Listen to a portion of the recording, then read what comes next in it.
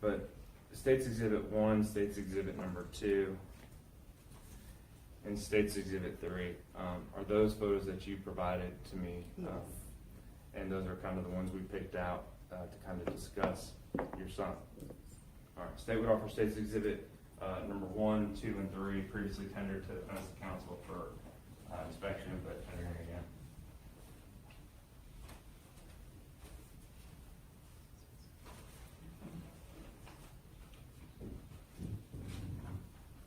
There's no objection, Your Honor. State's Exhibits 1, 2, and 3 are admitted for all purposes.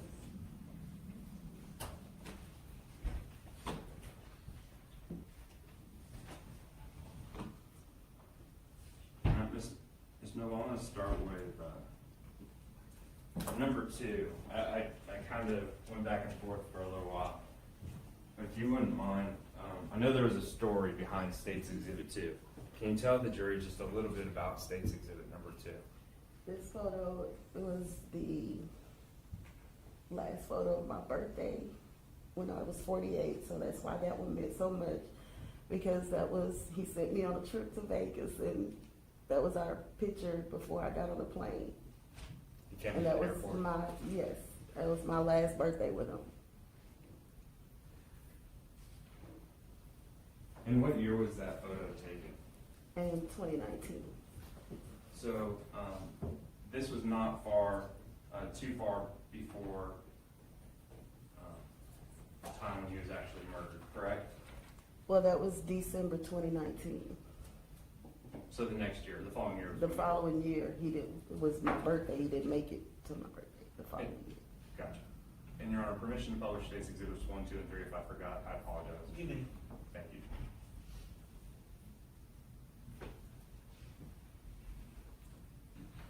State's Exhibit number 1, and I know it's kind of hard, but look all the way there. When was this photo taken?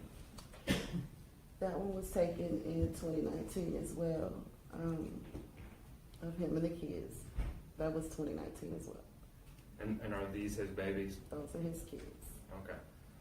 And just, if you wouldn't mind, would you mind sharing who they are? The boy that's Tremont, that's his oldest. This is Malaysia Nicole, that's the next one, and the baby is Malia Nicole. So Malaysia on the far left. Yes. Okay. And how old are they now? They are 7, 8, and 9.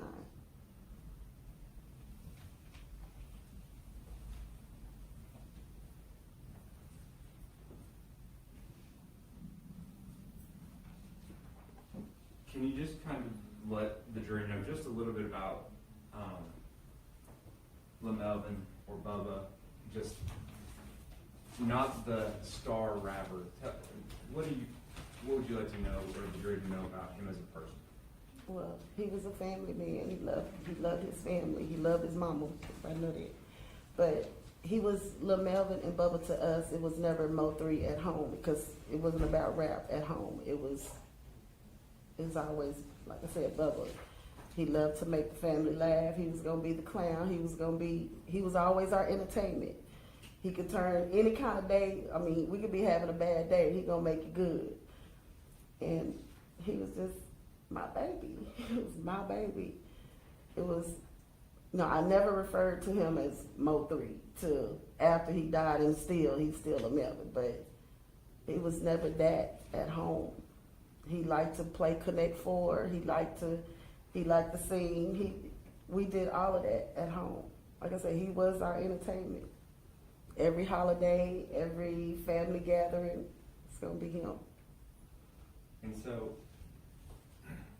he began his love of music at an early age, As a baby. and sang in the church. Yes. In fact, you still sing in the church, is that right? I was a choir director, and so my kids, when nobody else wanted to sing, my kids had to sing and have a choice. And as he got older, is that when he found a love and a passion for rapping? Like I say, he always did it. He always did the music. he just, I gotta say, saw fit for him to, what I say, make it, because, you know, everybody around us wanted to rap and sing, and he made it. That's, in our eyes, he made it. And your ex-husband, Melvin Senior, both of y'all sang, is that fair? Yes. So in State's Exhibit number 3, is this a photo of your son Melvin Noble performing? Yes. And the name Mo3, I know a lot of people pronounce it wrong, or say it wrong, or spell it wrong, but where does Mo3 come from? His dad used to be called Triple L Cool Bell. And Triple L Cool Melvin. LaMelvin took his name. That's all I can tell him. I told him all the time, you took your daddy's name. So he said he's a Mo of 3. So his daddy was already called 3. So he went from Lil 3 to he's Mo3. And that stuck. I mean, that was Yes. until his last day on earth. And now, October of 2020, I'm sure the jury remembers, but we were in the middle of a worldwide pandemic. But was he still traveling a bunch and still performing and recording and everything? That I know that he was. Okay. And Your Honor, may I approach? Okay. And permission to move about freely throughout the testimony? Yes. Thank you. I'm going to share what's been marked as State's Exhibit 998. That's previously been admitted for record purposes. Just a calendar of the months of October 2020, November 2020, and December 2020. Do you remember this time period of those dates? And you remember this year? I remember. State would offer State's Exhibit 998, previously tendered to defense for all purposes. May I just review that? I'm sorry. Oh, it's just fine. No objection. All right, State's Exhibit 998 is admitted for all purposes. And Your Honor, State would offer State's Exhibit 999 for demonstrative purposes only. And what is It- 999? It's the same calendar that's on 998, just, Just a bigger? Yes, version? correct. Okay. And there appears to be things on there that maybe can be removed at some points. It's not just blank. I don't know what's under there. there's nothing under there, that's all correct. Okay. All right, then I don't have an objection to 990. All right, State's Exhibit 999 is admitted for demonstrative purposes.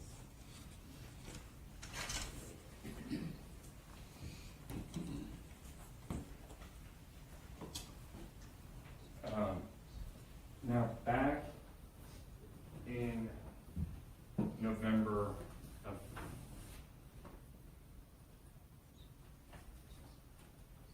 2020, yeah, I'm just showing you a smaller photo here of State's Exhibit 2 that we've already published. Do you see that? I'm gonna put that over here on State's Exhibit 999.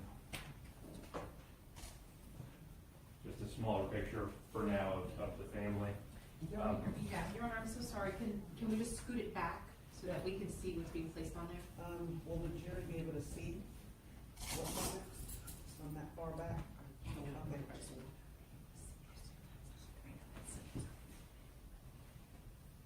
You can scoot it back a little bit. The jury Scoot. said they'll be able to see. And the full-size photo is already in evidence, Your Honor. Your Honor, Mr. White cannot see the board.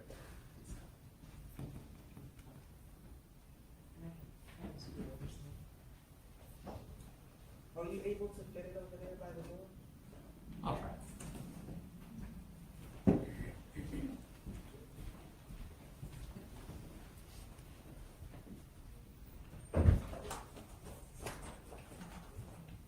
For now, Your Honor, I think that'll work. Okay, can the jury, see that? Okay, good. Excellent. Now,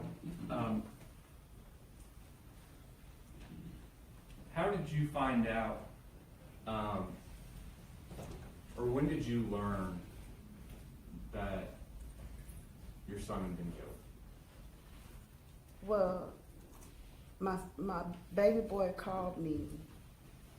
He called me and told me that he had been shot.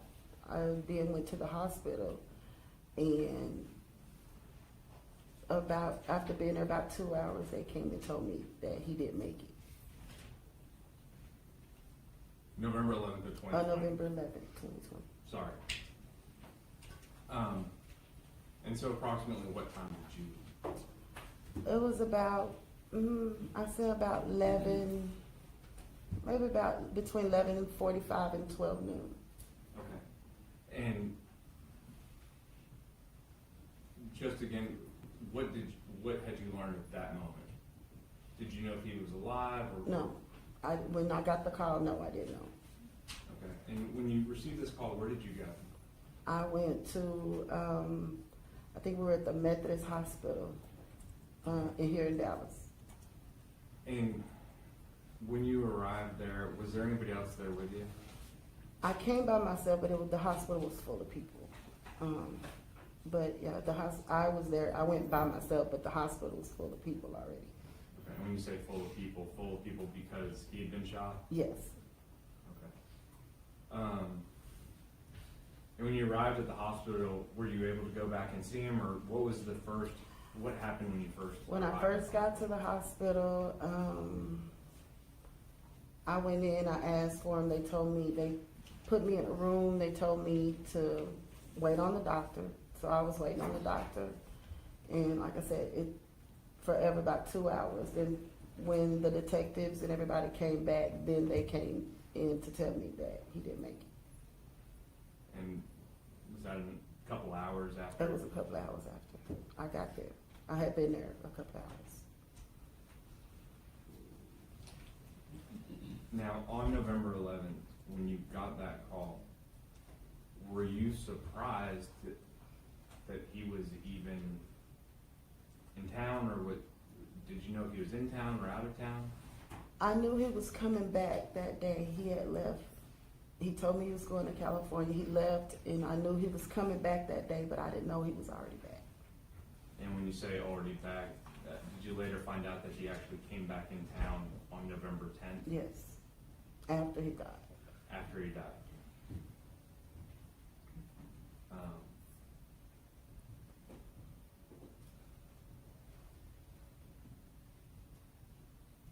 Leading up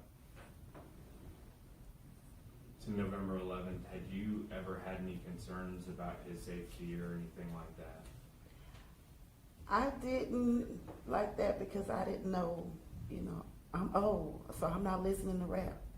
And so I didn't know, again, when he's at home with us, he's not the rapper. He's not Mo3 the rapper. He's Lil Melvin. He Bubba. So we didn't have to worry about none of that at home.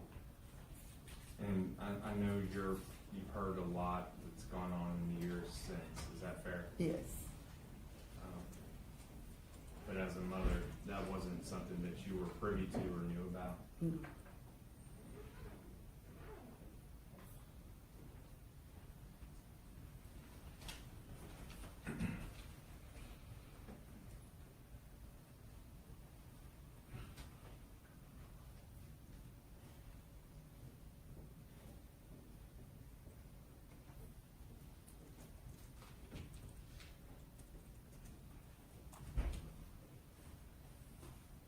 Now,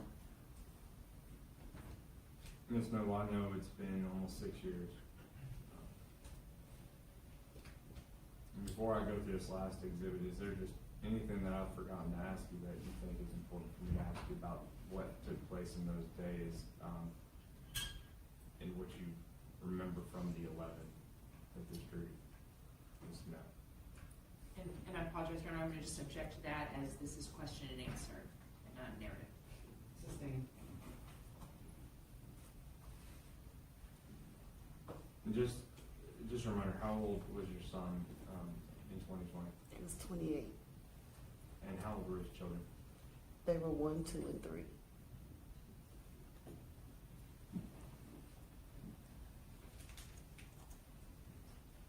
Ms. Noble, you have a, Oh, Your Honor, may we approach briefly? Yes, you may.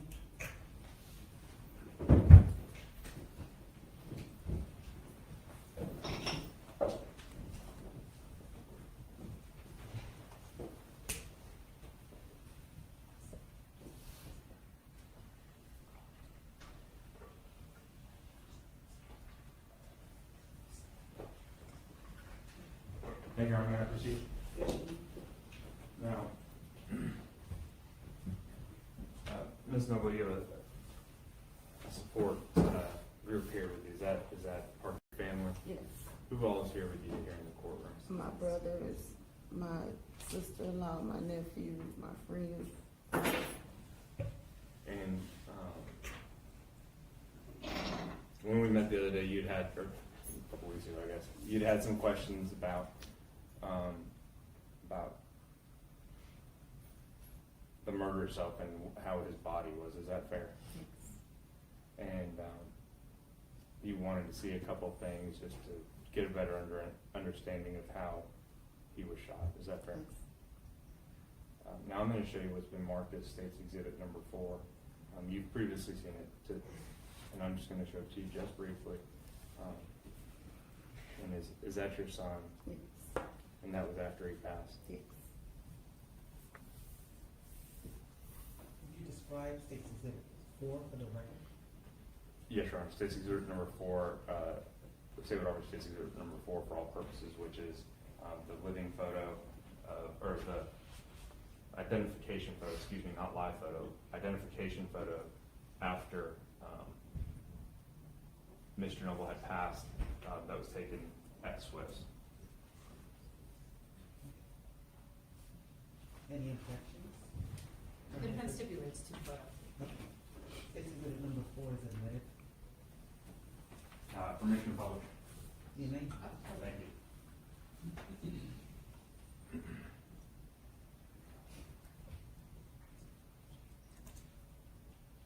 And Your Honor, I'll be publishing that through the medical examiner who testifies later. That's fine, later on. Yes, Your Honor. Not with Ms. Noble on the stand. All right, thank you, Ms. Noble. Last witness. All right, defense. Thank you. Good morning, Ms. Noble. My name is Bree West. I'm going to just ask you a few questions. If there's anything that I ask you that you don't understand or is confusing, just ask me to rephrase it or repeat it. Is that okay? Okay. So Melvin Noble is your son. Yes. And he, obviously you guys were very close, it sounds like. Is that right? Yes. Clearly you loved him. You talked about all the different family things that you did at home. Is that right? Yes. And how he would spend time with you and at your home and play games and things like that. Is that right? Yes. And then I also heard you say that Melvin was a different person when he was at home. Is that correct? Yes. Well, yes. Yes, he was your son when he was Yes. at home. Is that right? Yes. And in fact, you said that you never even called him Mo3. Is that right? Yeah, that's right. And you didn't like none of the Mo3 persona was inside of your home. Right. And therefore you didn't have any information about things that may have been going on as it relates to the persona Mo3. Is that fair? Well, I mean, as far as when you're saying anything going on, beef, no. Now, we did listen to some of his music. At home, Sure, I mean, so, you know, you're- we have a. you're gonna be supportive. Allow her to Yes. finish the answering. Go ahead. Yes, I mean, we did, like I said, so you're saying not knowing anything about the Mo3. Yes, we And- listened to his music at And let me certain, but pause. not like, Let me stop you just 1 second. I think that I didn't ask a good question. Of course, I assume and believe that you would have supported your son's career. Yes. Is that right? And that you would have bought his music, listened to his music, you know, all of the things. Is that right? Okay. I'm talking about Mo3, the performer and the persona. That person, what I understood you to say, wasn't somebody that you spent time with. Is that right? You spent time Because with. he wasn't rapping at home with us. He Right. wasn't at home performing for us rapping. He did that when he was little, not when he became Mo3 the rapper. No, he wasn't doing that at home with us. Okay, and so when he became Mo3 the rapper, would you agree with me that Mo3 the rapper was a persona that he put out into the world? Yes. And that he did, he grew that persona on social media, would you agree with that? Yes. And that he grew it through performing, and sort of online, is that fair? Yes. And that because that persona was separate from you, you didn't necessarily know a lot of the things that the persona had going on. Is that fair? Yes. In terms of any, sort of any issues that the persona, Mo3, had going on. Is that fair? Yes. Correct. Or, for example, were you aware? I'm gonna object. She said she had no awareness of the persona or anything going on with the persona. So I think going into 4 examples of them, she said she doesn't. She's already answered it.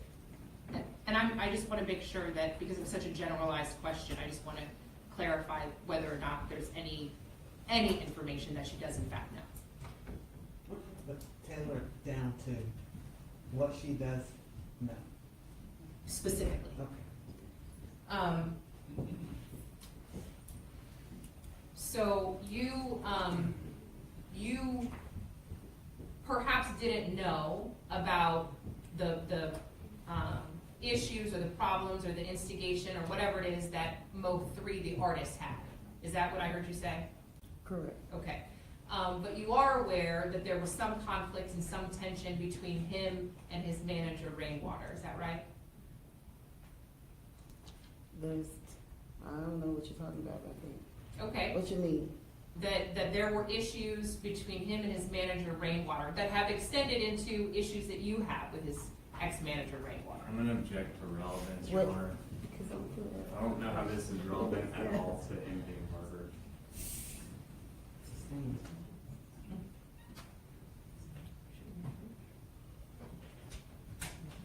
Can we approach briefly? Give me.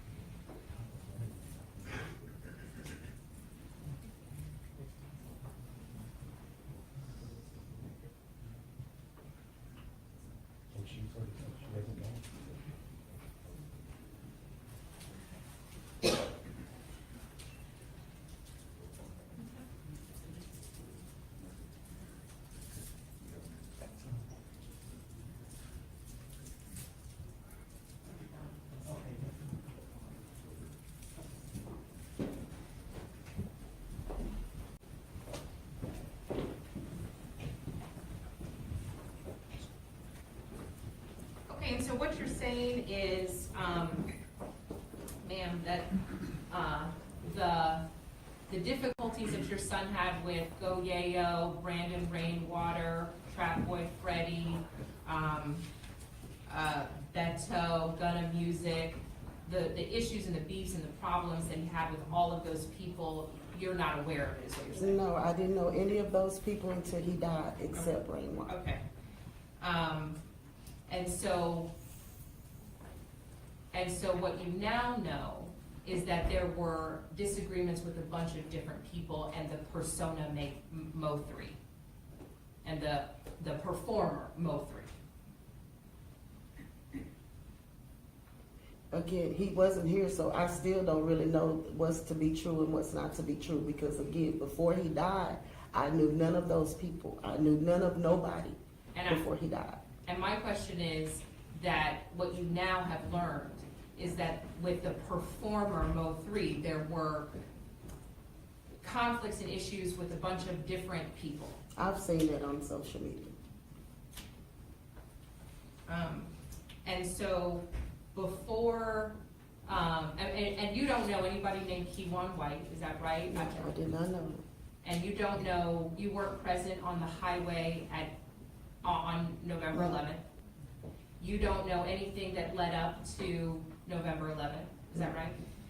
You don't know anything that was existing between any of those Rainwater, any of those people and the persona Mo3 prior to that, is that right?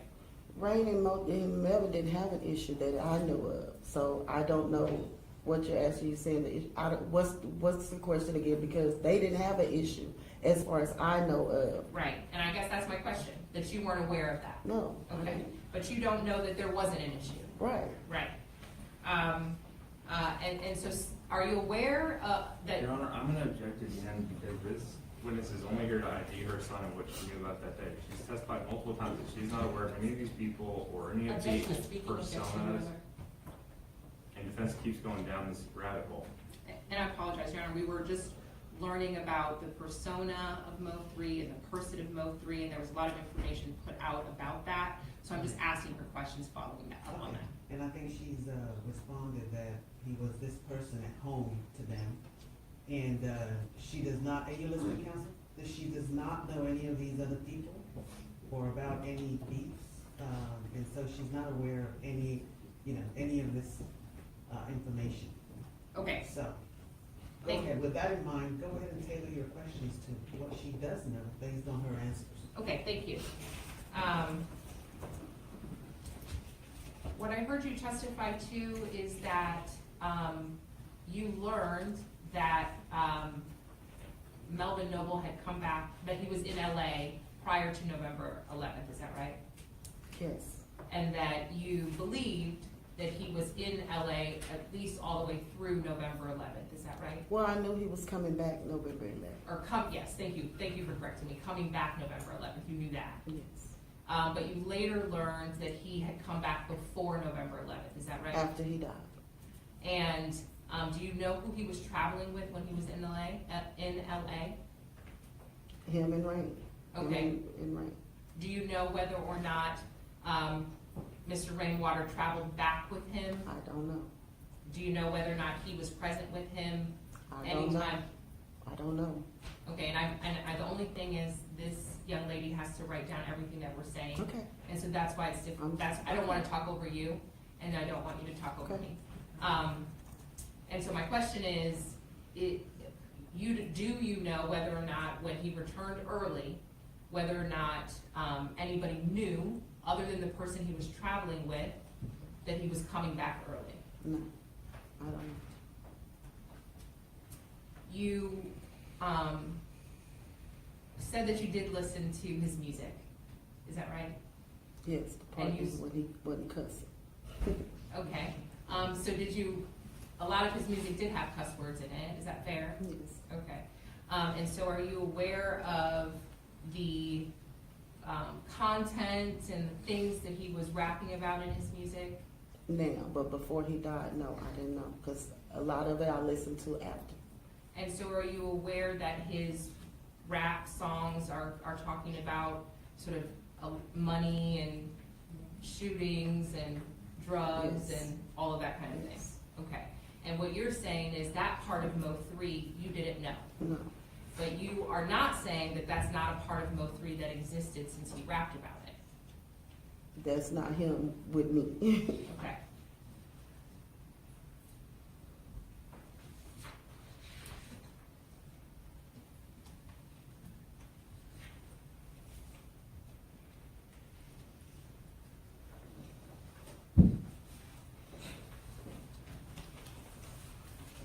And I think you already answered this, but I want to make sure that you're saying that you're not aware of any conflicts that he had with anyone. I don't know. Okay, and I just want to make sure that I understood that. And so you don't know anything about a conflict with the Markies Conway? that you didn't know that. I mean, maybe somebody, maybe after the fact, but you didn't know that at the time, is that right? Correct. And so you don't know any of the relationships or the connections between any people? Objection, No. Your Honor, asked and answered. Sustained.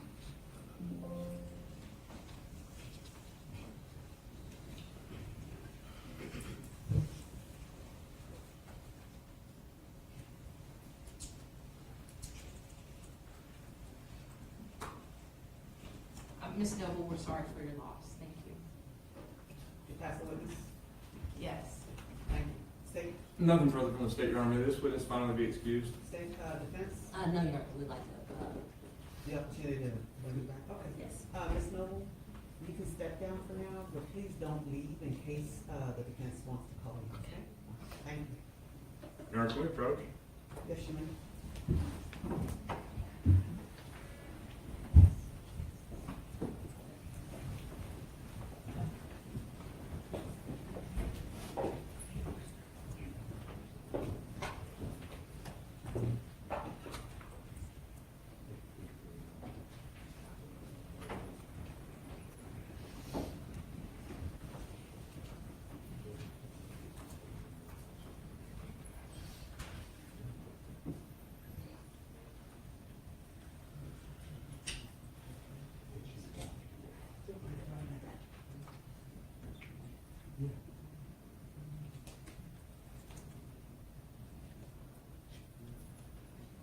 Oh, yeah, hers will.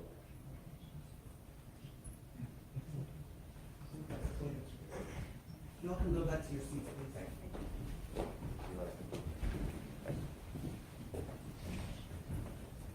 State, call your next witness. State would call Ms. Hopkins.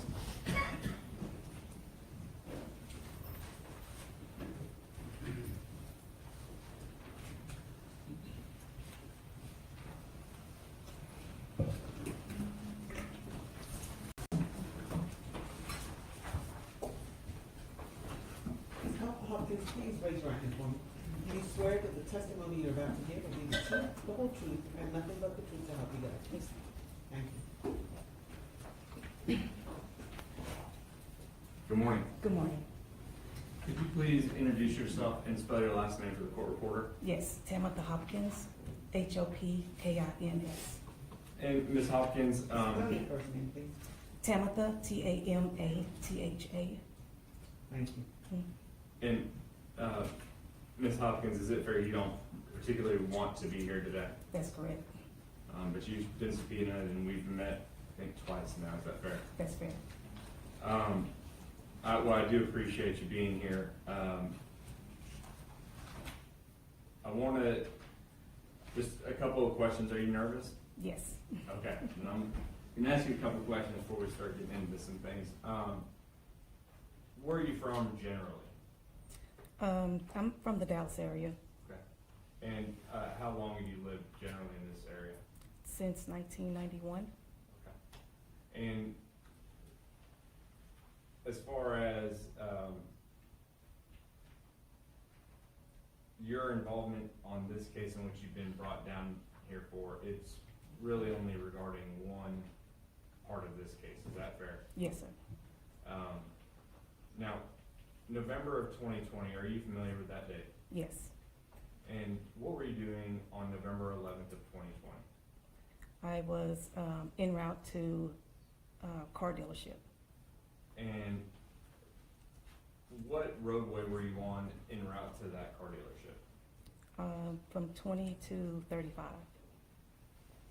I-20 to I-35? Yes. And which direction did you take I-35, north or south? North. Your Honor, may I approach? You may. Ms. Hopkins, I'm going to show you what's been previously marked and tendered to defense of State's Exhibit 45 and 46. Have you had an opportunity to review these prior to your testimony today? Yes. And does that show State's Exhibit 45 a zoomed out view of Dallas, and then State's 46 a zoomed in of the area you're going to testify about? That's correct. State would offer State's Exhibit 45 and 46 previously tendered to defense.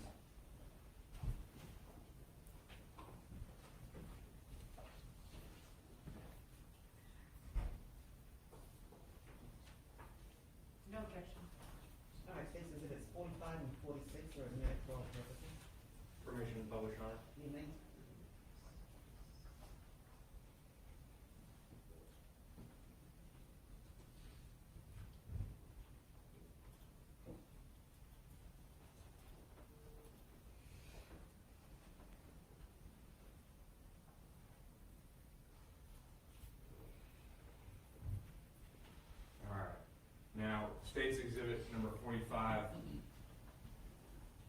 zoomed out view of kind of southern Dallas County. Do you see that? Yes, And then on the left-hand side, we see a kind of a fork in the middle of two highways that come together. mhm, Is that where 67 and 35 combine? yes, All right. You're on I-35 heading north, and this is November 11th, 2020. What did you observe that day, or did you observe anything? well, I observed, right when I was exiting 20 to get on 35, I noticed a black vehicle coming up, approaching pretty quickly behind me from like the DeSoto area. And what time of day was this that you were on 35? It had to been 10:30 or 11-ish, I Okay. think. It was almost 6 years ago, right? Yeah, I remember I had a car appointment, so I think it was at 11, so, or something like that, so, Okay. Middle of the day. yes. Now, can you describe at that time, 35 I know is always under construction, but specifically at that time period, State's Exhibit 46 we see here, that is not, is that how the highway looked back in 2020 with clean roadways and No, everything? no. Okay. What was particularly going on in this area? I know there was a lot of construction near the zoo area, right before the zoo, Marsalis on. Okay. And so right here in the middle of State's Exhibit 46, we see Clarendon running from the left-hand side of the screen to the right-hand side of the screen. Does that sound right? Yes. And as you were driving north approaching Clarendon, you see a black car in your rearview mirror. And describe for the jury what you saw it doing. And I would Well- just, I'm so sorry, ma'am, excuse me, I would just object to the leading. Sustained. What did you see the black car doing? Well, I noticed the black car before, right as I got on 35. At that point, when they were coming up pretty quickly, they were like changing lanes, trying to get over, because there was 3 of us at first. And so the black car was trying to weave in and out of traffic. I heard the noise behind me, and the black car was on the right side of me. And when you say there was 3 of us, what was there a third car? Right when I got on, when I noticed the black car. So that was what I know now to be, And I'm gonna object to what she knows now to be. Sustained. okay. There was a gold car on the left, there was a truck in the middle, and then I was on the right-hand side, the far right. And when you say you heard a noise, what did you think you heard? I thought it was either a wreck or a blowout, or someone had a blowout. Okay. And as you drive north on I-35, did you see any car act erratically like it had a blowout? It happened pretty quickly. I knew something was happening to the left of me, and then I saw the black car kind of catty-cornered to the right of me, and so they came to an abrupt stop, and that's when I thought either they had been hit or had a blowout. And what did you do when that car came to a stop? And where were you? We were probably right past the zoo, a couple of exits up from the zoo, On the highway? on the highway, Okay. yes.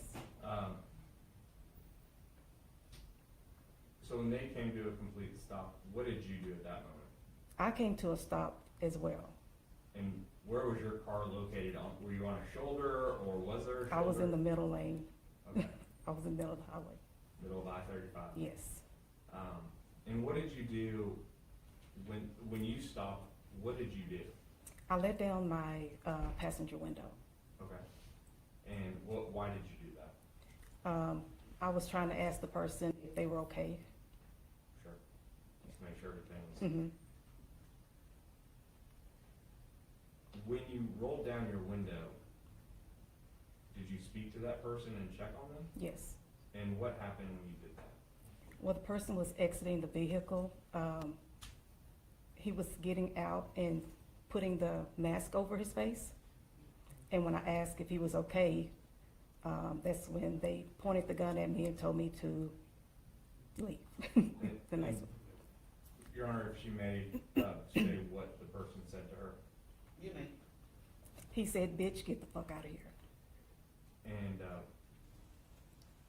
did you see him, he had a mask, and did you notice anything else that he had? He also had a gun. Now, have you ever identified anybody or been asked to identify anybody in this case? No.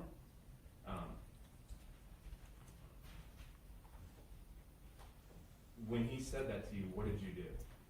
I left.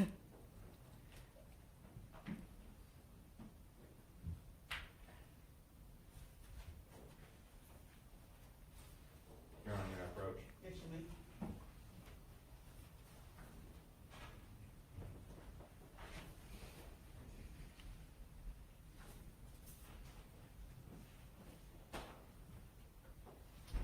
Now, we've met previously and we've gone over some exhibits, is that fair? That's fair. State's exhibit number 44, do you recognize, or let me start with this, State's exhibit 43, do you recognize that? Yes, And is this the 911 call that you made? yes, State's exhibit 44, does this show what was going on the highway that day when you were driving? yes,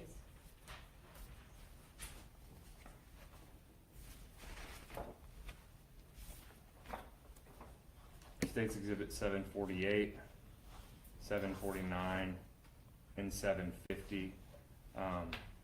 Do those come from what's in State's exhibit 7, or excuse me, do those come from what's in State's exhibit 44? Photos or? State's exhibit 748, 49, 749, and 750 are photos from State's exhibit 44, correct? yes, And still shots that show actually your vehicle when you stopped, is that correct? yes, In the video, does that accurately depict and show the events of November 11th, 2020? yes, State would offer State's exhibits 43, 44, 748, 749, 750, for all purposes, and 56, excuse me, which is a business records affidavit for the records, for the video that she testified to. And that's, that states 44? State's 44 is the video. Okay. That's referenced in states exhibit 56? State's 56 is the business records affidavit, and State's 44 is the records for the business records affidavit. Any objections?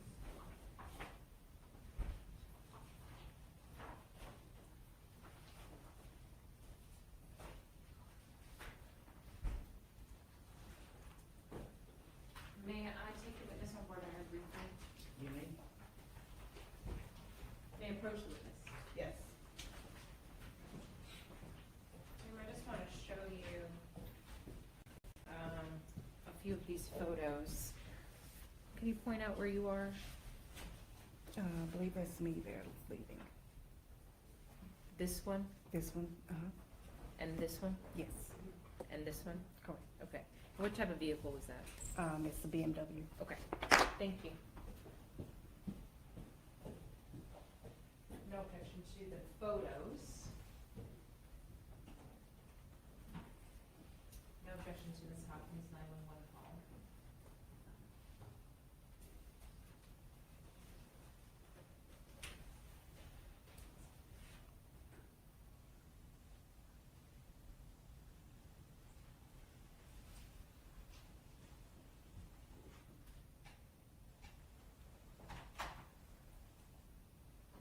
No objection to the video. All right, states exhibits 43, 44, 748, 749, 750 are admitted for all purposes, and states exhibit 56 is admitted for record purposes. Thank you, Your Honor. And Ms. Hopkins, I'm just showing you a smaller version of 748. I know it's very small. Mhm. Is that just a smaller version of it? Yes, yes.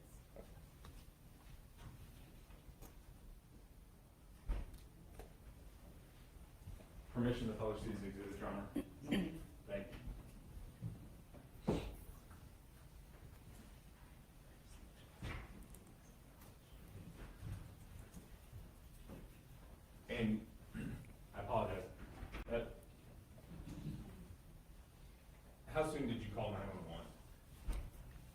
Probably just a few seconds after I left the scene.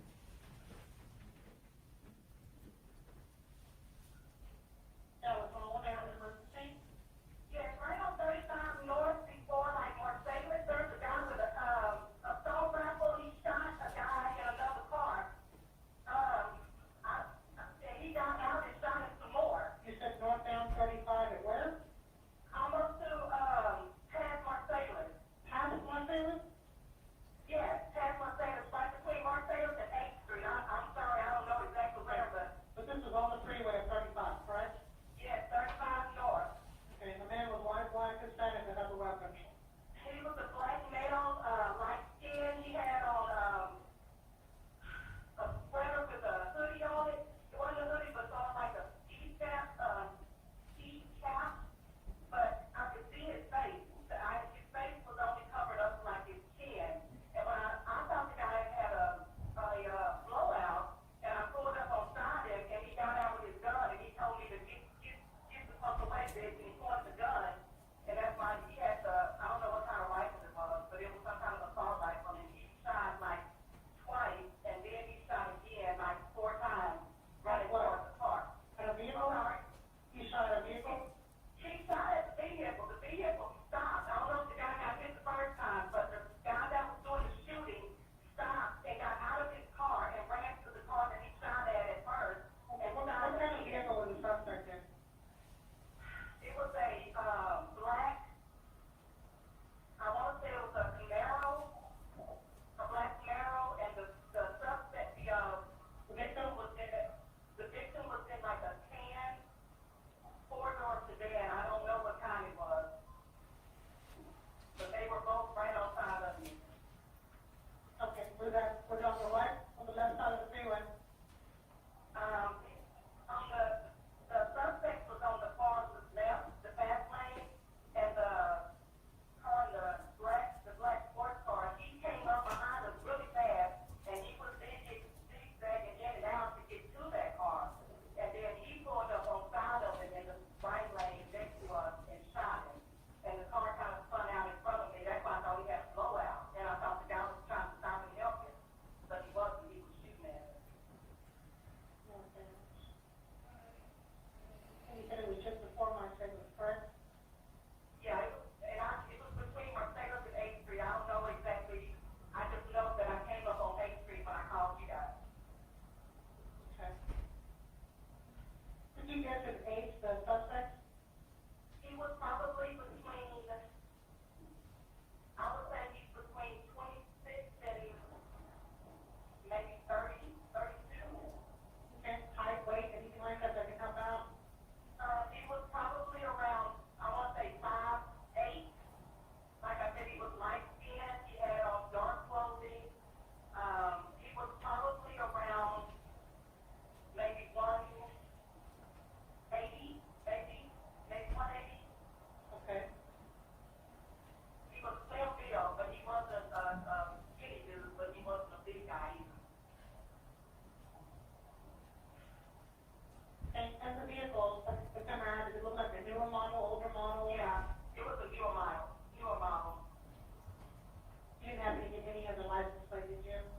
I didn't get any other license plate. No, you're doing your job. You're doing a lot. You're giving us a lot of information. Thank you.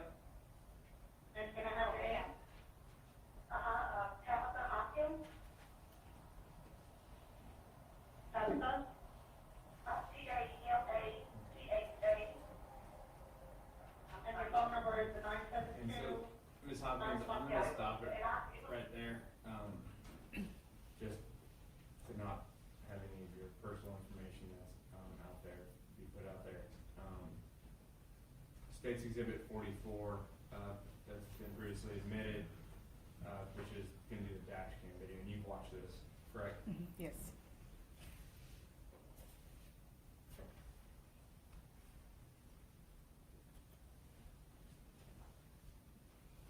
Oh, and your Honor, just because it's kind of hard to see on this video, would you mind giving me that? Thank you, Judge.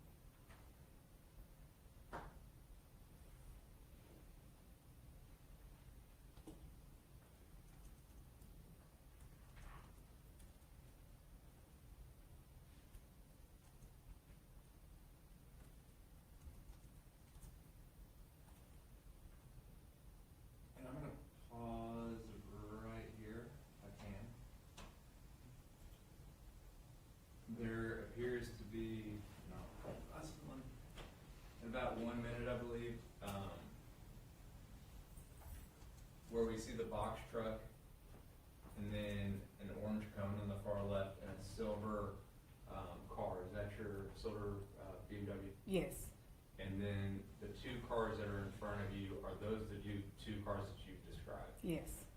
The one on the left, which one was that? That's the, tan car that I called in on. Okay. And the other car would, and that car Do you was, want the witness to notate for the jury?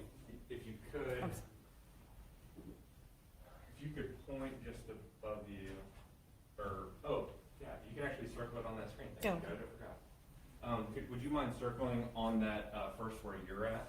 Yes. Okay, that's fine, that works. And then the, tan car that was in front of you? He's here. Okay, perfect. And then, the black car you described, can you please, notate that? It's here. Okay, thank you very much. Thank you, Judge. Yes. You also use the hollow notation, the pencil, and not necessarily Okay. blur out the evidence. Very good, thank you, Judge.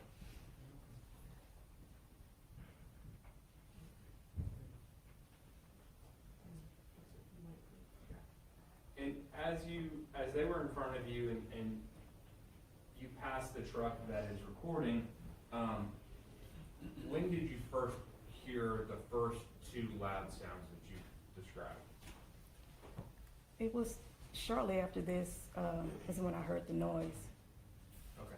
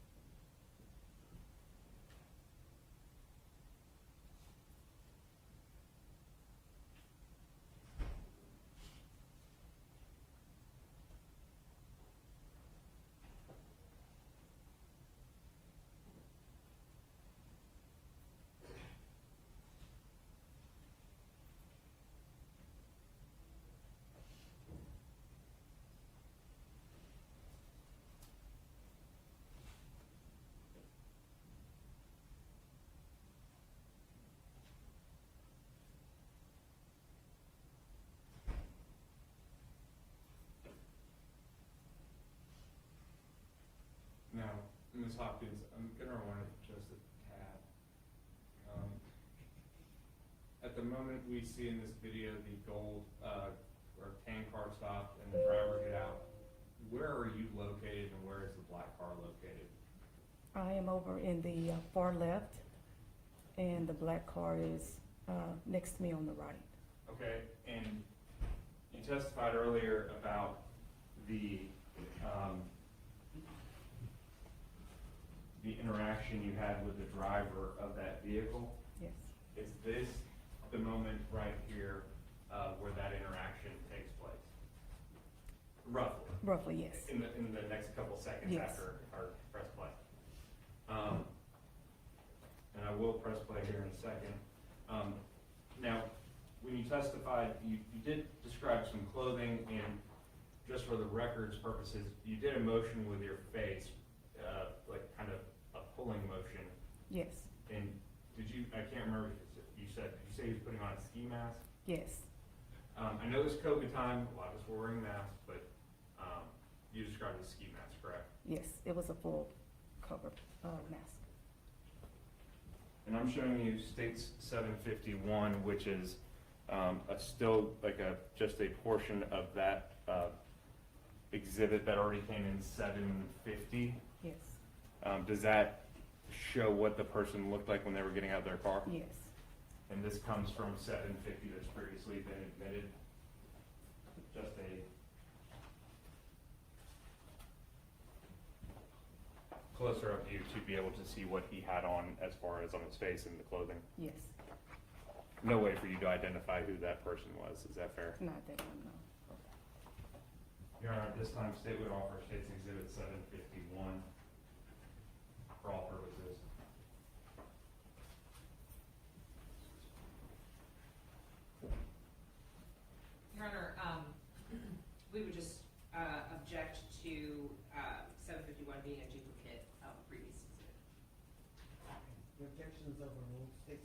71 is exhibit. for all Seven. purposes.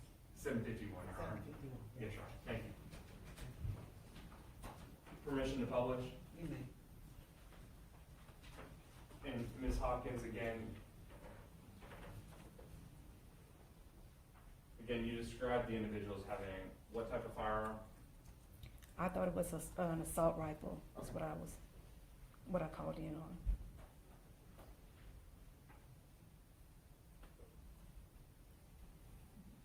Do you remember if the weather was cold enough that day to be wearing a ski mask? No, It was not? no, it was not. And so, I'm gonna press play Did here. you publish the alternate jurors? Yes, Your Honor, I did. Thank you. I forgot it first. And so I'm gonna press play here, and that shows the beginning interaction, and then what do you do after that interaction? I take off, at that point and call 911.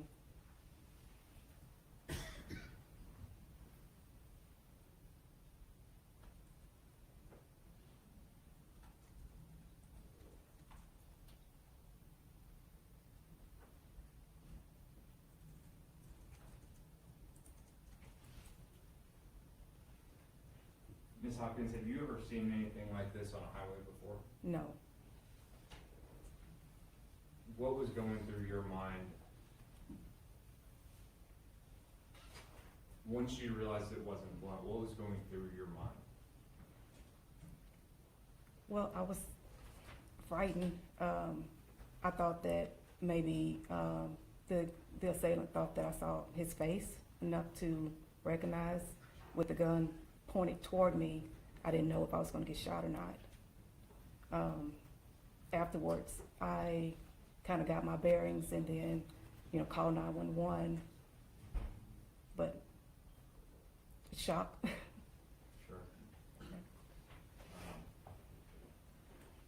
And again, we've talked about this. You never Do you had. intend to play more of the video? No, Your Honor, sorry about that.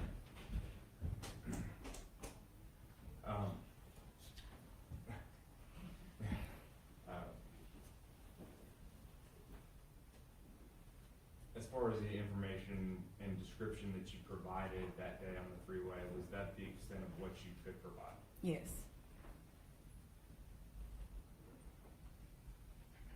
And this was in Dallas County, correct? correct, And that's in the state of Texas. yes.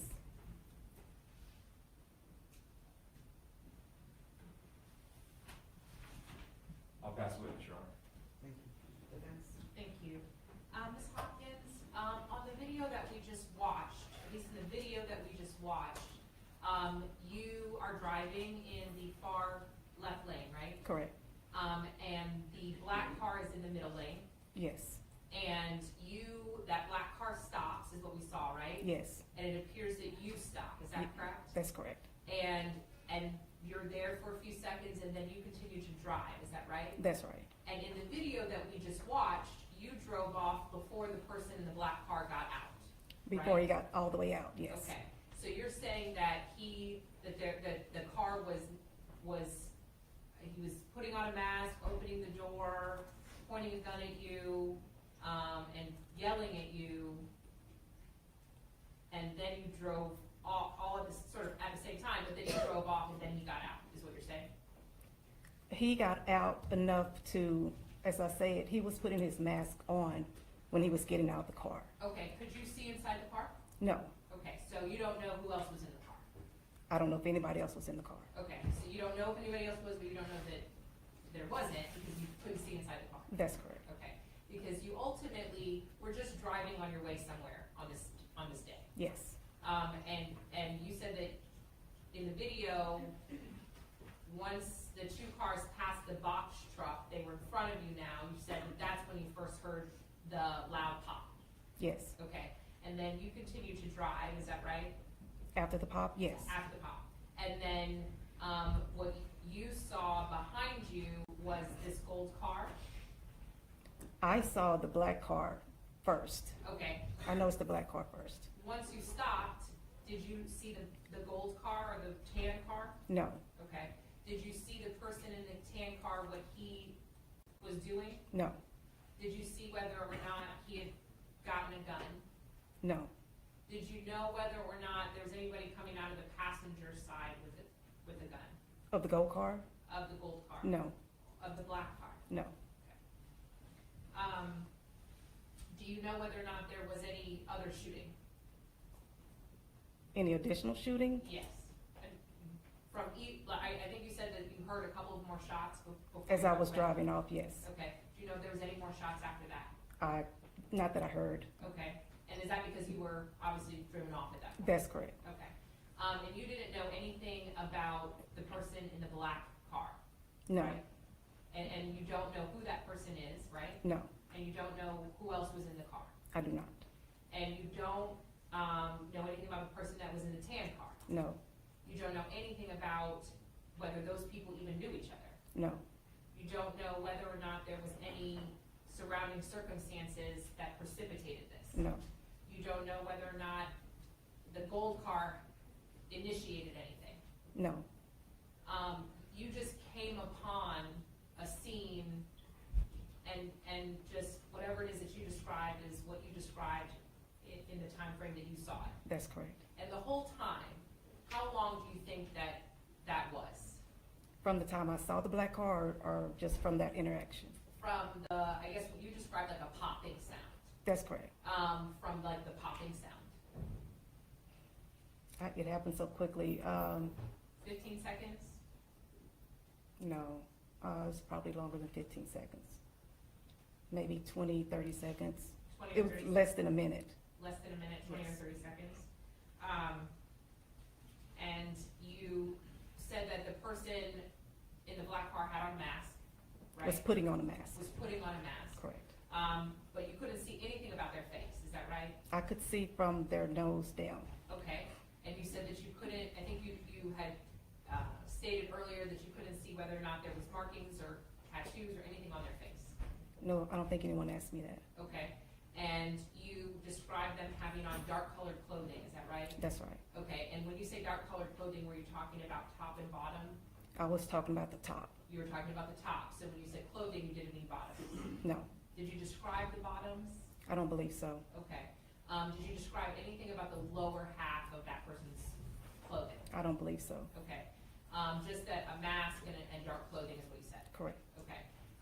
And then you said that you saw an assault rifle, is that right? Yes, And you're not a person, I mean, are you a gun aficionado? I am not. Okay, so you weren't sure? I knew it wasn't a regular gun, but I Okay. wasn't sure what it was. That's why I said it seemed to be an assault rifle. Okay.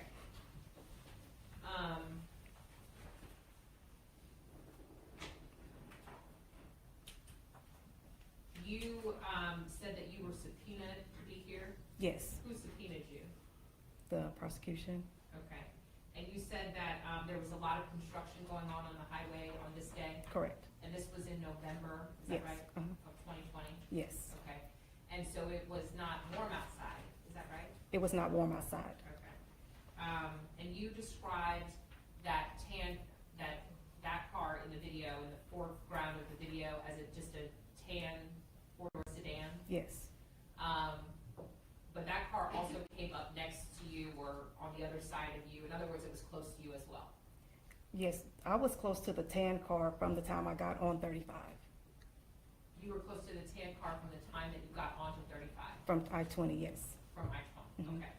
So was the tan car on I-20 with you The tan car was on 35 already. already? Yes. Okay. And as you were merging, Correct. you came together with the tan car? Yes. Okay. Do you know where the tan car was coming from? I do not. Okay. Do you know where the black car was coming from? I could see as far back as Wintergreen on 35. I noticed, that's where I noticed him that far back. Okay, so the black car was coming all the way from Wintergreen to 35? Yes. It looked like Wintergreen or like where 35, let's see, it's right before you can get off on 20 West, I believe. Okay, so it's before or after the I-20 entrance? Before. Before I-20 and 35 come together, Mhm. you're saying you could see back past that, Once I got on 35, okay? yes, And that Wintergreen In that vicinity, yes. In that vicinity, Yes. okay? But you're saying that the gold car was on 35, Already, yes. not knowing where it came from? I do not know where it came from. I mean, you don't know where the black car came from? I don't know where he was coming from. And how many times have you met with the prosecution? Twice. Okay, and when was the first time you met with them? I don't recall. Okay, was it, in 2025? No, Was it before 2025? no, Was it in 2026? yes. Okay, and so both times that you've met with the prosecution has been in 2026? To my recollection, yes. Okay, and during those meetings, did they provide you with information about the allegations in this case? No, Did they tell you, the name Kewon White? I don't recall. Did they tell you, did they say anything to you about somebody named Mo3? Yes, Did they say anything about, somebody named Melvin Noble? yes, Did they say anything about somebody named Markies Conway? yes, Did they say anything about, somebody named Yella Beezy? yes.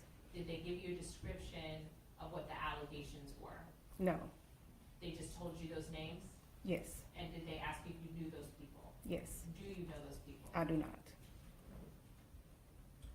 I think you described the person on the highway as not skinny, but not a big guy, From what I could see, yes. okay?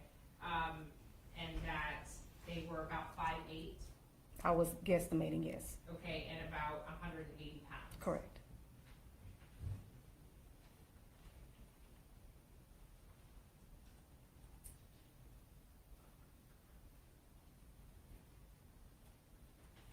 And just finally, you don't have any idea why the shooting occurred? I do not.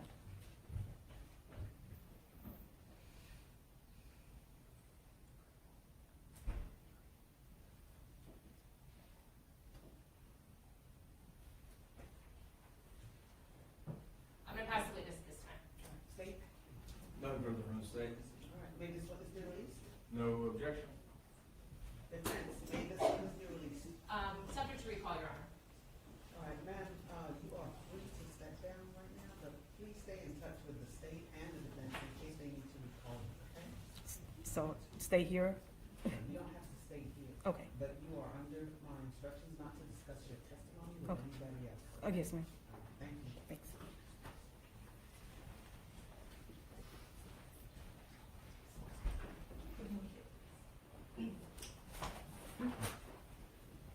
Ladies and gentlemen, would y'all like a short break? Yes? Okay, let's take a 15-minute break and be back at 11:30. All rise.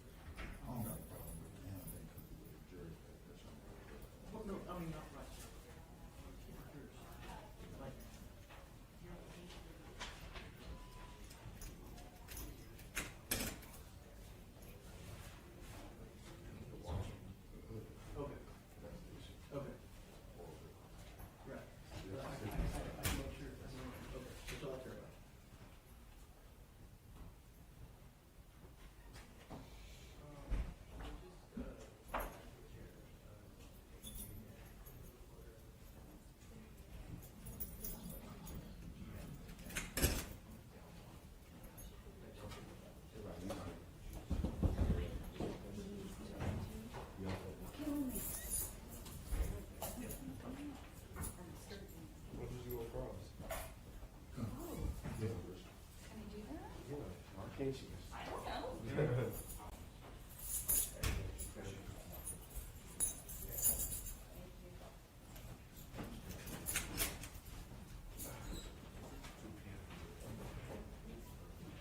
Can I,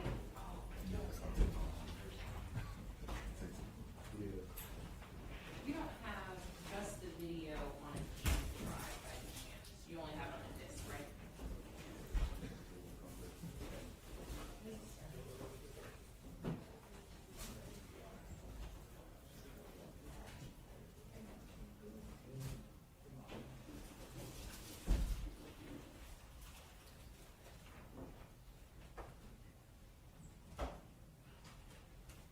So long. Come on, man.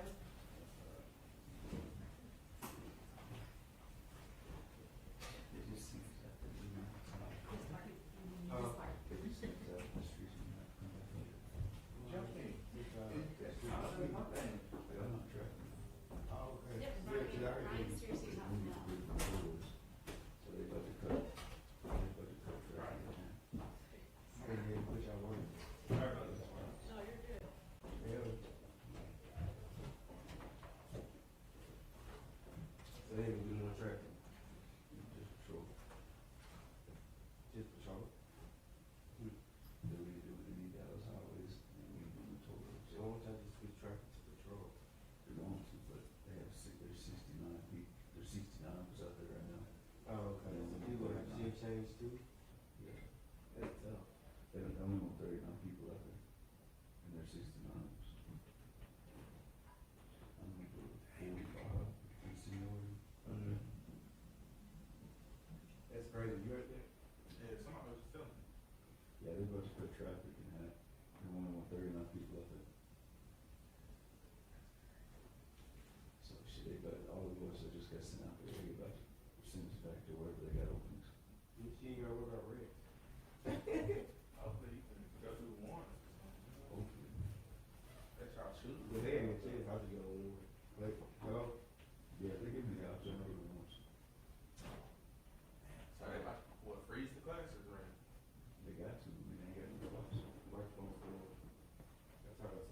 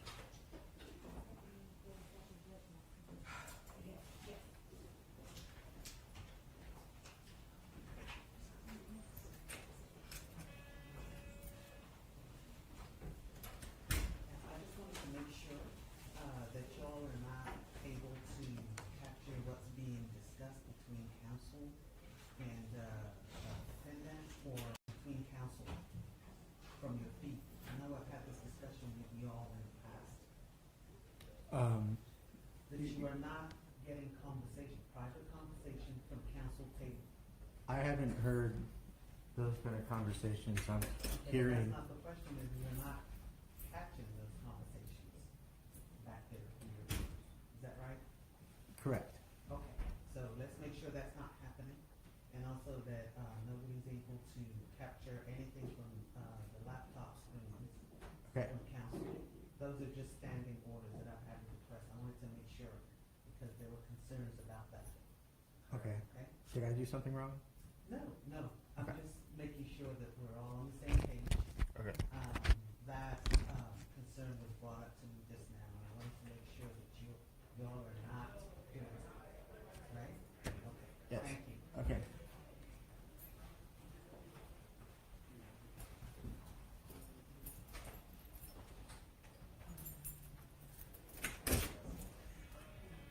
All right.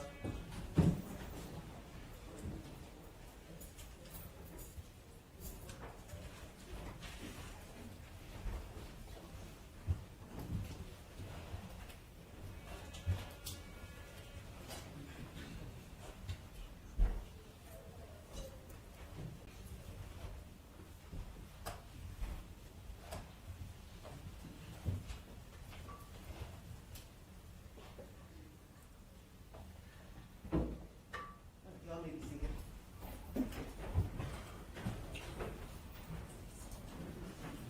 We're back on the record. The record will reflect that the defendant is present, who is returned to the state, present, the jurors are present and seated. State, call your next one. State calls Tracy Kaplan.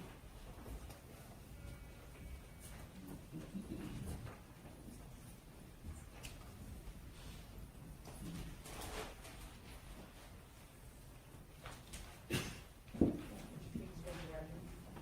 You swear that the testimony you're about to give will be the truth, the whole truth, and nothing but the truth to help you God. Yes, I do. Thank you. State name, please. Thank you, Your Honor. Can you please state your name and spell it for the record? Hi, Marissa. My name is Tracy Kapler. And can you mind spelling it for the record, please?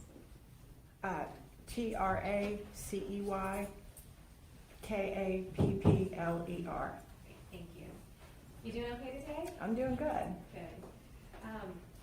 Where are you from originally? Well, I live here in the Dallas area. Okay, how long have you lived here in the Dallas area? Since I'd say the early 90s. I had a short stint in Phoenix, Arizona, but I'm back in Dallas now. I want to take you back to November of 2020. Do you remember what you were doing for work back then? Yes, I was selling dealership software. Okay, and did that require you to do some traveling? Yes, I was considered a road warrior. I was out in dealerships and talking to franchise owners and meeting with them in person. On the afternoon of November 11th of 2020, what were you doing that day? I had some sales calls in South Dallas, the Duncanville area, DeSoto, and so I went to 3 car dealerships that morning. So I lived in North Dallas at the time, and so I was on my way down there and decided to get to the dealerships when they first opened. Do you remember the highway that you were traveling on to get to those dealerships? I was traveling on 35 for the most part. Yeah, going south and then coming back up northbound. And what did you observe that day? The traffic was at a regular pace of about 65, 70, and it started slowing down considerably that day. Did something happen to cause the traffic to slow down? I wasn't really sure what it was. I thought, maybe an accident.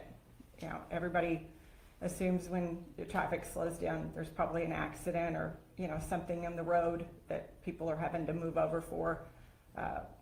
Could be rubber from truck tires or whatever.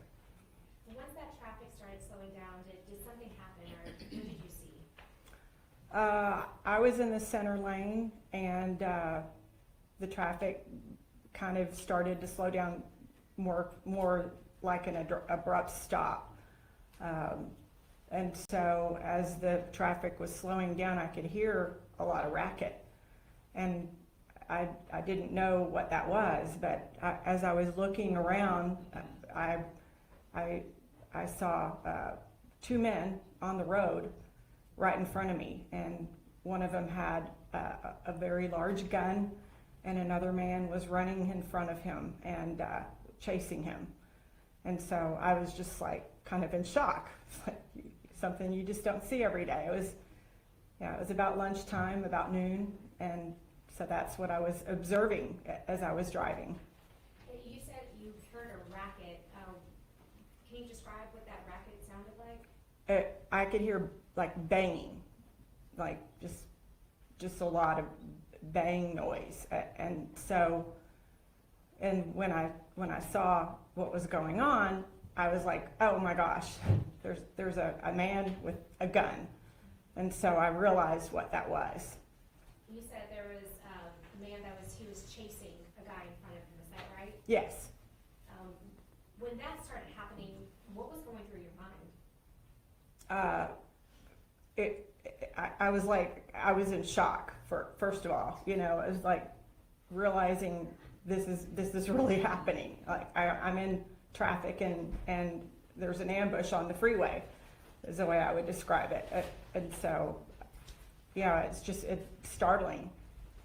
When you see these men running towards you, were they on your side, which would have been the driver's side, or were they even coming down on the passenger side? No, they were on the driver's side, on my side. And how close did they get to you?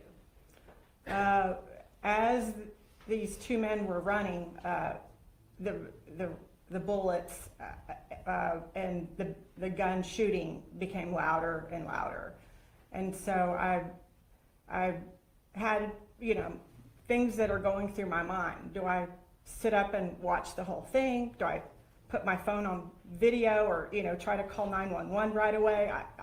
And then my third thought was to I need to hide and pray. And so So what did you do? well, I observed the two men, and I kind of made a mental note of what I saw. And the third thing that I did was I put my car in park, and I got down in the bottom of the floorboard and I prayed, because the gunshot became so loud, and I could feel like the bullets were coming around me, all around me. When you decided to duck, how close were those two men in front of you? So there was a car in front of me, and roughly there was like a truck in front of that car. And so right around where the truck was, kind of at the back of the truck, is about when I decided to duck, because I was like, I didn't want to get hit, and so I was afraid. I didn't think it was wise for me to stay seated anymore upward, I was like, these bullets could possibly come through my window and hit me. So. Before you ducked and you saw those bullets flying, was that just coming from one gun, or were there the guy that was running? Did he also have a firearm? The man that was being chased did not have a firearm. I could see it looked like he was carrying a black phone in his hand. So he didn't have any gun that I saw. It looked like a square object. At any point, the man that was being chased, did he ever turn around towards or extend an arm towards the person that was chasing him? If you saw it. I didn't see an arm being turned around. I didn't.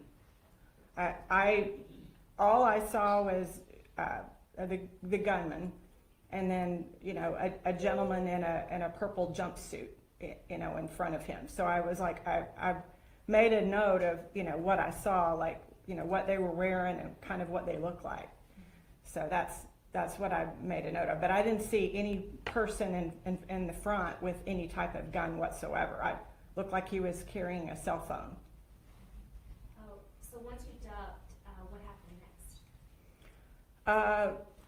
I could still hear a few more bullets, but then it was like, I don't know, time just seemed to like stop for just a minute, but I kind of popped back up when I didn't hear any more sound. And so I wanted to look around. I was thinking, well, if somebody was being shot, you know, somebody's probably either, you know, right about, you know, where my car was, you know, is where, you know, the man fell, the man in the purple jumpsuit. And then I wanted to look up to see where the gunman was. You know, I didn't know if he was going to be pulling the trigger on me or, you know, somebody else, you know, because we were witnesses. So I was looking around, you know, on freeways. I didn't know if he came from a vehicle or, you know, I don't know where he came from or where he ran to. So, I mean, he was already gone. Roughly how many shots or how many bullets could you hear coming from that gun? I don't know. I actually heard that they recovered about 44 shots. I don't know, but I heard. I don't know. Ma'am, I don't. excuse me. Yes. When the parties say objection, you need to. Oh, okay. say Okay. And I'll give my ruling. Okay. and then you can Sorry continue. about that. That's okay. Okay. All right. Ask the jury to disregard Disregard what? her statement that she was objected to hearsay, she was still talking. Okay, the jury will disregard what the witness said about what she heard. Go on. Ms. Kapler, if you can only just answer off of your own personal knowledge. Okay. Whatever. Okay. So you asked me about how many bullets I heard or what? How many shots Shots? did you hear? Was it one? Was it a couple? Was it many? I heard many. I didn't count the number of shots. This particular, I think, gun was, I don't know what guns are, but the guns, Ma'am, yes. as I said, when the attorney stands up to make an objection, you need to pause. Okay. Okay, sorry. Objection, non-responsive, Your Honor. Sustained. So you said that there were many. There were many shots, yes. That's, What happened when you popped up again once the shots stopped coming? the man in the purple jumpsuit was moving. He was moving from side to side. He was behind a car wheel, like in the back, like he had fallen over. And so he was moving. And then the man in front of me in the car got out, and he was like in blue scrubs. So he must have put his car in park or whatever. Objection to narrative, Your Honor. Sustained. You said there was a man that was, he was parked in the car in front of you. He was Yes. wearing blue scarf, is that right? Yes. What happened when he got out of the car? He went over to the man on the road and began performing life resuscitation. He was, pumping his chest and doing what he could. He was in blue scrubs. Did you get out of your car at any point? I did eventually. I got out because I wanted to make a mental note of what I saw. Did you call 911? I tried and I couldn't get through. I tried before I got out of my car, I tried to call 911 and I couldn't get through. And did you have your phone with you that day? I did. Did you do anything with your phone that day? I took a few quick shots of my surroundings, of what I saw in front of me, not to post them on social media, but to make a mental note. I saw shell cases around my car. I also was looking to see if my car got hit. I didn't feel that my car got hit, but I didn't know because it was really loud. So I was just observing what I saw. Your Honor, may I approach? You may.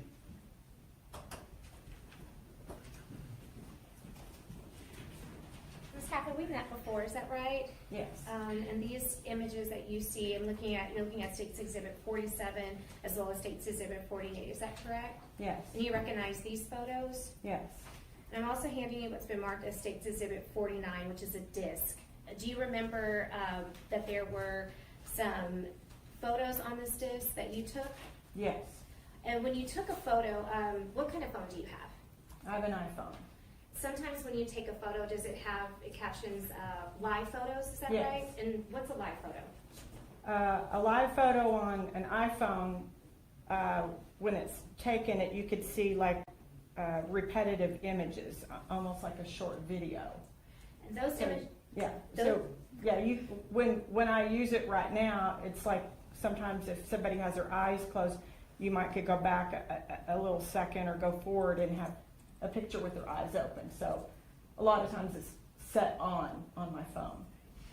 and the disc, it looks like it's videos, but it's not a video. In fact, it's just a live photo. It shows Right. movement, is that correct? Okay. Your Honor, at this time, state offers State's Exhibit 47, 48, and 49 that have been previously tendered to defense for all purposes. Would you describe 47 and 48 again for the record Yes, Your Honor, 47 and 48 are photos of the scene? Or from 49? of the scene, Your Honor. Okay.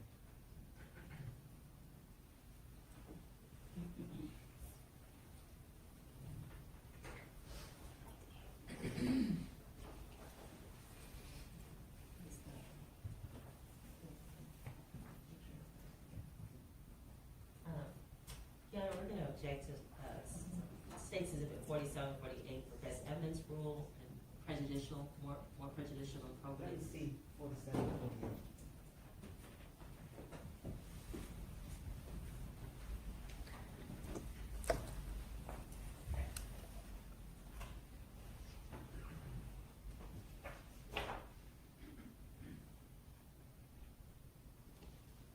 Okay, what's the state's response? Your Honor, this shows exactly what was, what the witness saw that day. I believe it's relevant to know about the murder and how the witness, how the victim looked, right after being shot. Your objections overruled. State's Exhibits 47 and 48 are admitted.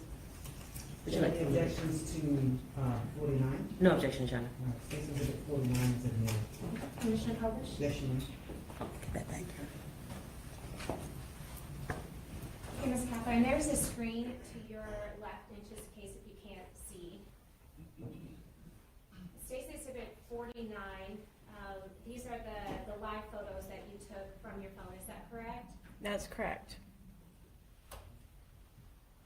Looking at State's Exhibit 49, this is the live photo that you took, is that correct? That's correct. And you described, when you looked up, that the victim was on the freeway but still moving, is that right? Yes, he was moving his head.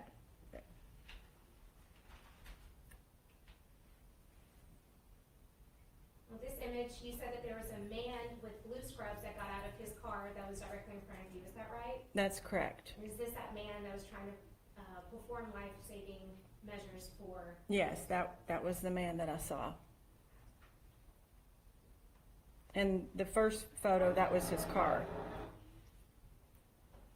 You said the first photo, ma'am? Yep, well, the other photo where the car was next to the man on the road, that was his car in front of me.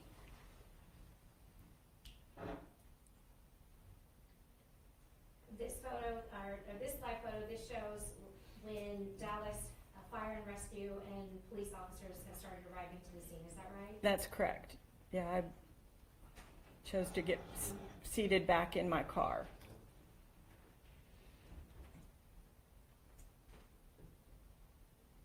This image, this will just show what you saw and what you observed that afternoon, is that right? That's correct.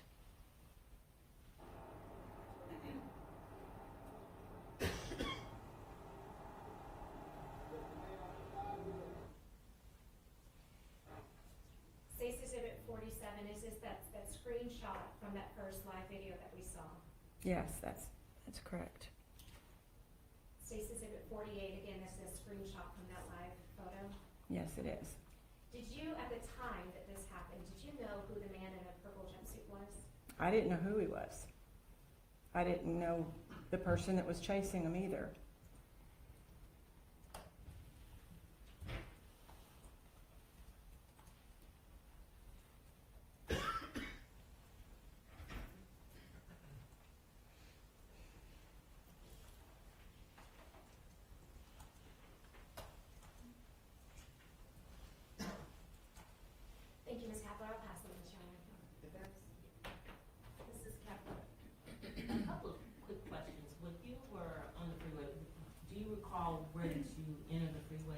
3735 heading north?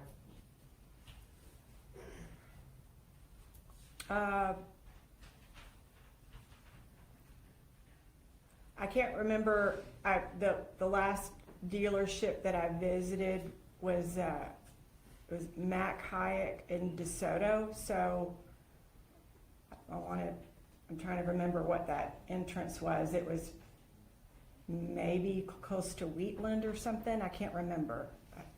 And approximately, are you familiar with 35 north? Yes, I am, and that was close to the zoo where that incident occurred. Okay, and you were close to the zoo, and is that when you first saw, by the time you saw, were the two men out of the car, or were they inside the cars? I saw two men out of the car. Okay, so you don't know what cars, or you would be speculating to know what cars each man got out of? I did not know that day, no. Okay. And were you, I suppose when you're taking these pictures, as we look at State's Exhibit 48, your car is behind these pictures, is that correct? Your car is no longer, it's not put in these pictures. Can you see your car in these pictures? Not that picture. Okay. No, there was I think another picture you could see the front of my car. Okay. And you said when you saw, when this happened, you were behind the Kroger truck, is that for you? If there was in the picture, it looks like there was, the man from the Scrubs had his car, there was the guy in the green shirt with the truck, like the F-150, and I think there was another, a big semi in front of it. If that was the Kroger truck you're referring to, I guess so. Okay. I don't know what truck that was. Okay. I don't remember that day. Okay, all right. When the two individuals were coming towards you, you said you were going through what your three options were. Should I stop and look? Should I call 911? Or should I get down on the floorboard? And you decided to get down on the floorboard. Is that correct?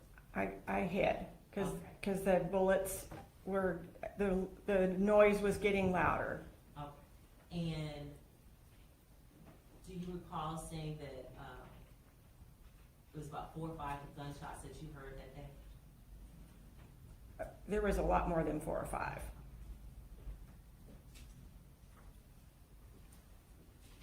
Do you recall telling the police that you heard about 4 or 5 gunshots? I heard gunshots around me. I didn't count how many gunshots. I don't know.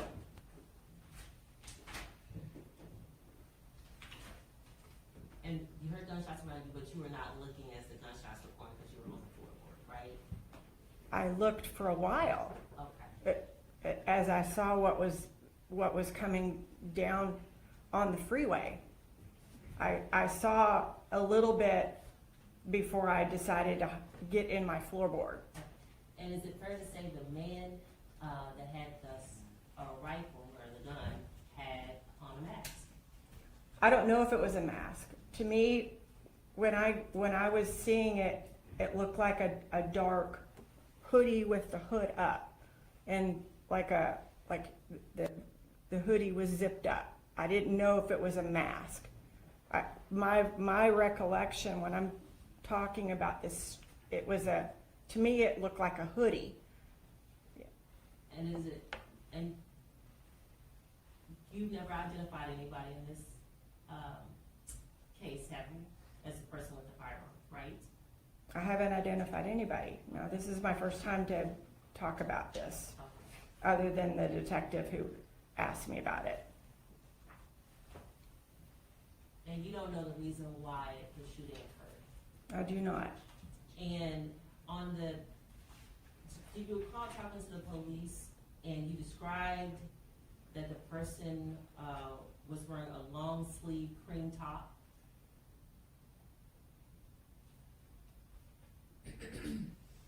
Do you recall that? I said I saw a man with it was a gray and black top.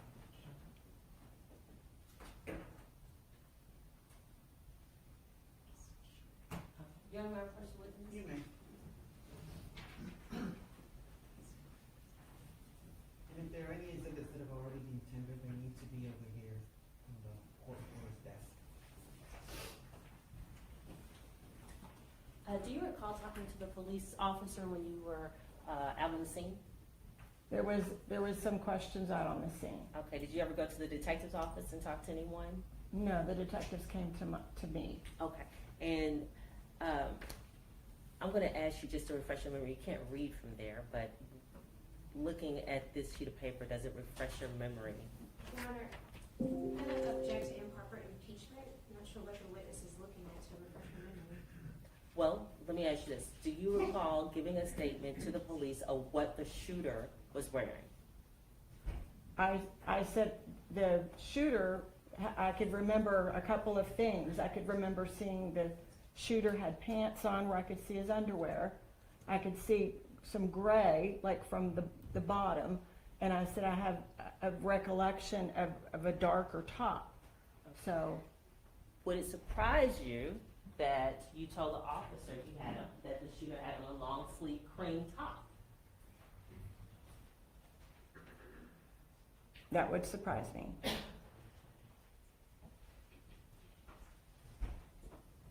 And you didn't give a written statement in this case, did you? I did not give a written statement.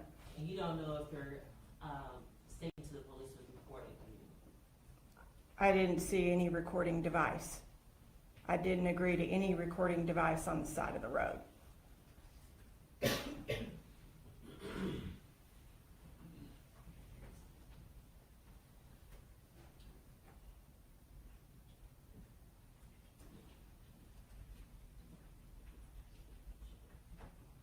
And did you know the gentleman that was, that the doctor was performing life resuscitation?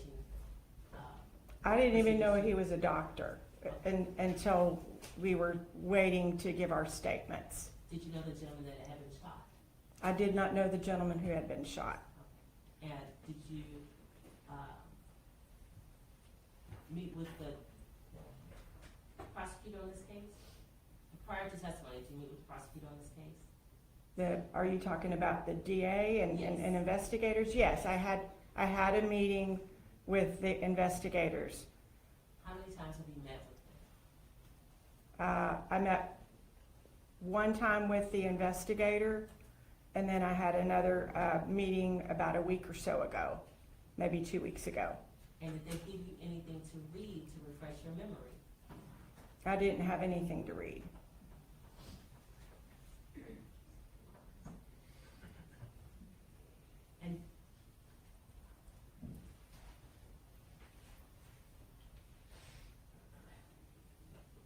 And did y'all, when you met with prosecutors, did they ever ask you about any discrepancies in your testimony as to what you may have told the police, as to what you may have told them when you were talking? I was not pointed out any discrepancy.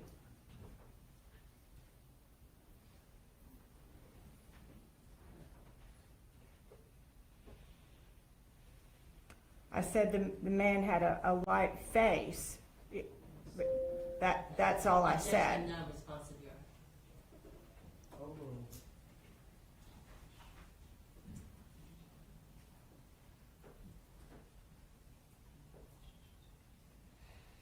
And did you know where the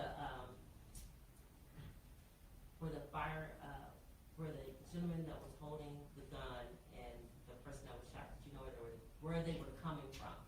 Did you see them get on the freeway at all? I didn't see him get on the freeway. Okay. No, they were, the people were coming from north. They were running southbound, because I was going northbound on 35. And do you know anything about their relationship at that time on November 11th, 2020? I have no recollection of any, I don't know anything about those two men.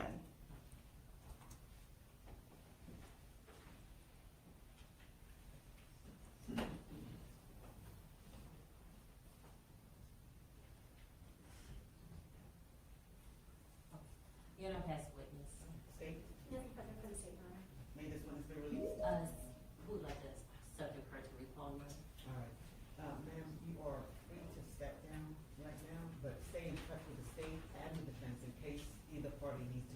Okay, thank you. Thank you.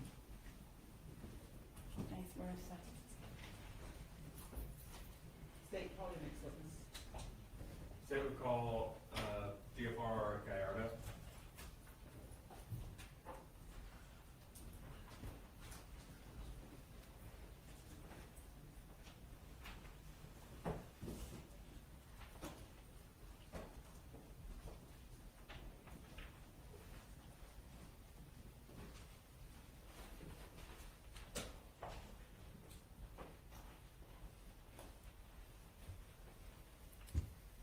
Would you, raise your right hand for me? Yes, ma'am. Do you swear that the testimony you're about to give will be the truth, the whole truth, and nothing but the truth to help you God?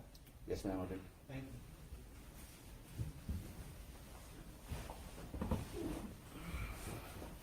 Morning, sir. Morning. I guess just now afternoon. Yes, sir. I know you're in your Class A's, but could you please introduce yourself for this jury? Spell your first and last name for the court report. My name's Ricardo Gallardo, Ricardo. Last name Gallardo, Gallardo, and I am a fire rescue officer, paramedic for Dallas Fire Rescue. Gallardo, correct? Yes, sir. All right. If I butchered, I'm sorry. Oh, you're fine. All right, so you're with DFR, or Dallas Fire and Rescue, Yes, sir. DFR for short. Correct. You nervous? A little bit. You ever testified before? Never. First time. All right. Well, I just want to kind of go just briefly through your training and experience with DFR. How long have you been employed with DFR? 15 years now. And as far as training to become, what is your official role with DFR? I guess let's start there. I'm a fire rescue officer, and I also perform paramedic duties or advanced life safety. And is that part of the training that have both of those qualifications? Yes, sir. Can you just walk the jury through some of your training and experience to become a fire rescue officer as well as the paramedic status? Fire rescue, just pretty much a fire academy, fire training, teaches you, what you do on the fire engine, fire truck.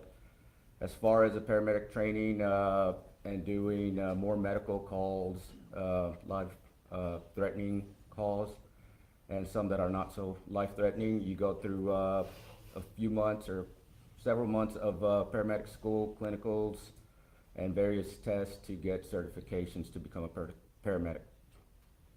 And do y'all continue training throughout your 15 years? Have you continued to take training to keep yourself up to date? Yes, we do quarterly training and probably a little bit more than that throughout the year to keep up with our skills.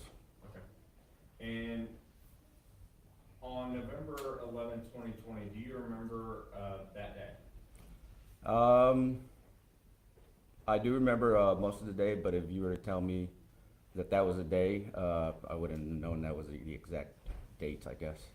Do you remember, or do you recall an incident responding to an individual who'd been shot on the freeway I-35? Yes, I do. Okay. Your Honor, may I approach? You may.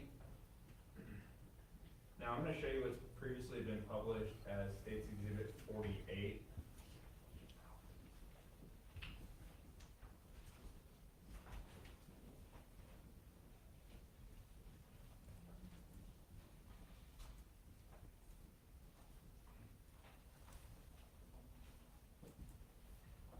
Showing what's been marked as State's Exhibit number 52, which is just notice of intent to use business records.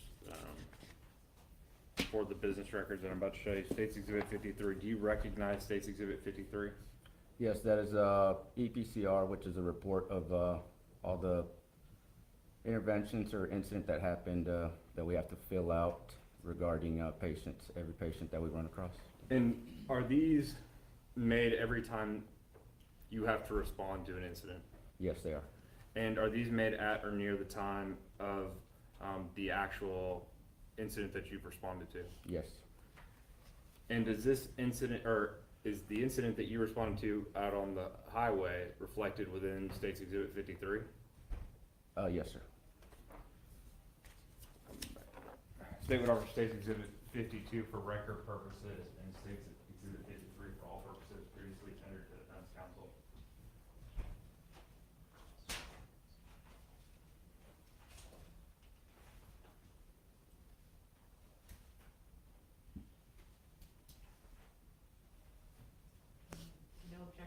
to 53 and record 52. 52 for record purposes, 53 for all. Thank you. Case Exhibit 53 is admitted for all purposes. Case Exhibit 52 is admitted for record purposes. Now, DFR Gallardo, you can't read directly from this, but I'm going to ask you some questions. If you need to refresh your memory, you can take a second to look at it and refresh your memory. But specifically on this, in Stage 48, is this the incident that you responded to on the freeway in November of 2020? Yes, sir. Where were you coming from that morning when, or I guess midday, about this time actually, where were you responding from to get to this location? I don't remember if we actually got our call from the station, which is on the north side of where the incident happened, but we were traveling south on 35 to come back and go northbound 35, where the incident was assigned at. And how would you describe y'all's ability, well, let's go through this first, I guess. In a situation where DFR are responding to where somebody has been shot, who or how many, who and how many people get dispatched to a location like that? You get an engine and an ambulance, which would be on an engine is a 4-man crew, and an ambulance would be a 2-man crew. You get that just so you can have more hands and a little bit more help, because it is a serious call. And that's general protocol on DFR for shooting that an engine would respond, a 4-man crew on that engine, 2-man crew on the ambulance. Correct. And are all of those individuals, both on the engine as well as the ambulance, are they all trained as paramedics as well? You would have at least two of the 4 would be paramedics as well. Okay. So 2 paramedics on the ambulance, 2 paramedics on the engine. Correct. Now, when you responded out there, was it easy to get to the location where the victim was at? No, as we were going southbound on 35, we noticed the traffic was bottleneck and it was standstill traffic. So when we turned around, we knew we had to go up an exit, and I was on the ambulance that day. We turned around and went against traffic to come back towards where the incident was. So you went northbound in the southbound lane? Or did you go No, southbound? we went southbound in the northbound 35 lanes. And at that time, I believe there was construction, is that fair? Honestly, I don't remember the construction just because there was so much traffic and it was already standstill, but from my time being in that area, there was plenty of construction going on throughout those years. Sure. And once you arrived, what did you observe initially when you arrived on the scene? Was here in States Exhibit 48, it appears to be somebody wearing scrubs, trying to do life-saving measures.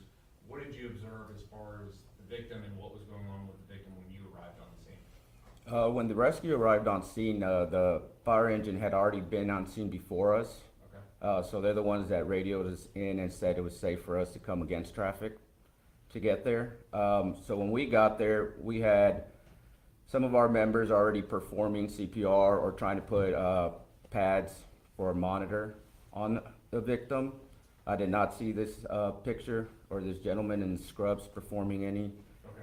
kind of life-saving activity on this gentleman.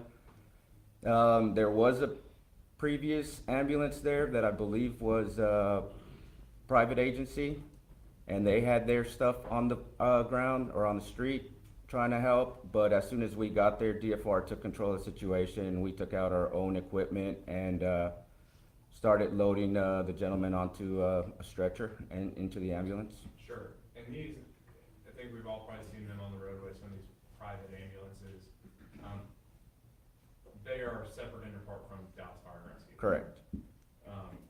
And so when you arrive on the scene like that, is it your preference to use your instrumentation, your stuff, as opposed to somebody else's? Absolutely. And why would that be? Just protocol, and obviously we'd be more familiar with our tools and theirs. Sure.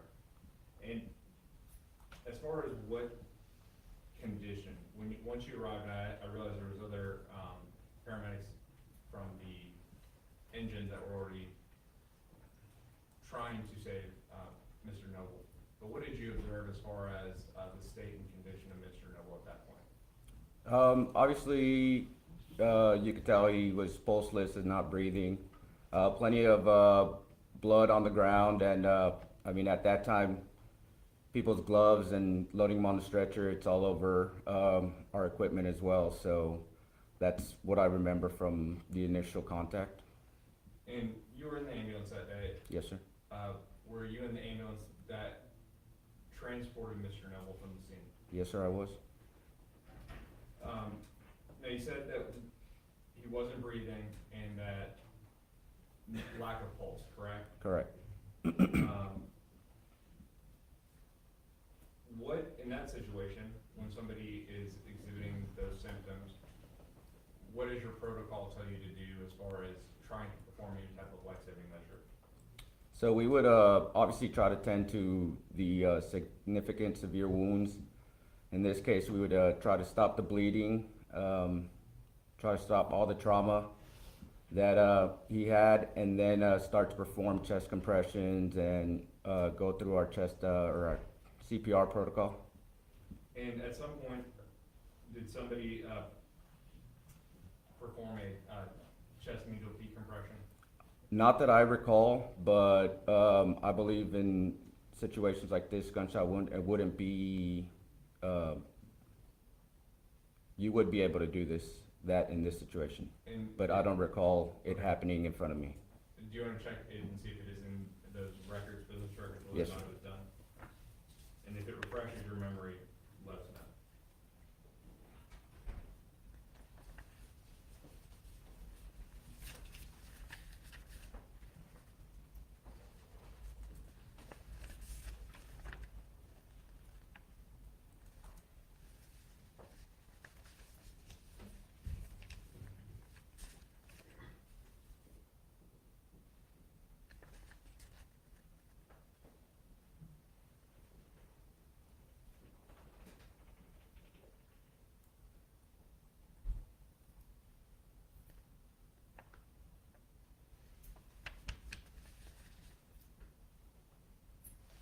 It is on there, it's marked on there, performed by another paramedic. And what would the purpose be of a chest needle decompression?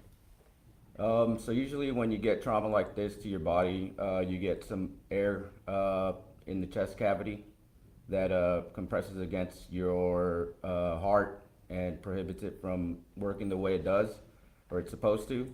So the needle decompression would pretty much pop that air pocket and relieve the pressure from the heart. And what would it do in terms of internal bleeding? It would relieve, like I said, mainly it's for relieving the pressure and help with breathing because it would be more of a collapsed lung issue.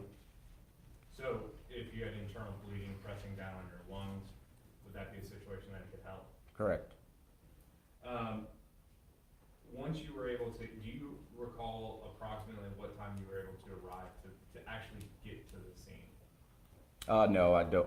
I know it was right before lunchtime pretty much at the station. And once he was placed, or once you're there, is he then placed on a stretcher? How does that take place? Where do you go from here? When we got there, we came down with our equipment. Our members that were already, performing chest compressions and all that. So we bring a backboard to be able to load them onto the stretcher easier, put them on a stretcher, and take them to the back of our ambulance where we have most of our equipment, or it's easier for us to work as a team. And in situations like this where it's out and open in the public, we don't want to really perform life-saving in front of everybody or the public, too many people on the road. Probably not a safe place either. Correct, especially with all the traffic, correct. Also, more tools inside the ambulance. Correct. Now, once you get inside the ambulance,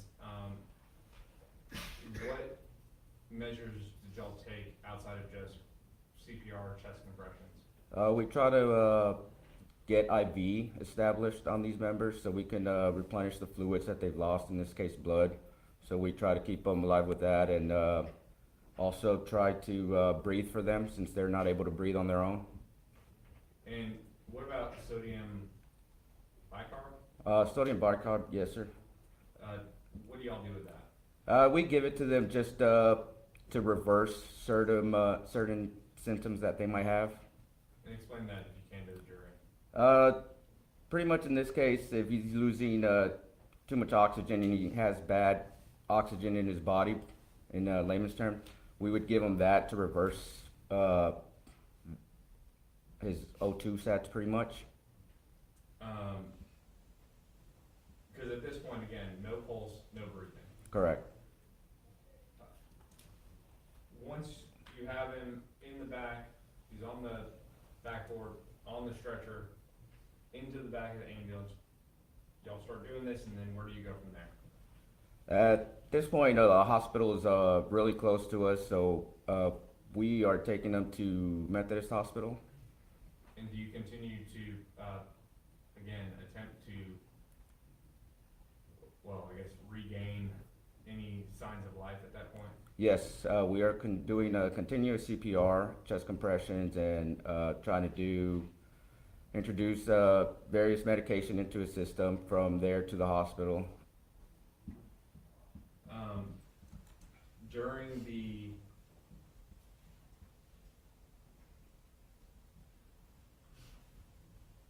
During the placement of him on the backboard and on the stretcher, are y'all looking to see or to identify how many times an individual has been shot?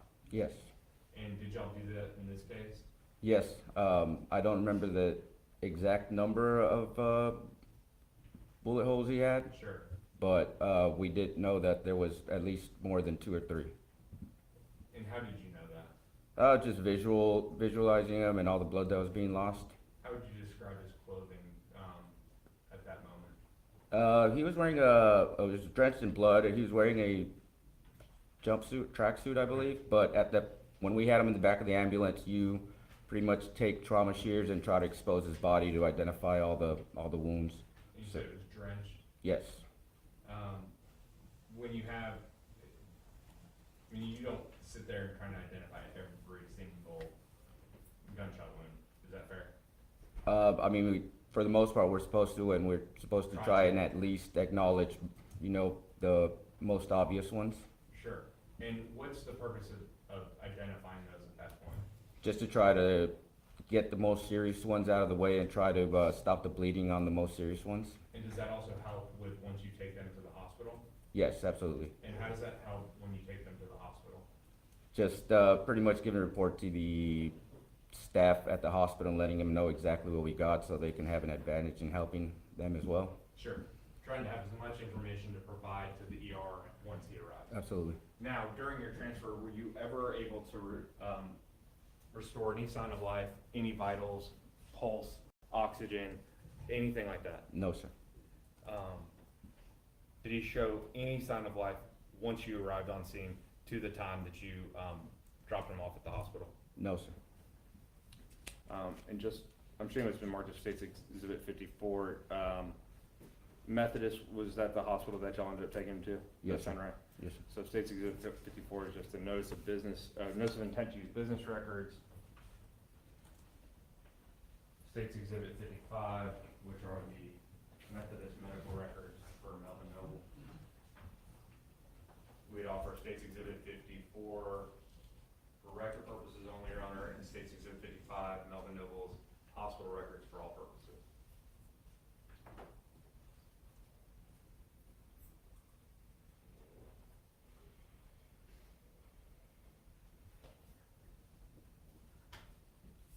No objection to 55, and then 54. All right, State's Exhibit 54 is admitted for record purposes only. State's Exhibit 55 is admitted for all purposes. Now, once you transport him to the hospital, thank you, Your Honor, permission to publish all of these to the jury? Yes, you may. Thank you. Of course, the jury will have the opportunity to go back and look at all of this when they go back to deliberate, but once you arrive to the hospital, explain, if you can, just that transition of being in the back of an ambulance to somebody who's not showing signs of life and now getting them to the ER? Just briefly explain that, if you don't mind. So usually when we go to the hospital with the trauma CPR like this, we usually have 3 members in the back of the ambulance and 1 person driving us. Maybe at this time it was 4. But we're performing CPR and chest compressions the whole way over there. Our goal is not to stop, so as we're bringing him off the ambulance in the stretcher, we're still performing CPR, go in the hospital doors. Nurse pretty much tells us which room they want him in, still performing CPR. We transfer care, doctor walks in or head nurse walks in. We give them our report, pretty much tell them gunshot here, gunshot wound here as well. We have no pulls, we've never received pulls, or we have, and then just transfer care from there. As far as your role in this case, was that the extent of what you did in this case? Yes, sir. This location is in Dallas County, the state of Texas. Yes, sir. I'll pass witness.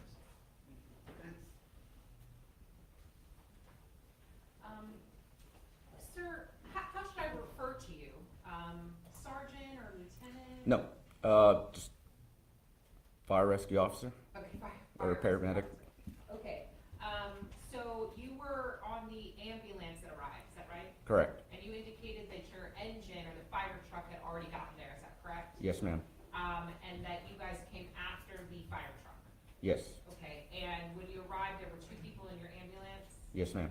And when you got there, it had taken you a while to get there, is that right? Correct.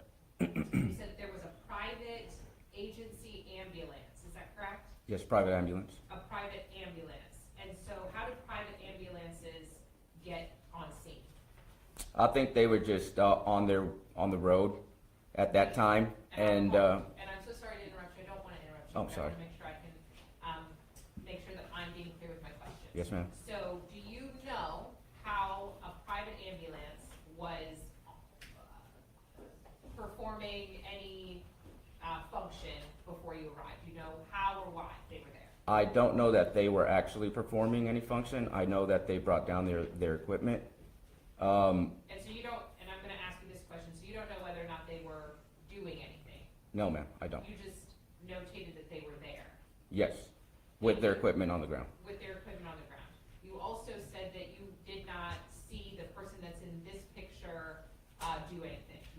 Is that correct? I didn't see this picture or the events in this picture. Did you see this person in the blue, down on the ground, did you see him do anything when you were there? No, ma'am. Okay. I so don't you remember didn't- seeing this did you- person. You've never seen him before? I don't remember seeing that person at Okay, so that once time. you got there, this person wasn't there? Not that I saw. Okay. And all of the things that you did, once you got on scene are part of your protocol, is that right? Correct. That's in any situation that you would arrive at, that maybe there were, somebody was shot? Yes, ma'am. Okay. Do you know you said you don't know how many times the person was shot, is that correct? I don't recall how many gunshot wounds they had. And do you recall when you went into the scene, was it chaotic? I would say it was chaotic because we were on the highway and people had to block traffic, and there was a lot of people out of their cars, which is not normal on Okay, were traffic there- calls. Sure. Were there a lot of people in the scene? Yes, Were there a lot of? more than usual. Okay. And I'm so sorry, I don't want to talk over you, but I don't want you to talk over me Oh, I'm either, sorry. okay? And the only reason is because this young lady has to take down everything that we're saying. okay? Absolutely. Were there a lot of people walking through the scene? Not when I got there. Our crew that was initially there had as well, I mean, nobody was around us at that time. So from the point that I got there was nobody walking around where the patient was and we were. Okay, so you don't know what was going on before you arrived, right? Correct. Was there law enforcement there? I'm not sure if there was law enforcement there yet or not. I don't remember that part. Were there law enforcement on the scene when you arrived? I don't remember that. So you, and I don't, the question is, was there law enforcement, and I think your answer was you don't remember. Correct. Okay, so you don't remember whether or not the scene had been secured by law enforcement? Right.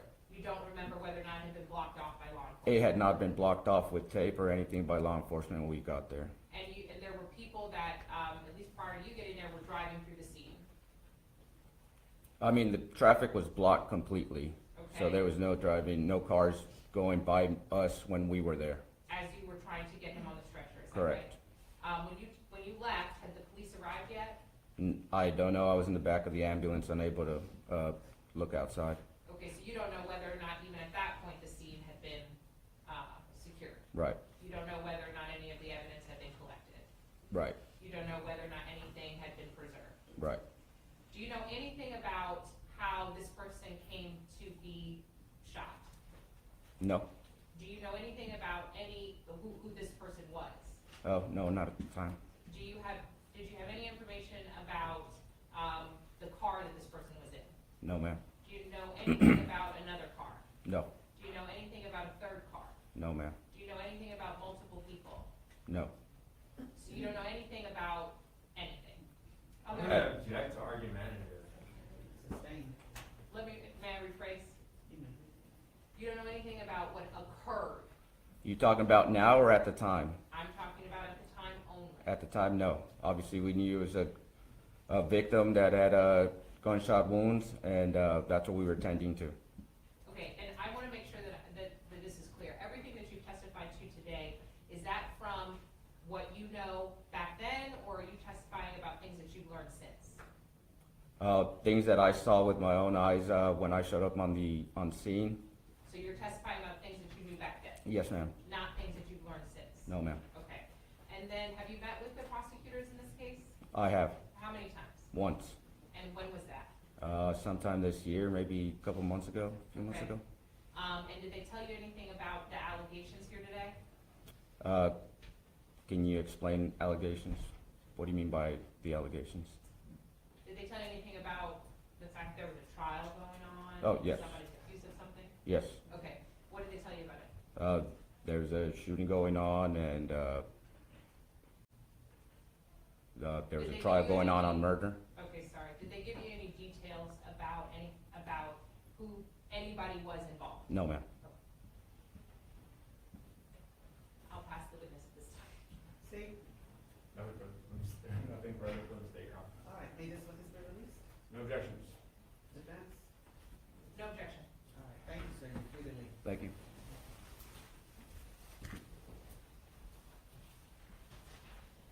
Ladies and gentlemen, it's 12:32 now. Let's take a 1-hour lunch break and be back at 1:32.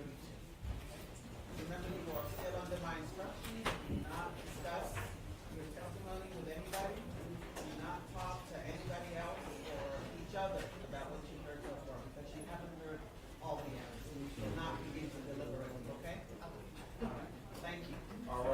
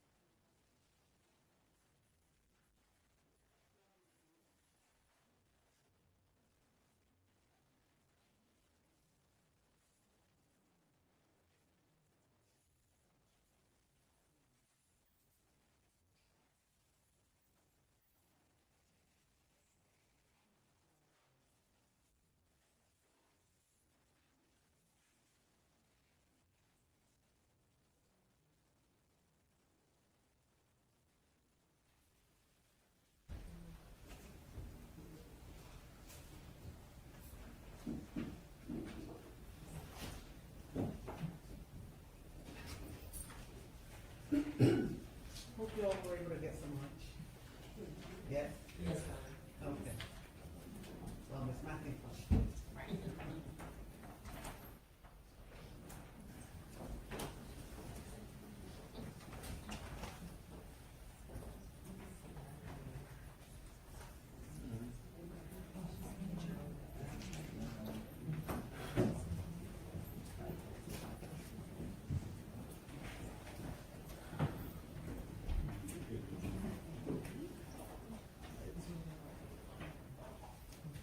Your Honor, Yes. the next witness will be the medical examiner, and so I don't know how you handle that issue with the live stream as far as, I'm sorry, say that again? I don't know how you handle that as far as the live stream, seeing the,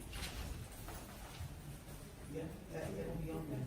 okay. So long as there's, the public is able to see it. Okay, let's put in the jury pool. Can I just try to see if there's a plug on this side so I can try to plug, my computer's dying? Is there a plug on this side? Go ahead and do it. Let's go on.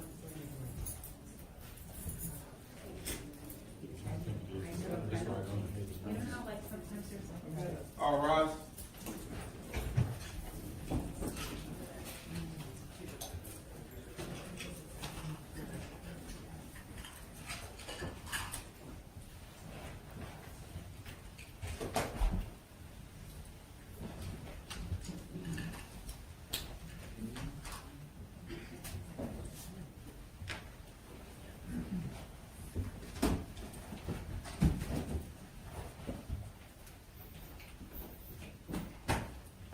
You all may be seated.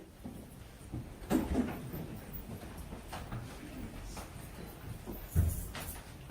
right, we're back on the record. The record will reflect that the defendant clearly state is present, if you're present and seated. State, call your next witness. State calls Dr. Jeffrey Bernard. Thank you. Ladies and gentlemen, I hope you all had some lunch. Very good. Doctor, would you swear that the testimony you're about to give will be the truth, the whole truth, and nothing but the truth to help you God? I do. Thank you.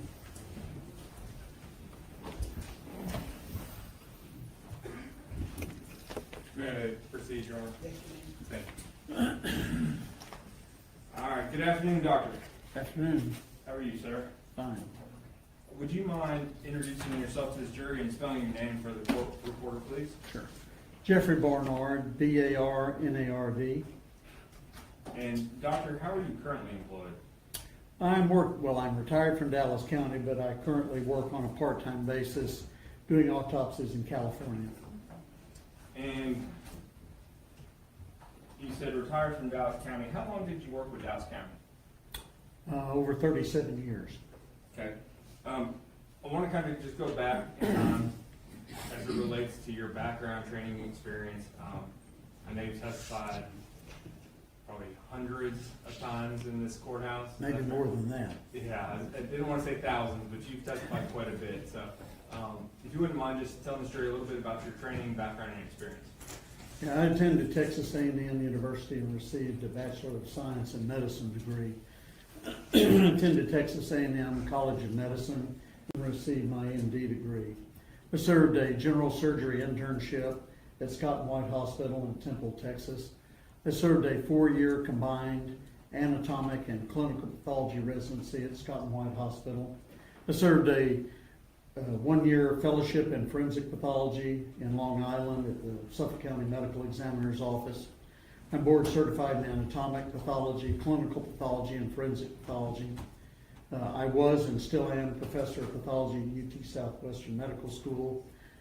I worked during my internship, residency, and fellowship on a part-time basis as an emergency room physician. I'm the current chairman of the Texas Forensic Science Commission appointed by the governor. And have you testified in state court, both state court and civil court, as an expert in pathology? Yes. Few or many times? Many. Your Honor, just want to ask the court to designate Dr. Bernard as an expert in pathology. Any objection by the defense? No objections, Your Honor. All right, court will designate Dr. Jeffrey Bernard as an expert in pathology. Thank you. And So Dr. Bernard, back in 2020, what was your official capacity with Dallas County at that time? I was the director of the Southwestern Institute of Forensic Sciences and the chief medical examiner for Dallas County. And what were some of your job responsibilities and duties as the chief medical examiner for the Dallas County, or I'm gonna say SWIFT, as the chief medical examiner and as the head of SWIFT? Well, it's two different things, but as the director of the Southwestern Institute of Forensic Sciences, I oversaw both the criminal investigation laboratory as well as the medical examiner's office. So in the criminal investigation area, the crime lab, so to speak, I was administratively oversaw that. So that dealt with the employees, budgets, that sort of thing. As the chief medical examiner, I oversaw the medical examiner's office, all the other medical examiners, and I did autopsies as well. Now, Doctor, I kind of want to just hop right into this.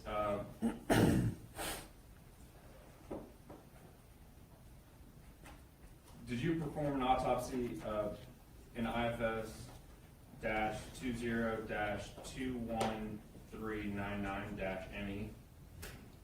Well, the ME is just means of medical examiner, so, Correct. but the number is correct. I did that autopsy. Okay. And Your Honor, this time I'd offer State's Exhibit 960, which is a copy of Dr. Bernard's CD previously tendered to the Defense Counsel. Did you say 960? Yes, Your Honor. No objections to 960, Your Honor. State's Exhibit 960 is admitted. Is it 960? 960. Yes. Is admitted for all purposes. Thank you, Your Honor. And again, permission to move freely about the courtroom during testimony. Thank you. Thank you. Now, Doctor, before we get into the actual report that you did in this case, can you tell the jury a little bit about what pathology is, what an autopsy is? Can you just kind of give them an overview of all this? Yeah, so pathology itself is the study of disease. And forensic pathology is kind of a subspecialty of that, in which your job is to determine the cause and manner of death. And in so doing that, many times an autopsy is performed. And an autopsy is both an external and an internal examination of the body. And the external examination is that part of the exam which is performed prior to making incisions into the body. So that could be things as simple as color of the hair, color of the eyes. Those are all parts of the external examination. Also, if there are any injuries that are identifiable on the skin surface, those are documented. The internal examination is that part of the exam which is performed in which appropriate incisions are made into the body. The organs which reside within the body cavities are examined. Also during that you're looking for any sort of injury, and the organs are removed and any sort of natural disease, if present, are documented. Organs are weighed, they're dissected, and then ultimately placed back in the body for burial. Also during both the external and internal examination, fluids are removed for toxicology examination, that is drug testing. And can you briefly describe when you receive a body in a homicide case, or when a body comes to you that it's suspected a homicide may be involved, how does that work? Well, homicide, all bodies are brought in, the body bags are tagged, so they're sealed up. But in cases where you suspect that there's a homicide, well then an x-ray is performed before you open the body bag. That is, it's a scanning x-ray so that, you know, if there's a bullet that might be loose in the body bag, or as we've seen before, guns that are in the body bag, placed for some unknown reason. And then you get an idea of whether there are any projectiles that need to be recovered or anything else that may be recoverable. Now, in IFS 20-21399, you stated that you did perform an autopsy, and did you perform or create a report regarding that autopsy that you performed? Yes. Doctor, I'm showing you it's been marked as State's Exhibit 5, and I'm also going to give you 6.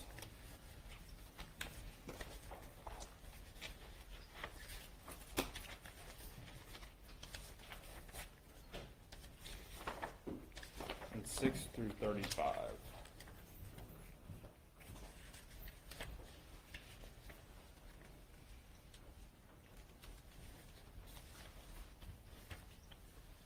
All right.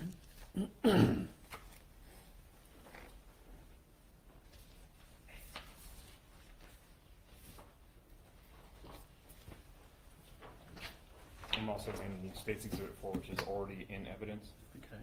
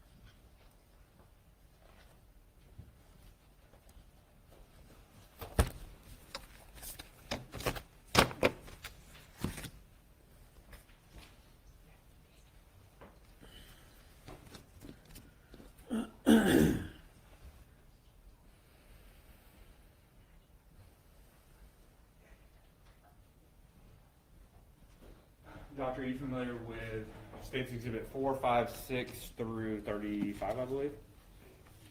I am. And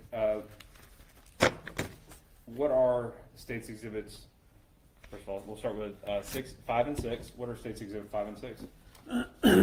State's Exhibit 5 is a copy of the autopsy report I generated from the autopsy. 6 is actually part of the autopsy. It's the diagram where I listed out all the entrances, exits, gunshot wounds. And in the back part of that is the cause of death sheet. 4 is an identification photograph. And the rest of the photos 7 through 35 are autopsy photographs that I took at the time I did the autopsy. Okay. And when you do an autopsy and you take photos, how many photos do you think you take, especially on an autopsy like the one we have here? I took a large number of photographs. This is part of the photographs, it's not all of them. Would you say that's a small or a large portion of the photos from the autopsy? Yeah, I tend to think less is more rather than introducing 50, 60 photographs. Trying to get representative photographs is what I think is more important. So this would be a small number relative to the total. Sure. And in preparation for your testimony today, you and I have met? Yes. And that was the group that you felt was the best representation for this jury to understand your testimony? Yes. And also, I prepared a PowerPoint to use during the demonstration. Do you believe State's Exhibits 5, 6, and 7 through 35 would help aid the jury in understanding your testimony today? Yes, I do. State would offer State's Exhibits 5 through 35 for all purposes, as well as State's Exhibit 36, which is just the PowerPoint for the presentation.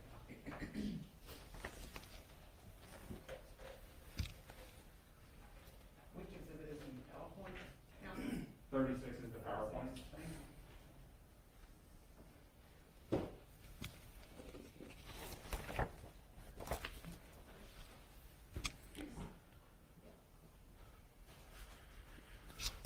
Do you want 4? Oh.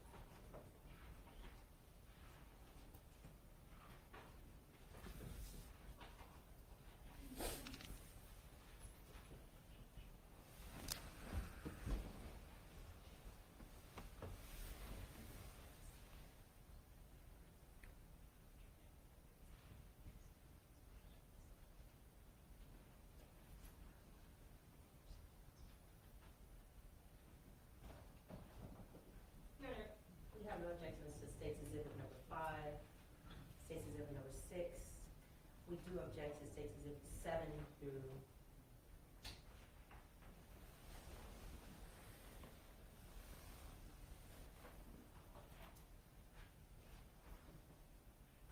28 as being overly prejudicial. Let me see it. Exhibit 7 through 29.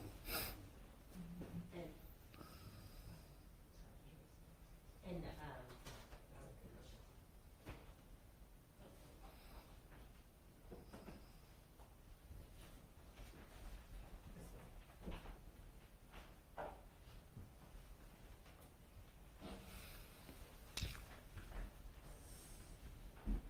Let me see the remainder of the list.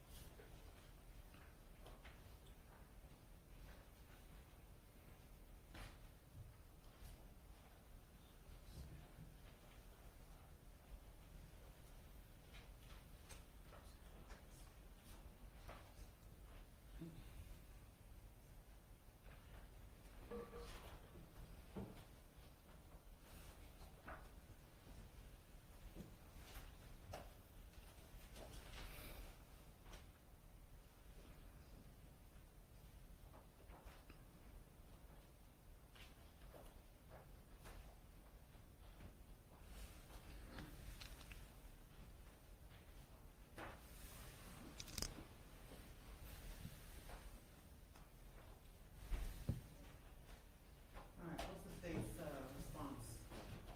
Your Honor, States 7 through 28. yes, Your Honor, this is an extremely complicated, autopsy that was performed.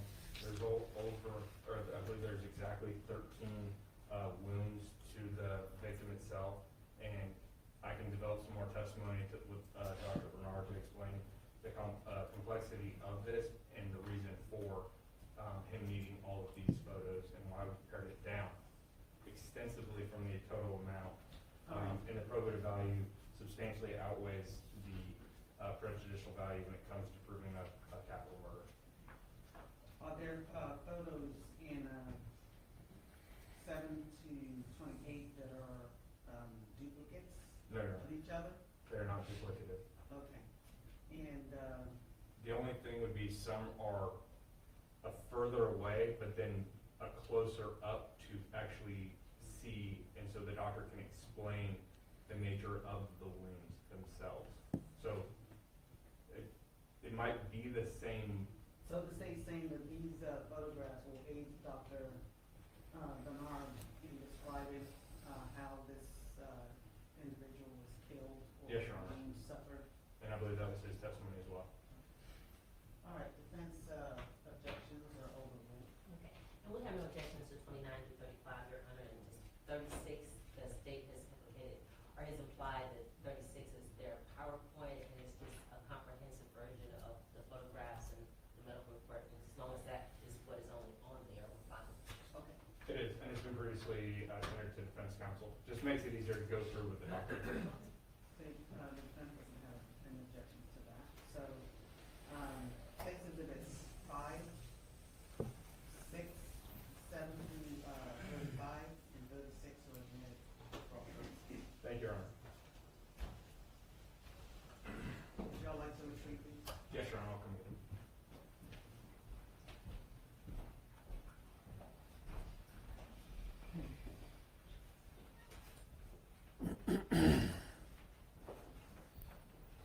Court has determined that the probative value of said exhibits outweigh the prejudicial effect.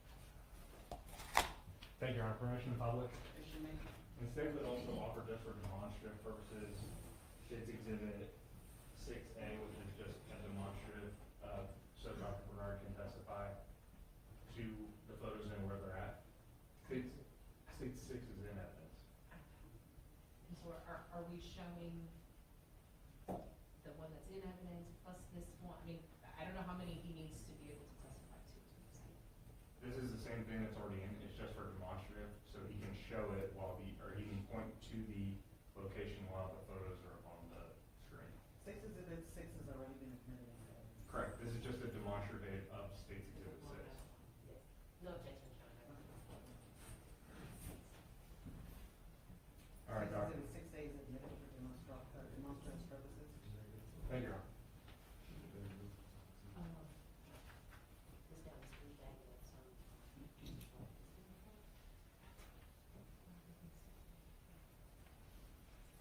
Is the location okay for the defense?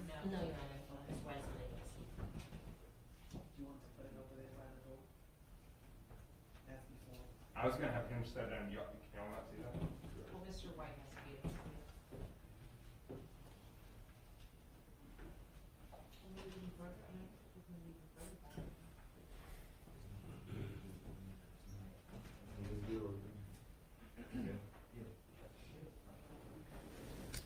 I'm sure the jurors can see that, right? Okay. Can the defense see this diagram? Yes. All right, no procedure on it. Yes, you may. Thank you. All right, now, Doctor, I want to start with State's Exhibit 5, and you have a copy of your autopsy report, is that correct? I do. I want to start with State's Exhibit 5, first page here. What do we see in State's Exhibit number 5? Well, on the first page is, the upper portion is kind of the administrative aspect of it. That is the name of the individual, the case number, when the date and time of death, and then when the examination was performed, body weight, things like that. The middle box is where all the organ weights from the autopsy are listed. And then the next part begins the external examination. So the lower half is the external examination. Now, as far as One second, I see the window of the jury struggling to see some of the, can you all see this one as well? Okay, this is. Reflection. Is it glare? Is that better? Or worse? Better? This one's the best. That one's the best? Okay, all right.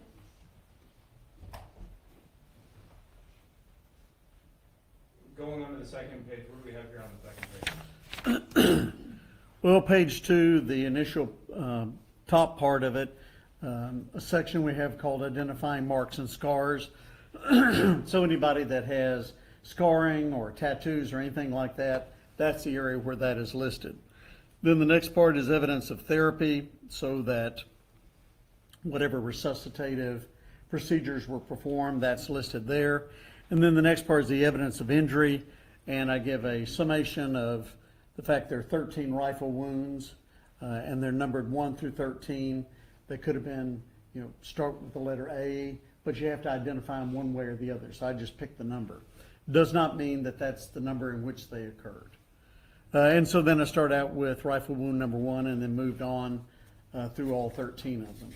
Okay, and we'll go through that here in a second, once we actually start diving into your findings to the actual wounds themselves. But again, that is all for the external examination of the decedent, correct? No, I mean, once you get to page 2, the injuries have both the external and internal aspect of them.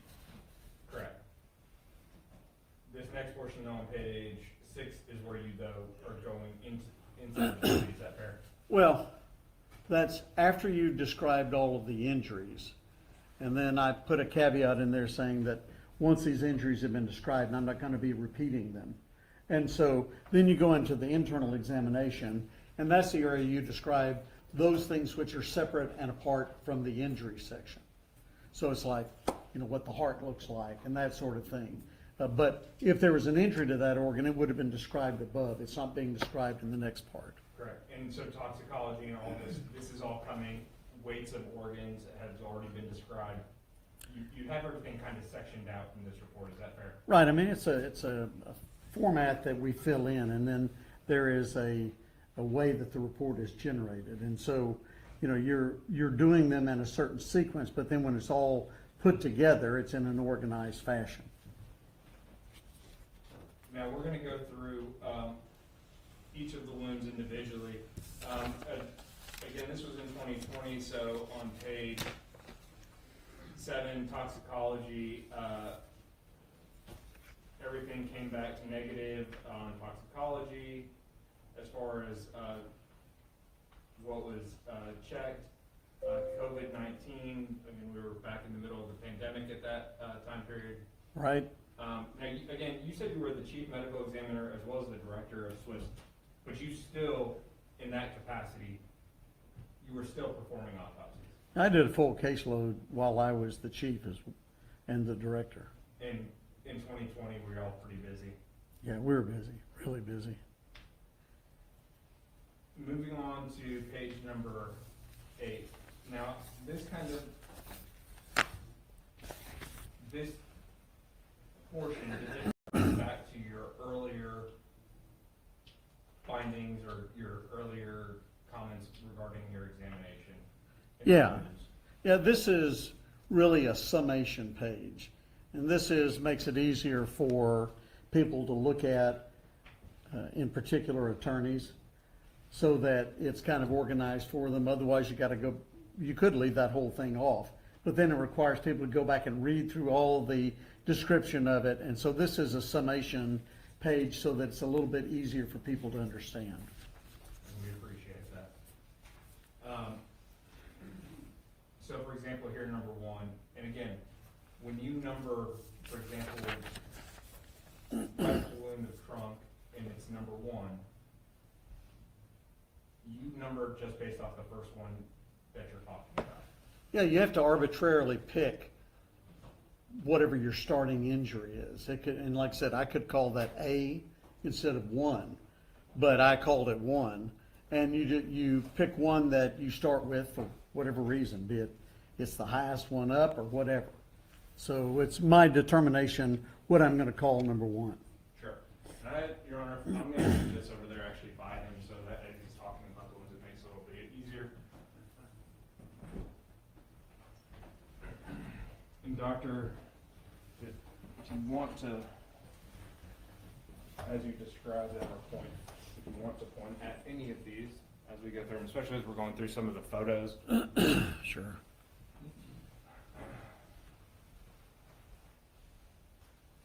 And again, the jury will have this and they can go back and we're going to talk about all of these as we look at the photos, but each one of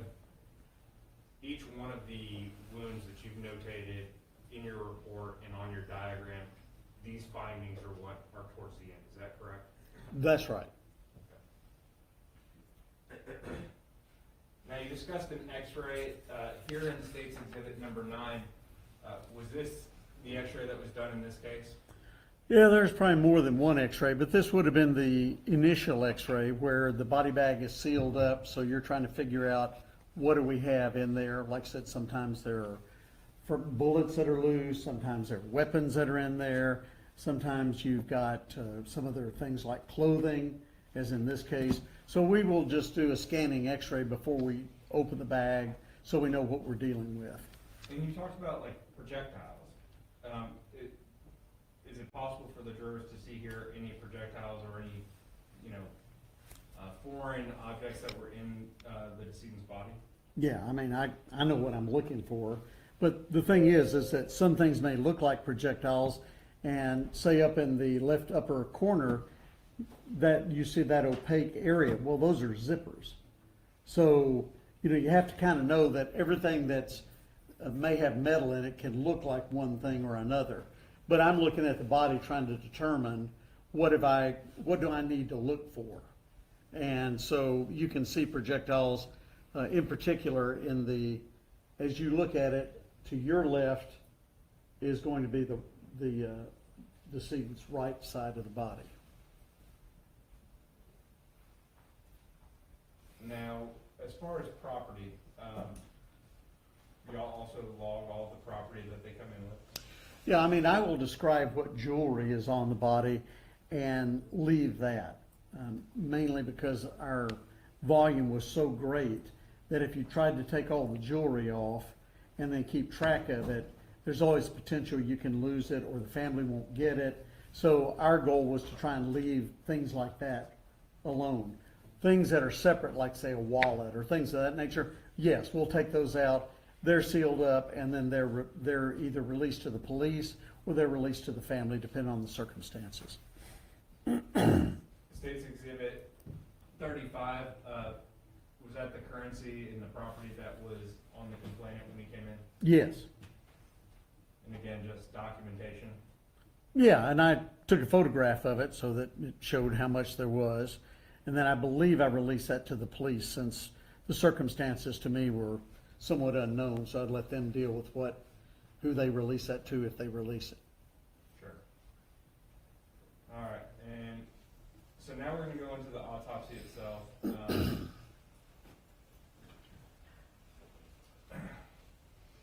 Now, in State's Exhibit 6, and we have it here in the PowerPoint, can you describe to the jury what position is this when you use this Yeah. position? All right, so what you're seeing is what we call the anatomic position, and that's a standard position. So it's an individual standing up with their palms out. Now, that doesn't mean that's the position they were in when they received the injuries. You just have to pick one so that you can say, okay, this is going from right to left to right, so you know what, and in this case, we'll talk about one of those wounds where the way that the wound was received may not be the way that it is like that. But you just pick that as a standard. So, you know front, you know back, but that's what you work from, or what I work from when I'm describing my report. In a homicide investigation or a homicide autopsy, would you agree with me that bullets are moving when they're shot from a gun? Yeah, it's got velocity to it, so yes. And is it fair to say that when a lot of times in homicide investigations or autopsies, an individual's body may be moving when they're shot? Yeah, well, the bullet's moving, the individual that gets shot can be moving, the person who's shooting can be moving, or all of them are happening.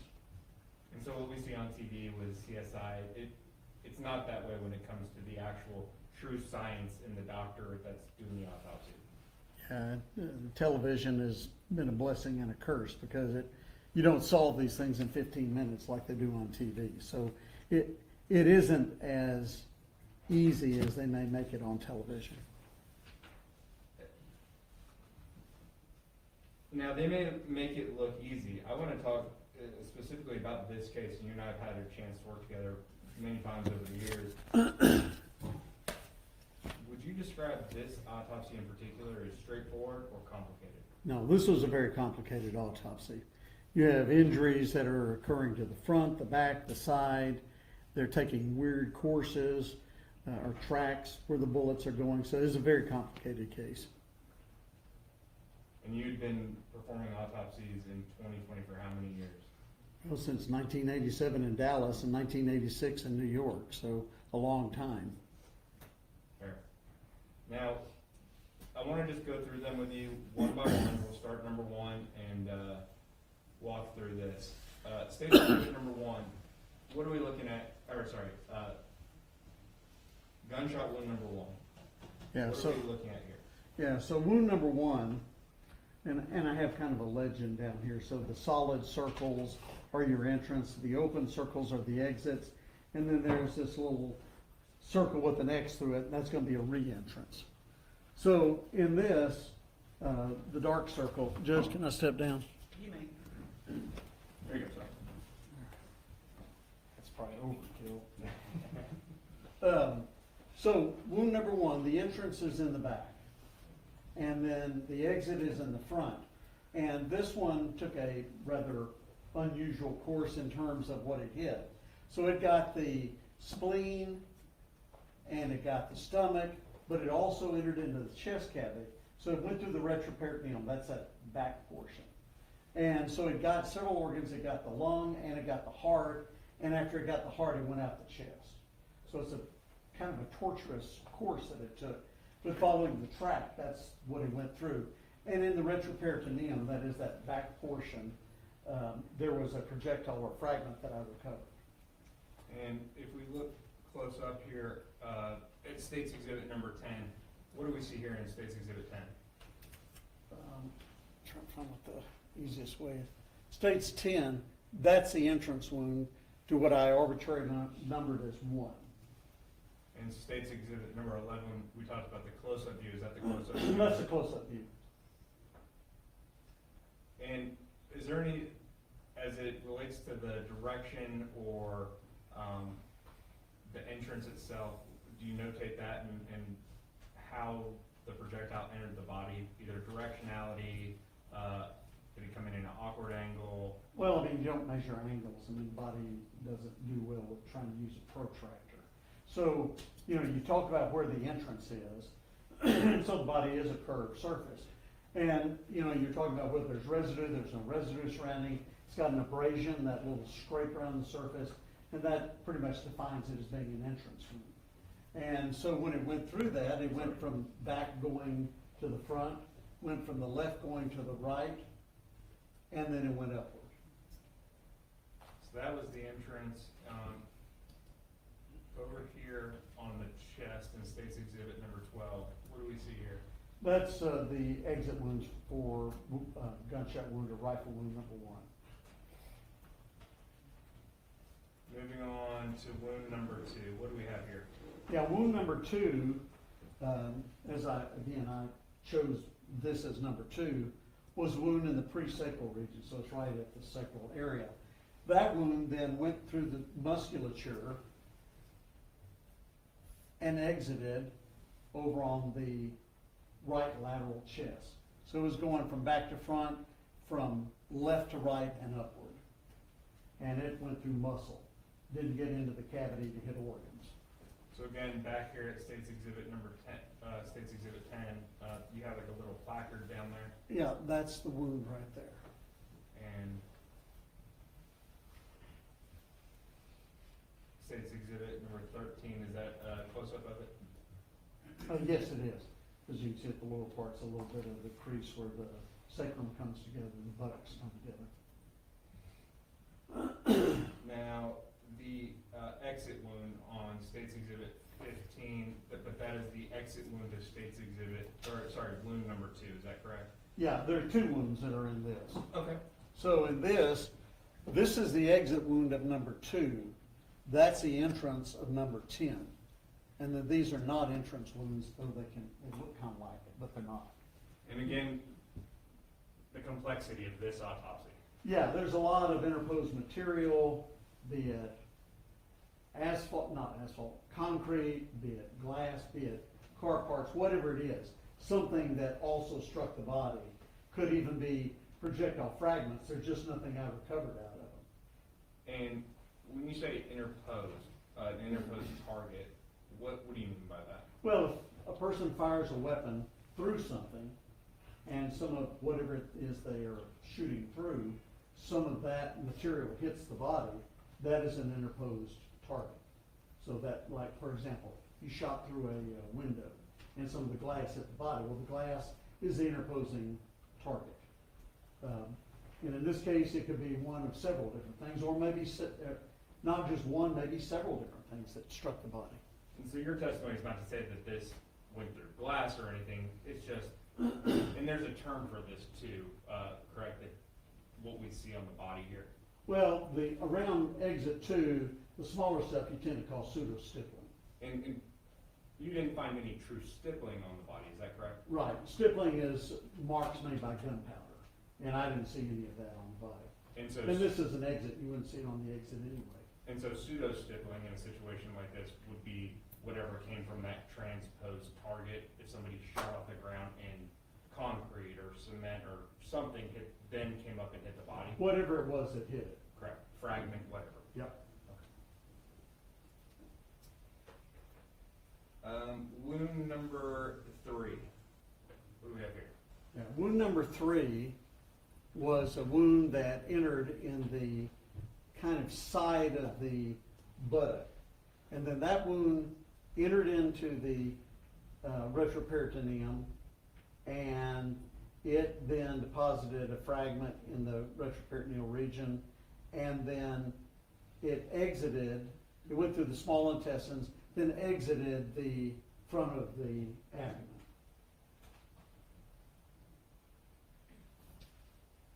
Here in State's Exhibit 16, what are we looking at? Well, the two wounds there, but in particular, this is the entrance to wound number 3. And so that would be the one furthest to the left and highest up in the picture. as Yes, far as the wounds go. that's right. State's Exhibit number 20. Yeah, 20 shows 2 exit wounds. This is 3 and that's 5. But this, since we're talking about 3, that's 3, the upper exit wound. Okay, so you have 2 exit wounds right near each other. Yep. I'll probably skip over that since we covered that is 3 and 5 though. That is 3 and 5. Wound number 4, what do we see here? 4 is a wound in the buttock region, as you can see. And that one then took off through the musculature of the buttock and exited the flank in a real irregular exit wound. And so in State's Exhibit number 16, where would that be located? Maybe State's Exhibit 17 is easier to see. Yeah, this is the entrance wound to number 4. Okay, right in the middle. Right, and then up there is 3. Exit wound number 4 in State's Exhibit number 18. Irregular large defect is the exit to 4.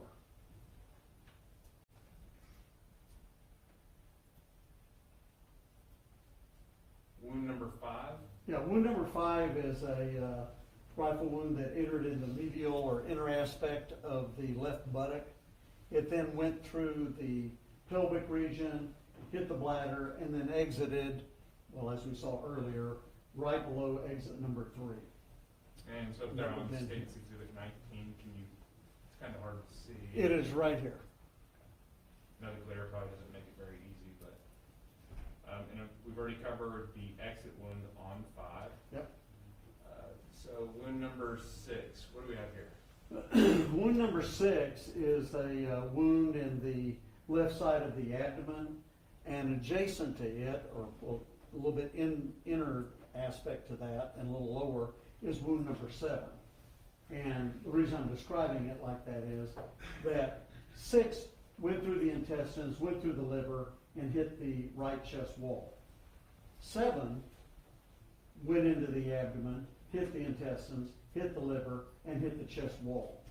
Because of the proximity of those wounds, I couldn't necessarily separate out, because there was one of them that dropped a projectile in the chest cavity, one that was in the chest wall. I couldn't separate out which one went to what.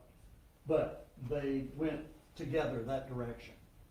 And in State's Exhibit number 18, is that the entrance wound?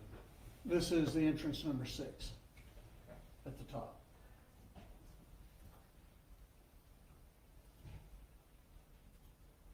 Wound number 7, what do we see here? Yeah, as I just described, it was a little bit inner aspect of 6 and a little below it. And again, its trajectory is very similar to 6's. And so State's Exhibit 21 is kind of just a different angle of that portion of the body? Is that Yeah, I shot the photograph so it shows the exit of 4, the entrance of 6, and the entrance of 7.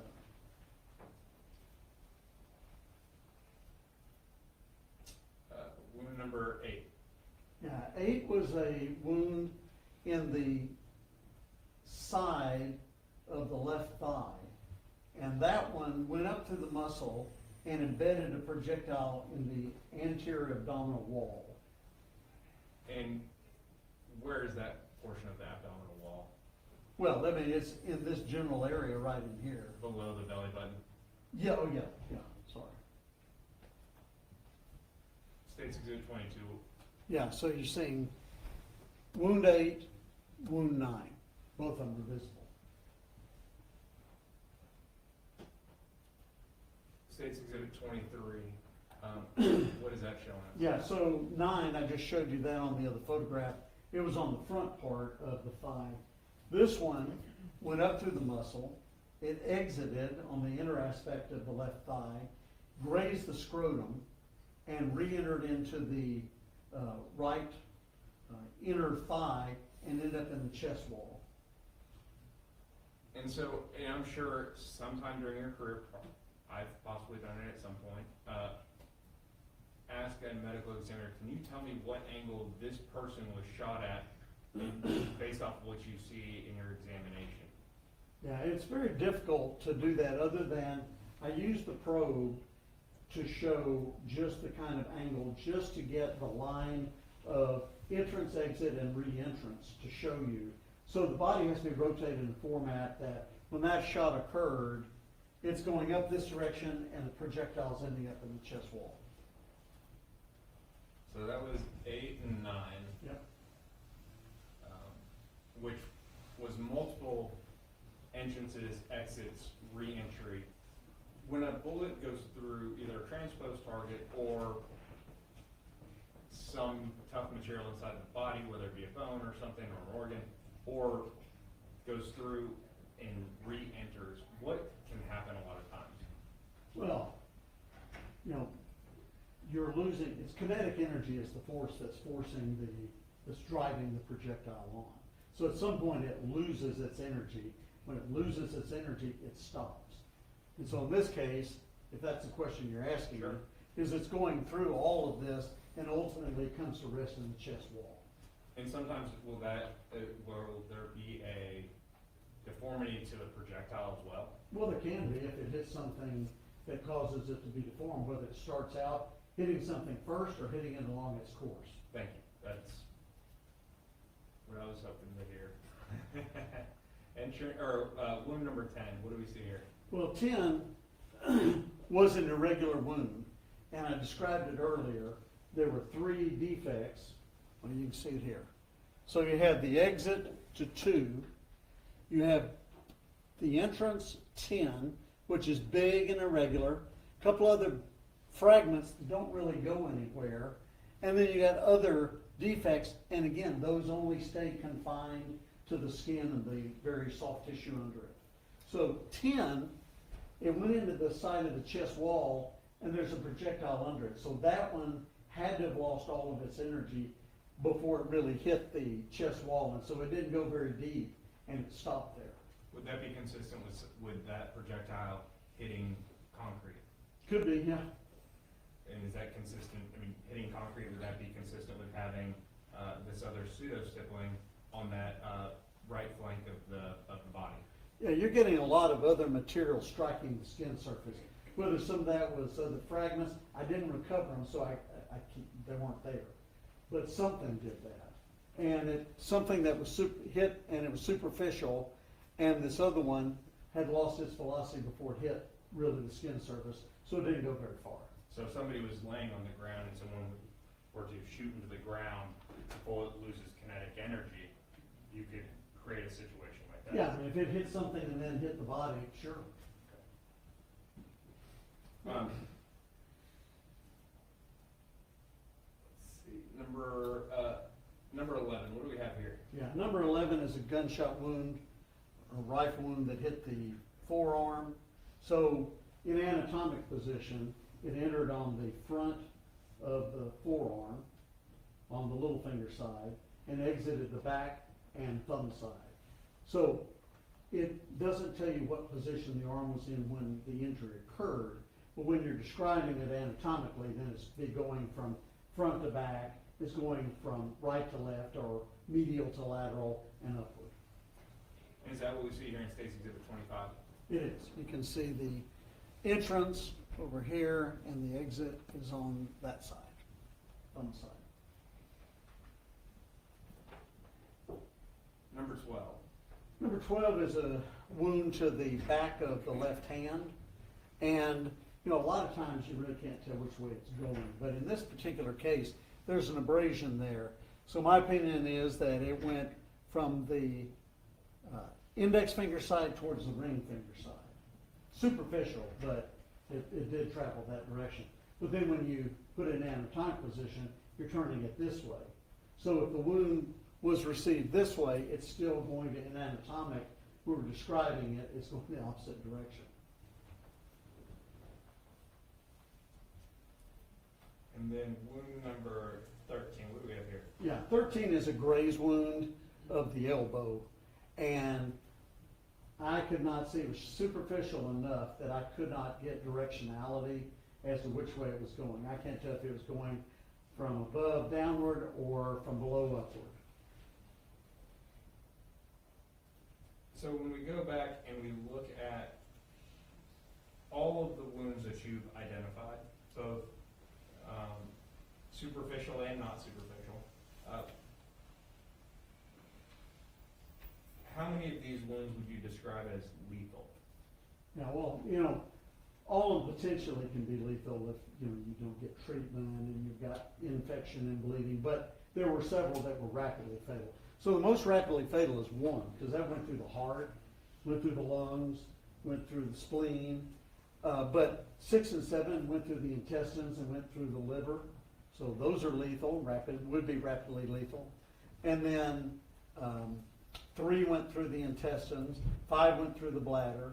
So all those untreated are lethal, but some are more rapidly lethal than others. And I think when we talked previously, I think we counted it up and it was 5 rapidly lethal wounds. Does that sound right? That's probably right. Objection, leading order.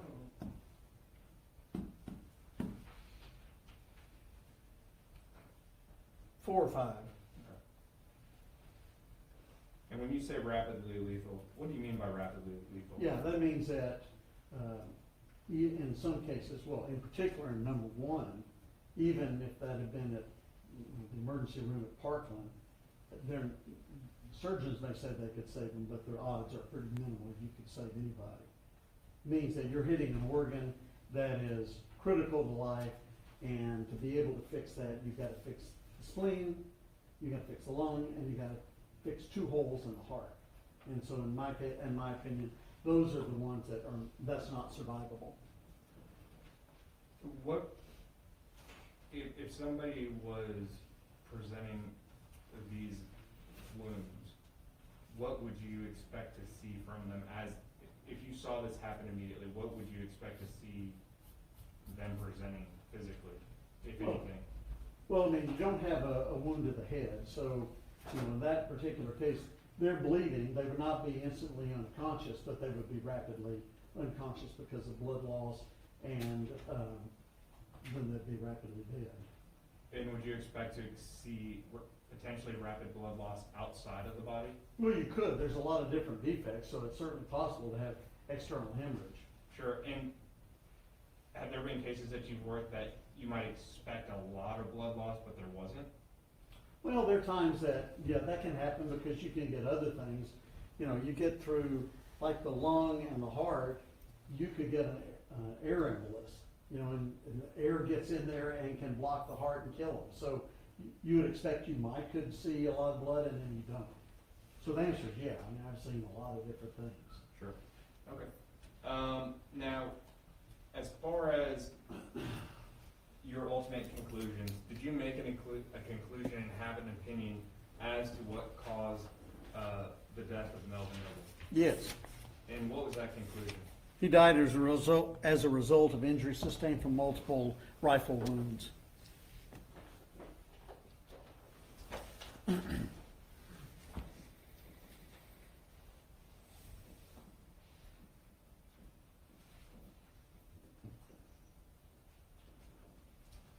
And in your cause of death report, manner of death, Homicide. what does that mean when you classify manner of death? Well, homicide, you're asking me what I define as homicide? Correct. Death at the hands of another person.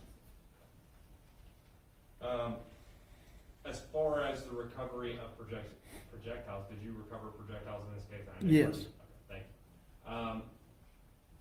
Showing you State's Exhibit number 30. Do you recognize what's here in the picture of State's Exhibit 30? Yes, I mean, that's the barcode that has the number on it, and that projectile from the retroperitoneum would have been associated with wound number 3.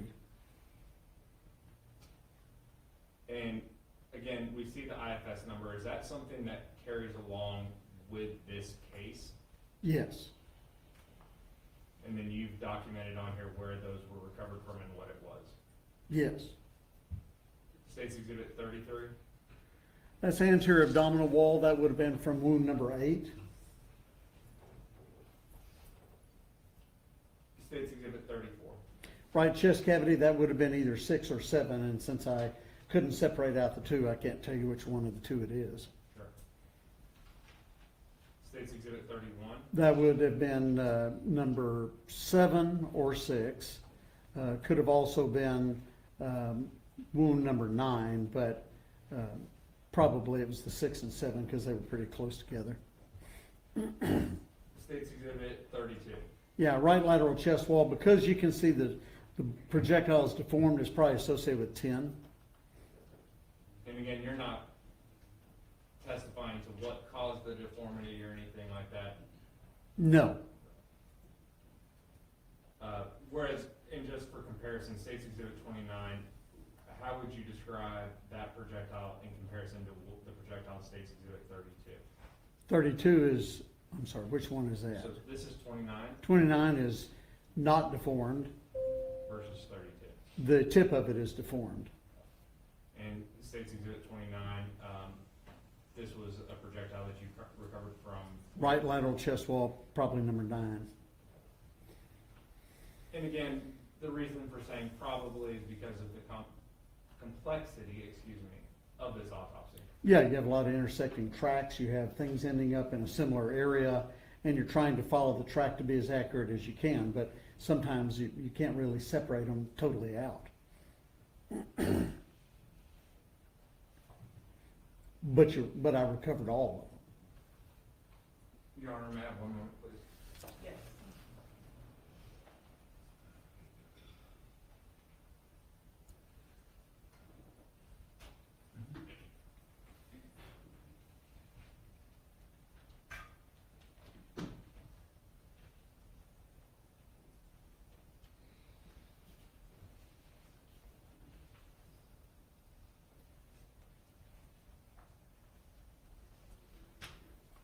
Now, Doctor, just as far as those projectiles, those are then put inside those, I know this seems like a silly question, those are then put inside those envelopes, is that correct?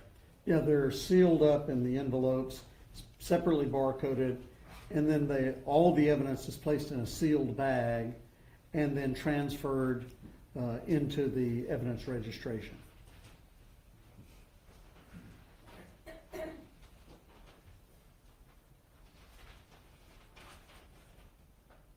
Your Honor, may I approach? Yes, you may.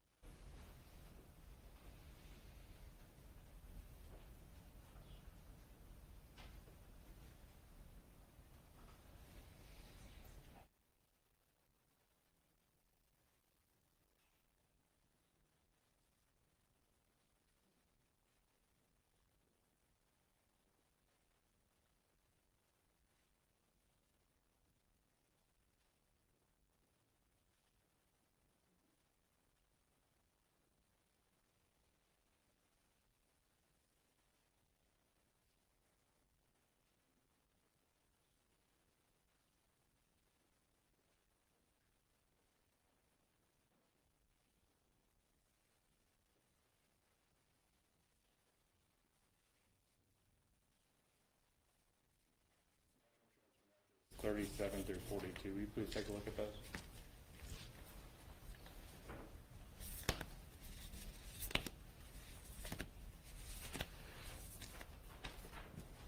Right? What is contained within State's Exhibits 37 through 42? Well, these are sealed envelopes with the projectiles that I recovered at the autopsy. State would offer State's Exhibits 37 through 42 for all purposes, previously tendered to defense counsel for all purposes. No objections, Your Honor. State's Exhibits 37 and 42 are next call for. Now, Doctor, the projectiles that are in State's Exhibits 37 through 42, these are also, so we put the photos in, right? That's what's Right. inside these photos, Yes, and there's biohazard stickers on as well. yes, there are. Doctor, as it relates to firearms, is a firearm a deadly weapon? Yes, Is it capable of causing serious bodily injury or death? yes, Is shooting somebody 13 times, or at least 5 times, would you, as an expert on this, would you consider that an act clearly dangerous to human life? yes.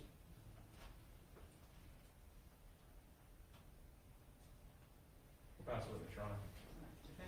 Yes, Your Honor. Dr. Bernard, you said you've been practicing for about 40 years? Yes, Okay. And you've done fairly to say thousands and thousands of autopsies? I have. Okay. And you implied that this one was complex, or had some complexities, is that correct? It was complex. Okay. And is part of the reason that it was complex is because, if someone is in motion, if the victim is in motion, or the person that's shooting the victim is in motion, that can mean that the bullet could be going in different directions, is that correct?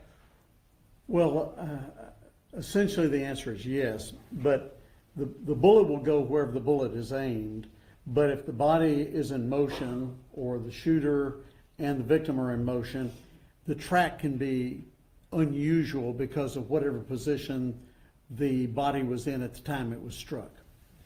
So it's just where we're clear, it's not that this was some big complex autopsy because of the amount of shootings. It was complex because of the two individuals perhaps being in motion in the direction and the angle of the bullets. Yes and no to that. I mean, when you have multiple projectiles, multiple injuries, those are much more complex than a single gunshot wound.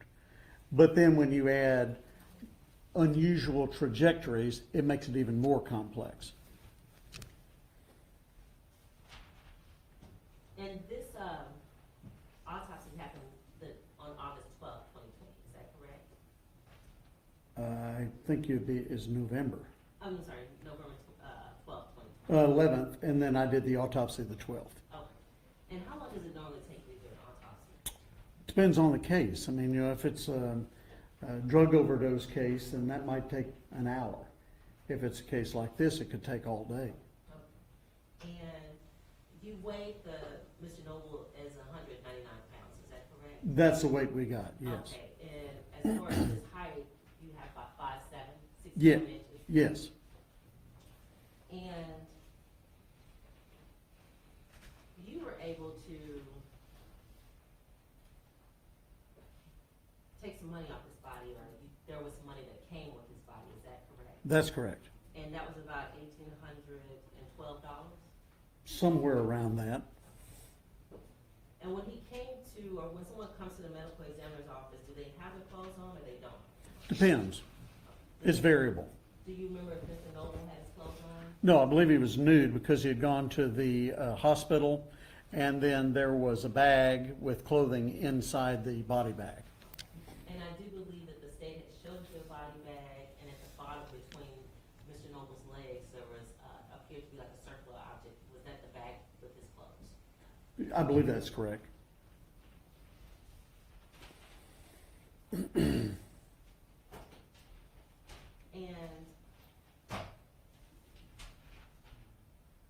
I want to talk to you a little bit about some of your findings.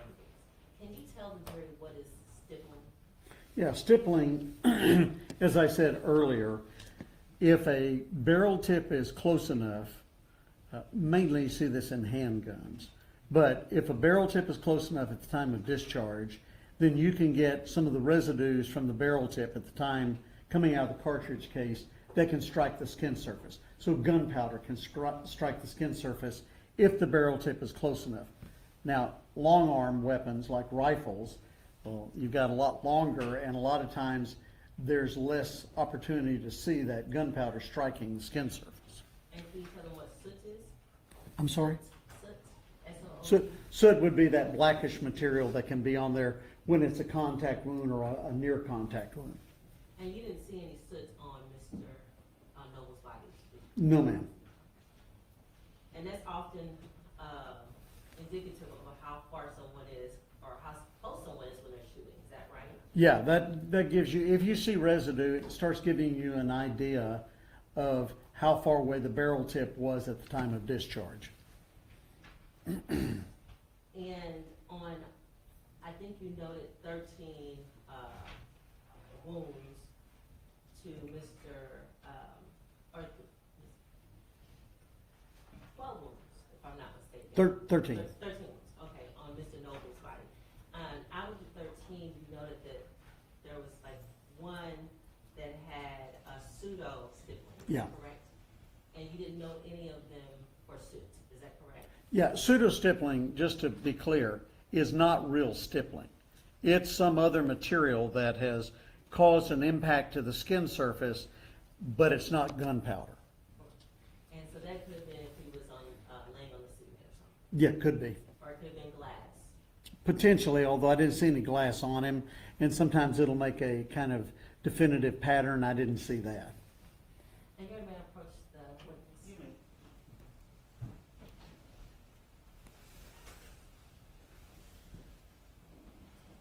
So Dr. Bernard, I know you said that you arbitrarily label the injuries, is that correct? Yeah, you gotta pick a way to separate them. Okay, and you label them from 1 to 13, is that Right. right?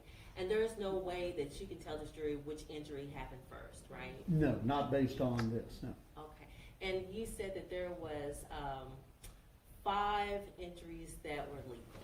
4 or 5 that would have been more rapidly lethal than the others. Some of these could be lethal over a period of time.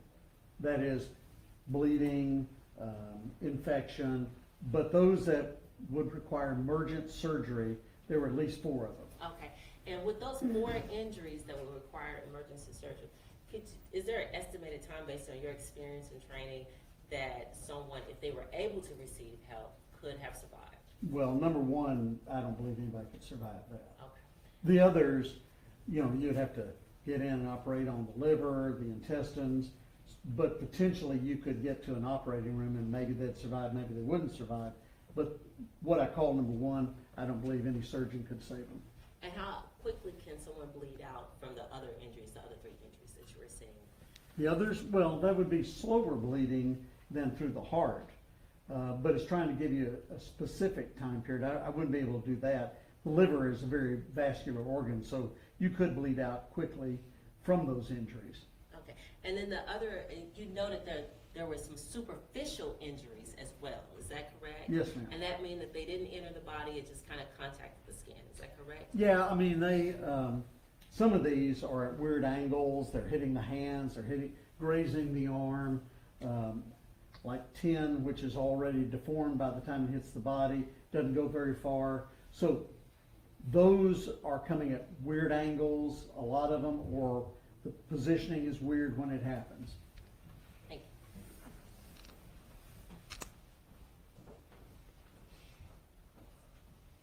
you. And Dr. Bernard, sometimes the ME goes out to a scene when injuries happen or when someone's death occurs. Did that happen in this case? Yeah, that's more on television. Okay. And in the small jurisdictions where you don't have 5,000 autopsies in a year. I have gone to scenes, usually it was when there were police shootings, so you needed someone who was independent to go in. But in a case like this, plus being transported to the hospital, you're not going to the hospital on those. So it's fair to say to this jury that you don't know anything about the case other than what the injuries were of Mr. Melvin. Is that correct? Essentially, that's right. I mean, obviously, someone else shot him, but that would be the totality of it. And you don't know who that person was that shot him, is that correct? No, I have no idea.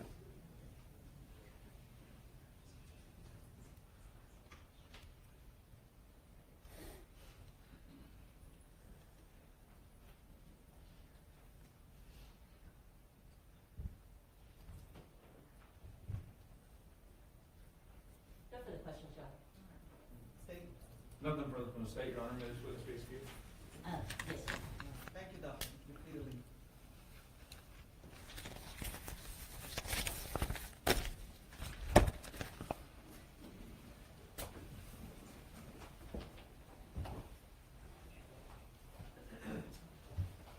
State, call your next witness. State will call Dr. Graham.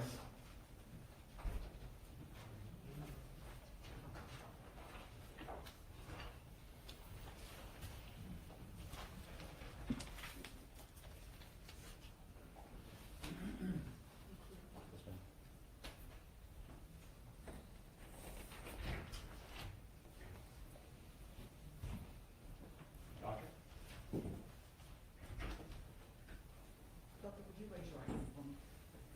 Do you swear that the testimony you're about to give will be the truth, the whole truth, and nothing but the truth to help you God? I do. Thank you.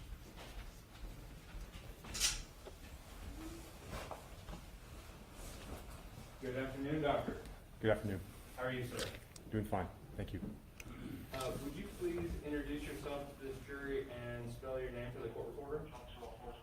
Yes, my name is Randall Graham, Graham. First name Randall, Randall. And Doctor, how are you currently employed? I'm a neurosurgeon with the Methodist Health System here in Dallas. And where are you coming from this morning? From Methodist Dallas Hospital. And I apologize. Did you have surgery this morning? I did, yes. And what type of surgeon are you? I'm a neurosurgeon. Apologize, Your Honor. I'm just trying to reopen my PowerPoint. And so the jury just heard from Dr. Bernard, medical examiner, retired with Dallas County. Neurosurgeon, you're a brain surgeon, is that fair? That's correct. Okay.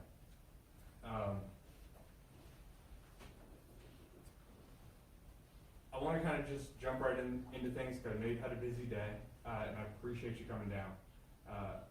November 11th of 2020, do you remember that day? Yes, I do. And I'm going to put this calendar that's in for demonstrative purposes up. I'm going to put it up next to you. November 11th of 2020. What were you doing that morning? That morning, I was working at Methodist Charlton Medical Center. And where is that at? That is near the intersection of I-20 and 67. Okay. And doing morning rounds, surgery that morning, if you remember?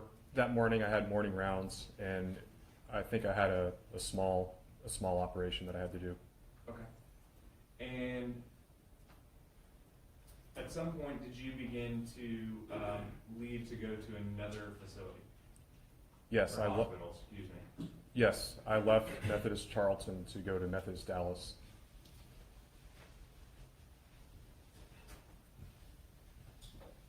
And how did you, what roads did you take to get there? So from Methodist Charlton, I took I-67 north, and that joins into I-35 north. And as you were driving north on I-35, did anything happen out of the ordinary? Yes. What happened that morning? So as I was going northbound on I-35, in 2020, there was quite a bit of construction on that highway around that time. And I recall as I was going northbound, I heard what I would describe as repetitive, loud banging sounds. And it was not clear to me exactly what types of sounds those were.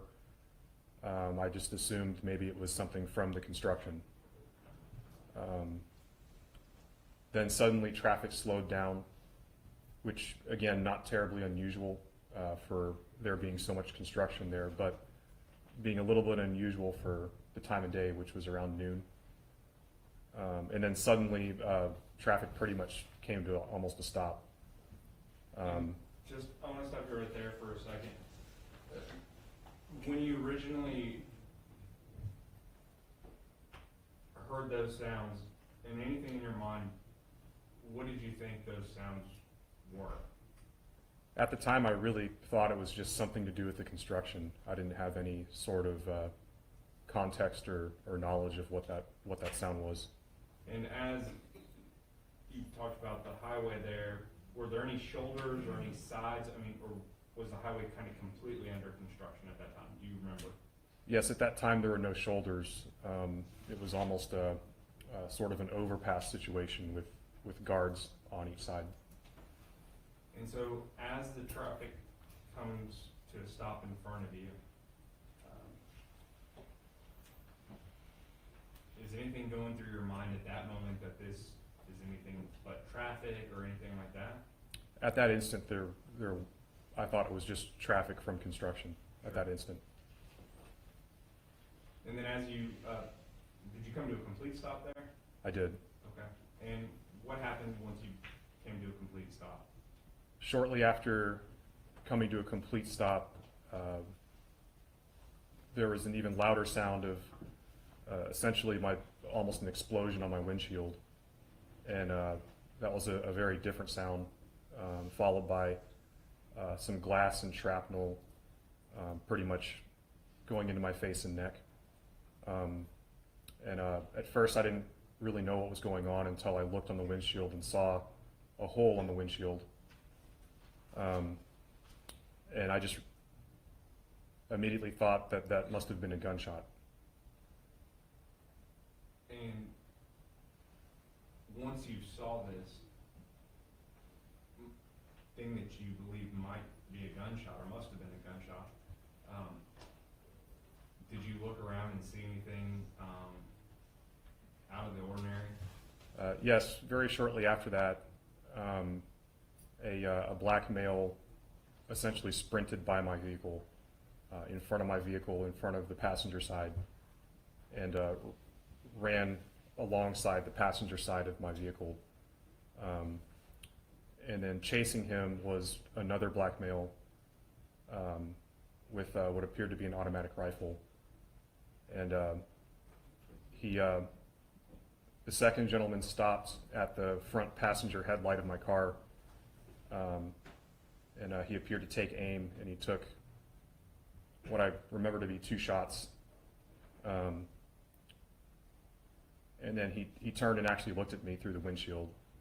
He was wearing a mask, and we locked eyes for probably a second or two, and then he turned around and ran off, going northbound. And what was going through your mind at that moment? I mean, I really thought that was going to be the end of my life.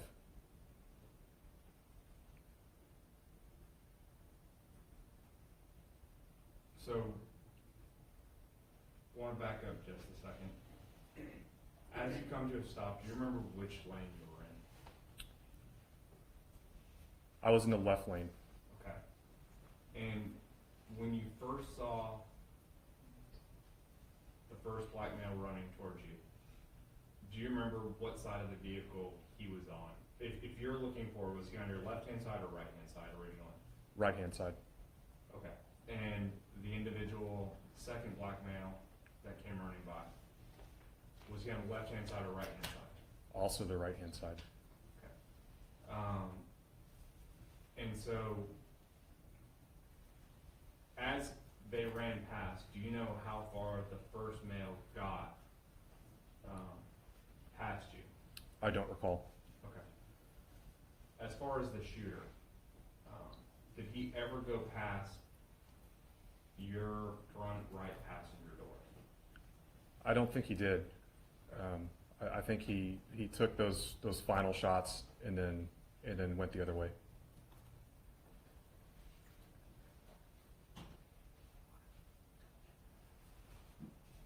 We're gonna show you what's been marked as State's Exhibit 47. Do you recognize the vehicle in State's Exhibit 47? Yes, I do. And I have a smaller photo here just of that. Do you see that? Yes. And State's 47 is already in evidence. Whose vehicle is that right there? At the time, that was my vehicle. Okay. And did you know that the victim was laying there behind the back right tire when you were in your car? I did not. At this point, it appears that the gunman is gone, correct? Correct. What were you doing at this moment when you were in your car, if you remember? I remember collecting my thoughts, or trying to, for a few seconds, and then I called 911 from my car. And then from this spot right here, at what point did you realize that the victim was on the ground at or near this location? I didn't realize that until much later. Okay. And did you stay here in your vehicle? Sorry, what was, Did you stay right here in your vehicle that we see in State's Exhibit 47?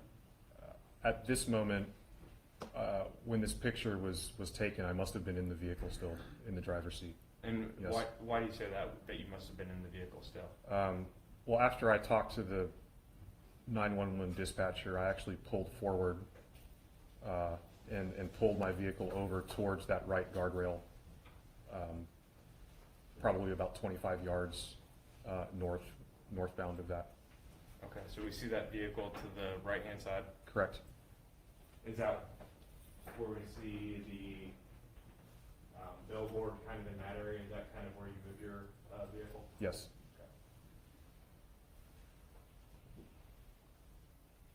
Now, Doctor, I think last time we met, I showed you a video of yourself out there. Do you remember that? Yes.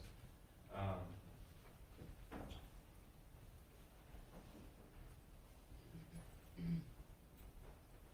see kind of your blinker on there in the video with the victim on the ground. So when you pulled over, we're looking now at a photo, a live photo from an iPhone. Had the victim been moved, or is that where he was at in relation to your car? And your car is just now not in the picture. Does that make sense? Correct. That's a bad question. No, I understand the question. From my recollection, the victim was not moved. And so we don't see your car here anymore, but it's not that it just disappeared. You moved your car, correct? Correct. My car would be in front of that silver truck. The silver, it looks like a four-door Ford truck with a van and a green shirt. Correct. And so that in State's Exhibit 47, you can actually see the billboard that's on the other side of the truck a little bit better. But can you describe to the jury what you're doing in this video with the victim? So I'm administering CPR. And at what point did you realize, how did you find out that the victim was on the ground right there? Well, after I pulled my car over, I got out of my car, and there was a group of Hispanic women who, if I remember correctly, they got out of a minivan, and they were screaming in Spanish, and one of them actually grabbed me, and she must have seen me wearing scrubs and pointed over to what was the victim, and he was laying on the ground, and so that's when I approached him. Now, you talked about when what must have been a bullet struck your car, you were hit with debris or shrapnel, is that fair? That's correct. Did you know how seriously you had been shot or wounded at that point? I did not. But you still got out of your vehicle and came over and started performing life-saving measures. Yes. Or attempting life-saving measures. Yes. Explain that, just how that works in that situation for yourself. Well, I mean, I think there was a lot of adrenaline in this situation. You know, it was all very confusing, and it's just, I think at that time, you know, what people do under situations of that type of stress is they sort of go back into their most basic training, and so you know, for pretty much all of my adult life, I've been trained to try to help people who are in dire medical situations like this. And when you were trying to do what you could in this situation, based off what you were observing as a neurosurgeon, as a doctor, what did you observe as far as what the victim was presenting as far as symptoms or signs of trauma? Well, there were multiple wounds. He was completely soaked in blood. There was quite a bit of blood on the pavement, and he really wasn't breathing normally. And when you say he wasn't breathing normally, what do you mean by that? Well, in situations of severe brain damage, you know, we see this pretty frequently. There's a phenomenon called agonal respirations, where it almost looks like the victim or the patient is taking these very short gulps of breath, or attempting to take very short gulps of breath with long, kind of several second breathless intervals in between them. And that's a sign that the overwhelming majority of brain tissue has been completely starved of oxygen, and the very basic primitive respiratory centers in what's called the brainstem are trying to initiate breaths, and so that reflex causes the diaphragm to spasm. Those aren't functional breaths. They don't actually get enough oxygen to the lungs, and they don't actually clear enough carbon dioxide, but it's recognizable as a very short, very dramatic gulp, or almost like a bucking type of maneuver. And that was already obvious in this gentleman.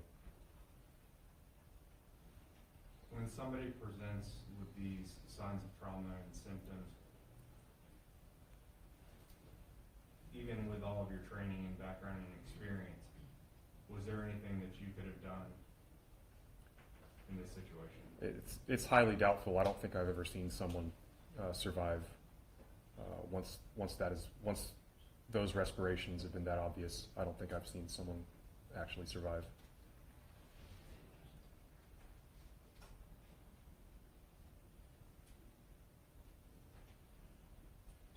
I'll pass it to Charlie.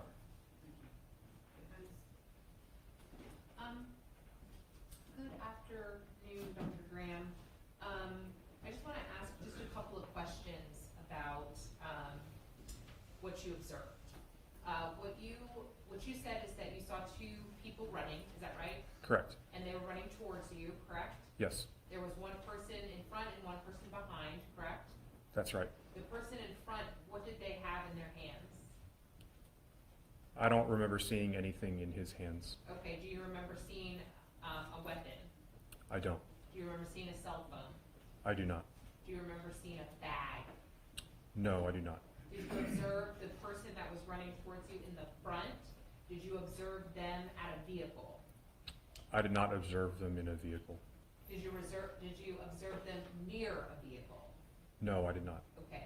The second person that was running behind the first person, did you observe that person in a vehicle? I did not. So you didn't observe whether or not there was anybody, where there were any vehicles involved? I did not see any vehicles involved. And therefore, whether there were, you don't know. Whether there were people inside, you don't know. That's correct. And then you said that the second person that was running, that person, you observed that person have a firearm. Yes. Is that right? Yes. Okay. And that they then sort of were near your car and were shooting? Yes. And the first person, how far away were those two people? I don't recall how far away they were. Were they right on top of each other?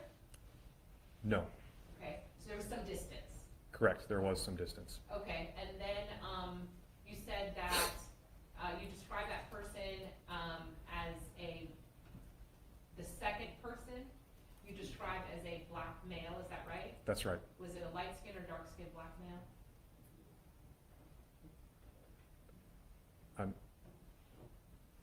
Probably between, I would describe, Like a medium skin? like brown skin, Brown skin? black Okay. male, correct. Okay, but it was a black male that was brown skin versus, say, a Hispanic person that was brown skin? Yes, Okay, and what type of, did you describe any clothing? yes, he had some sort of a vest on, and he had a face covering, Okay, and I remember him wearing a shirt that was like a greenish brown type of shade, okay, so greenish brown shirt with a vest? correct. And then, you said something over his head, Face. something over his face? I could see his eyes, but I could not see his nose or mouth, Okay, so there was something covering the bottom of his face? correct. Was there anything covering his head? I don't think so, I don't Okay. recall. Okay, but what you observed, what you just described, is when the person was standing near your car, Correct, okay? But you, whatever you observed, you could not identify that person, no, you could not say who that person was. no, I could not. Based on all of the things that you were able to observe, were you able to determine how the situation began? No, Were you able to determine where the people, other than them running, could you tell whether they had originated from the north or the south? they had originated from northbound because they were coming from northbound. They were coming from northbound. They were coming from north of where I was situated, They were in front of you, correct. okay. But do you know where they had originated in terms, I mean, they didn't, obviously appear just randomly on the highway. Correct. Do you know where they originated? I'm Like, sorry. just Prior to being on the highway, do you know where they came from? Oh, no, no, I do not. Okay. Do you know anything about any of the parties involved? I do not. Have you met with the district attorney's office? Yes, How many times? twice before this. The first time, was that in 2025?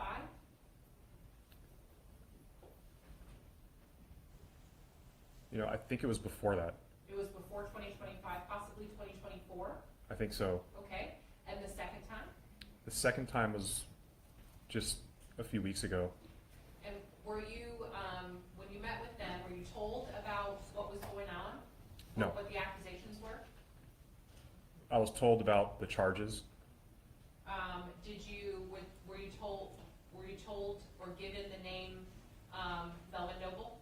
No, Were you given the name Markies Conway? no, Were you given the name Kewon White? no, Did you talk to any of the other witnesses? I did not. Did you talk to anybody that was out on the highway? You mean after, I'm sorry, when At I the was, time? Excuse me, I'm so sorry, and I don't mean to cut you off, sir, I do it's okay, apologize no, no for that. problem. At the time, did you talk to any other people that were on the highway? So during the incident, Correct, yes, I did. okay. Once Mr. Noble had been put into an ambulance, he eventually was put into an ambulance, is that right? Sorry, who's Mr. Noble? Once the decedent was put into an ambulance, did you stay at the location? No, I did not. After you were sort of relieved of your duties, or you weren't doing anything to help the decedent, did anybody come talk to you or ask for a statement or ask you what you remember or anything like that? Well, I was taken to the hospital to treat my own injuries. Okay, But- and then at the hospital, did anybody come? No, Okay, and so when's the first time that you talked to a law enforcement officer? at the scene, So you did talk to somebody at the scene, yes. okay? And did you tell them what you told us today? I described what happened to the best of my ability. Okay, and what you described was a person that had on something covering the lower part of their face, right? Right, They had on a greenish brown shirt, Right, a vest. yes, Did you say anything about what they had on the lower part of their body? no, Okay, and that they had a firearm, correct, and that there was another person that was in front of them that was running after them? I mean, running, the person who you describe as having the gun was running after someone else, correct, from your perspective, yes, but you didn't have any other information. I did not. Did you watch any of the videos prior to your testimony today? For example, the video that the state just showed you? Yes, You had seen that before today? yes, When did you see it? I saw it in the district attorney's office Do you recall when? a few weeks ago. Okay, and then what about in the meeting in 2024? I watched it then too, Okay, so you've watched it twice? correct. Okay, and why was it shown to you so you could remember what was going on? What's the question? Did they show you the video when you met with them to help refresh your recollection about what had happened in 2020? I didn't ask them why they showed it to me. But they just did? They just did, yes. You didn't ask for it? No, Did you end up, I heard you say that you talked to the police at the scene before you went, before you left, correct? yes, Did you talk to any civilians, non-law enforcement? yes, I did. Okay, and who did you speak to? While I was doing CPR, a gentleman who told me he was a resource officer. I'm so sorry. I'm so sorry. You can't repeat what somebody else told you, but my question is, did you talk to, you said you talked to another gentleman out there, is that right? Yes, And then anyone else? an EMT who was looking at my injuries. I spoke to him too. Okay, and any other civilians, like just regular people? I called my wife. Okay, sure, and I mean, that makes sense, of course, but I'm saying just on the highway, regular people, non-law enforcement, non-medical, other than the resource officer that you just talked about. I also called my office and the Okay. people I was supposed to do surgery on and Sure. I mean, told just them the no, people that that I were wasn't. physically there with Oh, you. so people on the highway? Be able to Yes. finish his Yes, answer their before he. objections sustained. Thank Counsel you. allow the witness to finish his thoughts. Absolutely, and I just wanted to clarify my question. So I'm sure you make phone calls. My question is about people that were physically there also. Anyone else that was non-medical, non-law enforcement that you spoke to? Other than the resource officer, no. Okay. Dr. Graham, I'm sorry for your injuries. Thank you. Thank you. I'll pass the witness at this time. State. Yes, just brief. Doctor, who all did, can you please finish the question you were answering about who you called while you were at the scene? So I called my staff to let them know I probably was going to miss the afternoon's appointments and surgery. And I called my wife after I spoke to police and spoke to the EMTs. And from there, where did you go? From there, I was taken to the Methodist Dallas emergency room to be evaluated. And were you treated there? Yes, Do you see what's on the ground in the video behind you? Is that your phone, or do you know whose phone that is on the ground behind you? I don't know whose phone that is. And in State's Exhibit 47, that's your vehicle, correct? Correct. And we see the decedent there, correct? Yes. Do you see what appears to be a shoe, Yes, there does appear to be a shoe. and then what appears to be a phone? Yes. State's gonna offer State's Exhibit 50, which is a notice of intent to use business records, and State's Exhibit 51, which is Dr. Graham's medical records from that day previously tendered to defense counsel. Dr. Griggs.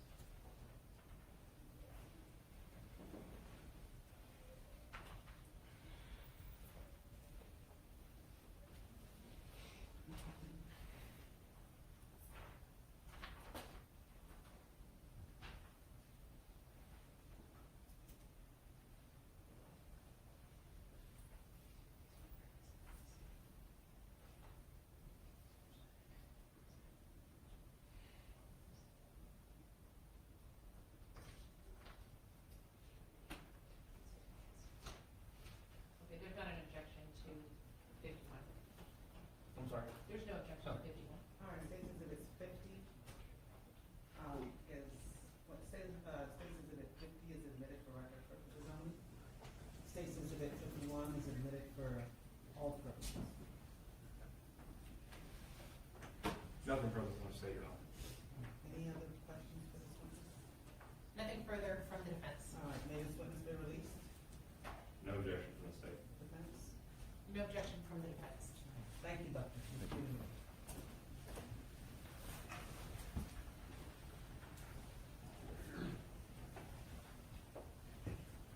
Ladies and gentlemen, y'all need another short break before we continue. All right, let's take a 15-minute break and be back at, let's see. Let's be back at 3:35. All right.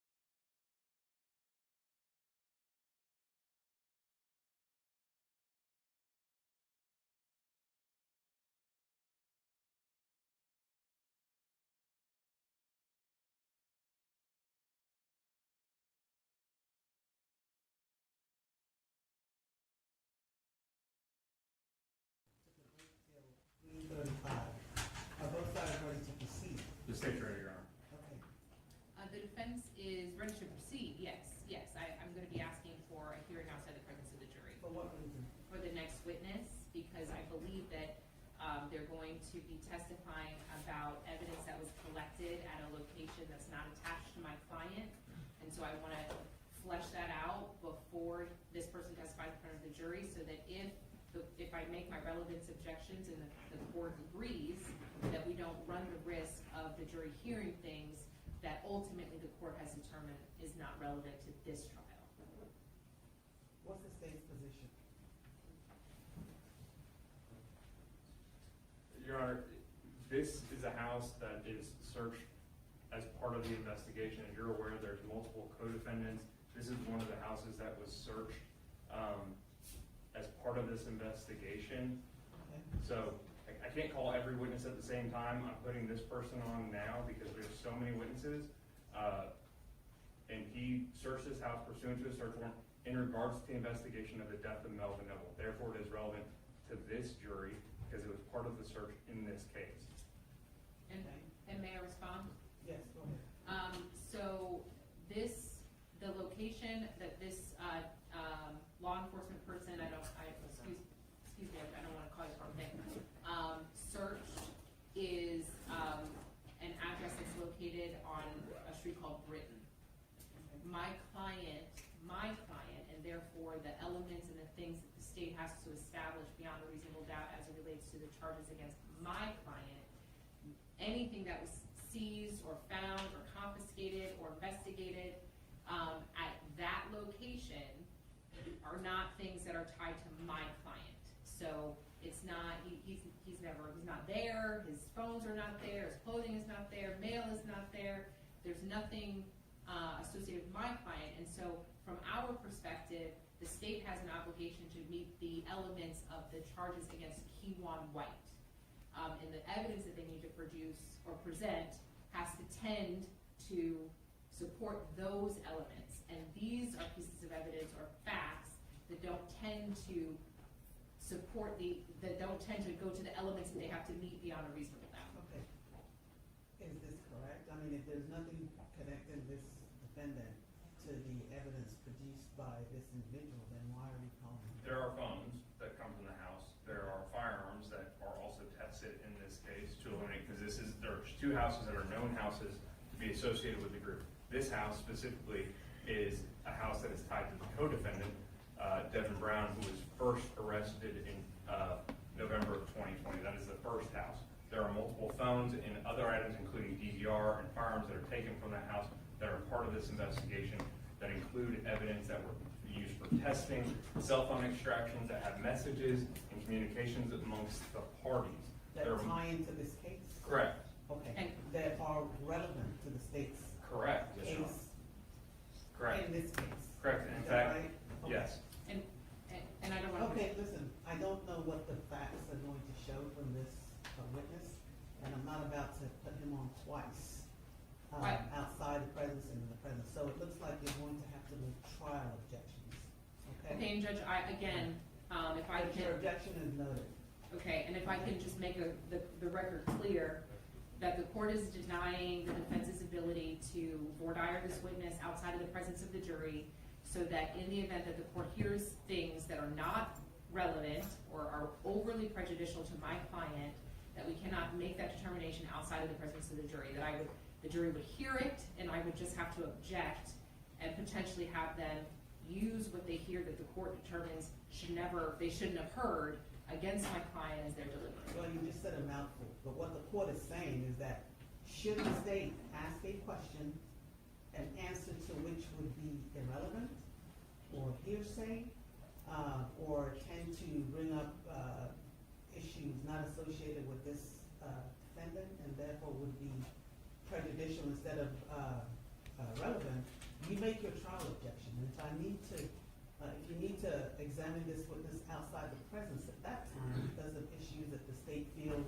would be important regarding whatever your objection is, then I would ask the jurors to go back to the jury. Otherwise, we're going to proceed with this witness and you will make your trial objection. Okay, and I'm just trying to be proactive because none of the I firearms. understand, but I overruled your objection. Let's line up the jury. So Smith? I don't know. You've made your objection, you've preserved your error. I'm gonna need everybody to calm down, let's bring the jury in.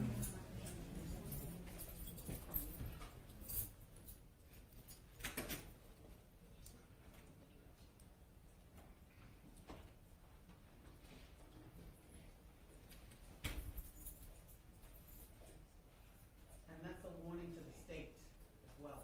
Don't waste the court's time or the jury's time trying to elicit from this witness evidence that would not be relevant to this trial.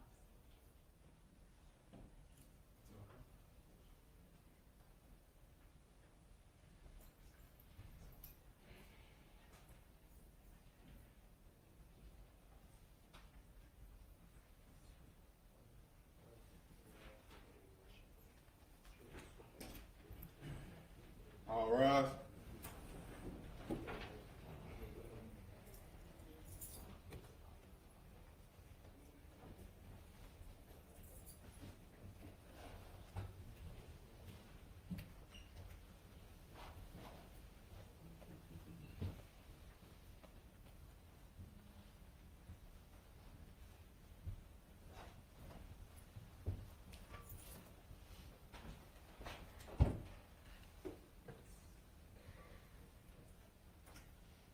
Y'all may be seated. We're back on the record. The record will reflect that the defendant is present, the state is present, the jurors are present and seated. Is the state ready to proceed with their next witness? Yes, Your Honor. Okay, go ahead. The state calls Detective Bizon.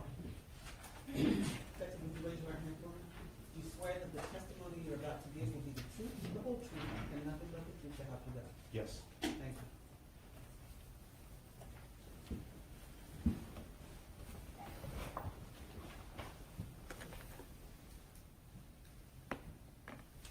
Thank you, Your Honor. May I proceed? You may. Thank you.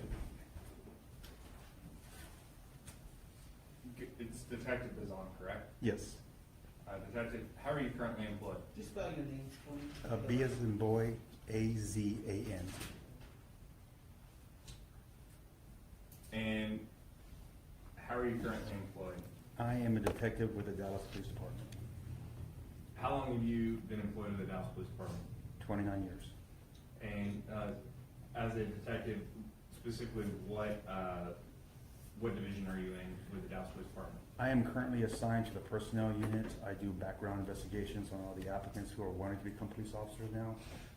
Prior to that, I was a crime scene detective for 14 years. Can you just briefly tell this jury a little bit about your training and experience, specifically as it relates to processing crime scenes? Well, I went through our 2-week-long crime scene school within the department. I learned how to fingerprint. I learned how to process trace evidence. I learned how to preserve trace evidence. I've also been to 2 photography schools at the FBI Academy. I've been to a Nikon photography school. I've been to a shooting reconstruction school, a post-blast investigation school through the FBI and through the ATF. And I think that's the gist of it. Okay.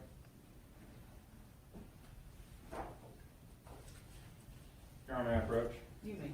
Now, Detective, you're aware of a murder that took place in November 11th of 2020, correct? Yes, correct. You did not, in fact, actually work the physical crime scene there on the highway, correct? No, sir, I didn't.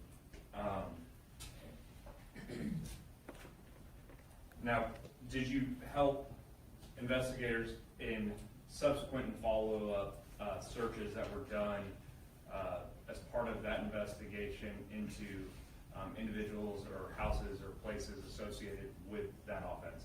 Yes, I did. May I approach, Your Honor? You may. Thank you. Showing you what's been marked as State's Exhibit number 511. Do you recognize 511? Yes, I did. And what is 511? This is a copy of the search warrant that was presented to me when I processed the house on 33rd and Brighton Street. 3030 Britain? Yes, or Brighton Street. And it's Britton? Correct. Would you mind taking a look at State's Exhibits 512 through 588, please?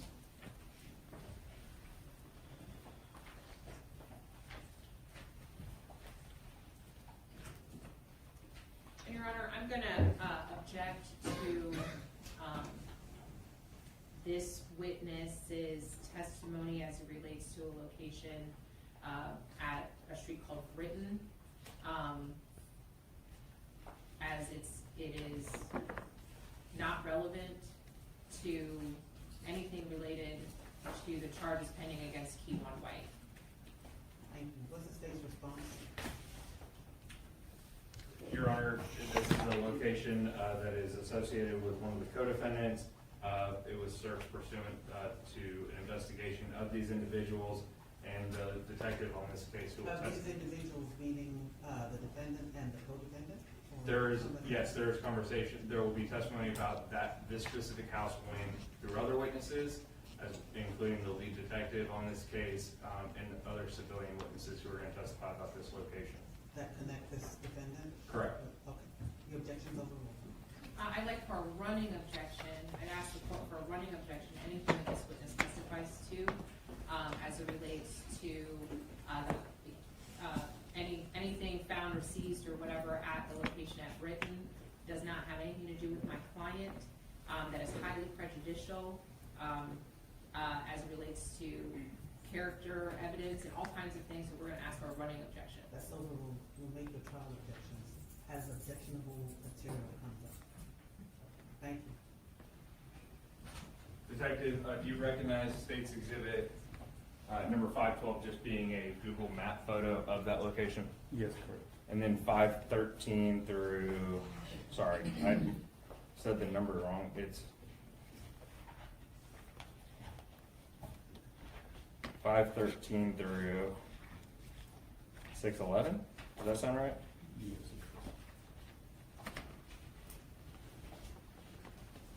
Now, State, you mentioned State's Exhibits 512 to 588. Are you going beyond that to 611? Yes, Your Honor, I was wrong. I had 588 out of order. It's actually 512 is an aerial map from Google Maps, and then 513 through 611 are all the photos, correct? Yes.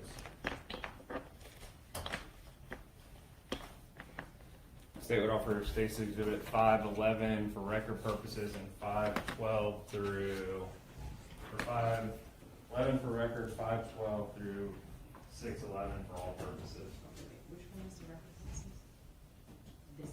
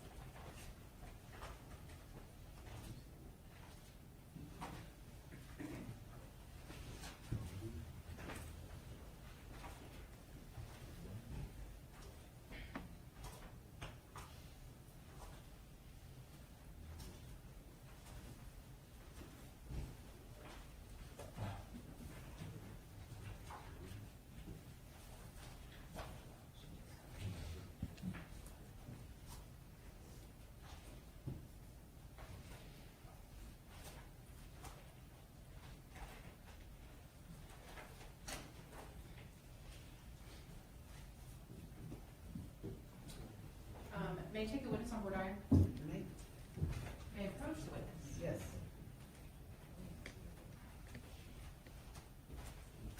Hi, sir. I think that you had looked through all of these pictures, is that right? Yes, ma'am.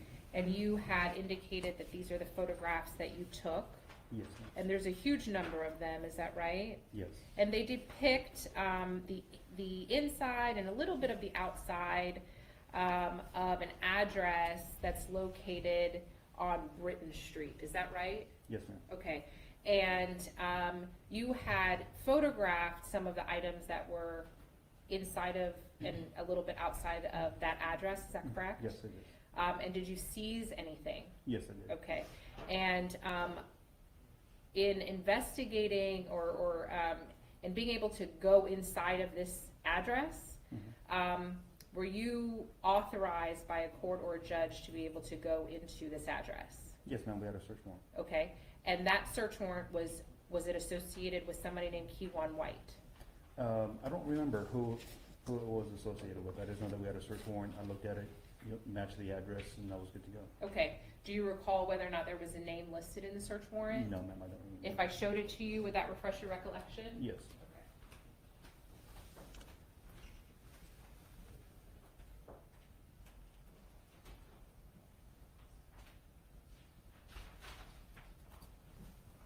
May I reapproach? I'm gonna show you, a document that's listed as State's Exhibit 511. Does that look familiar to you? Yes, ma'am. Okay, and then if you flip through it, is there a name listed with like a date of birth and a race and a gender about who the search warrant is about? There's only a name on here for Devin Maurice Brown. Okay, is that the same as Kewon White? That's a silly question, but is Devin Brown the same name as Kewon White? No, ma'am. Okay, and then if you look through this search warrant, can you identify for me where it talks about information related to an allegation of murder occurring on November 11th, 2020? If you do take your time, you just look through there and you see whether or not it has anything about that.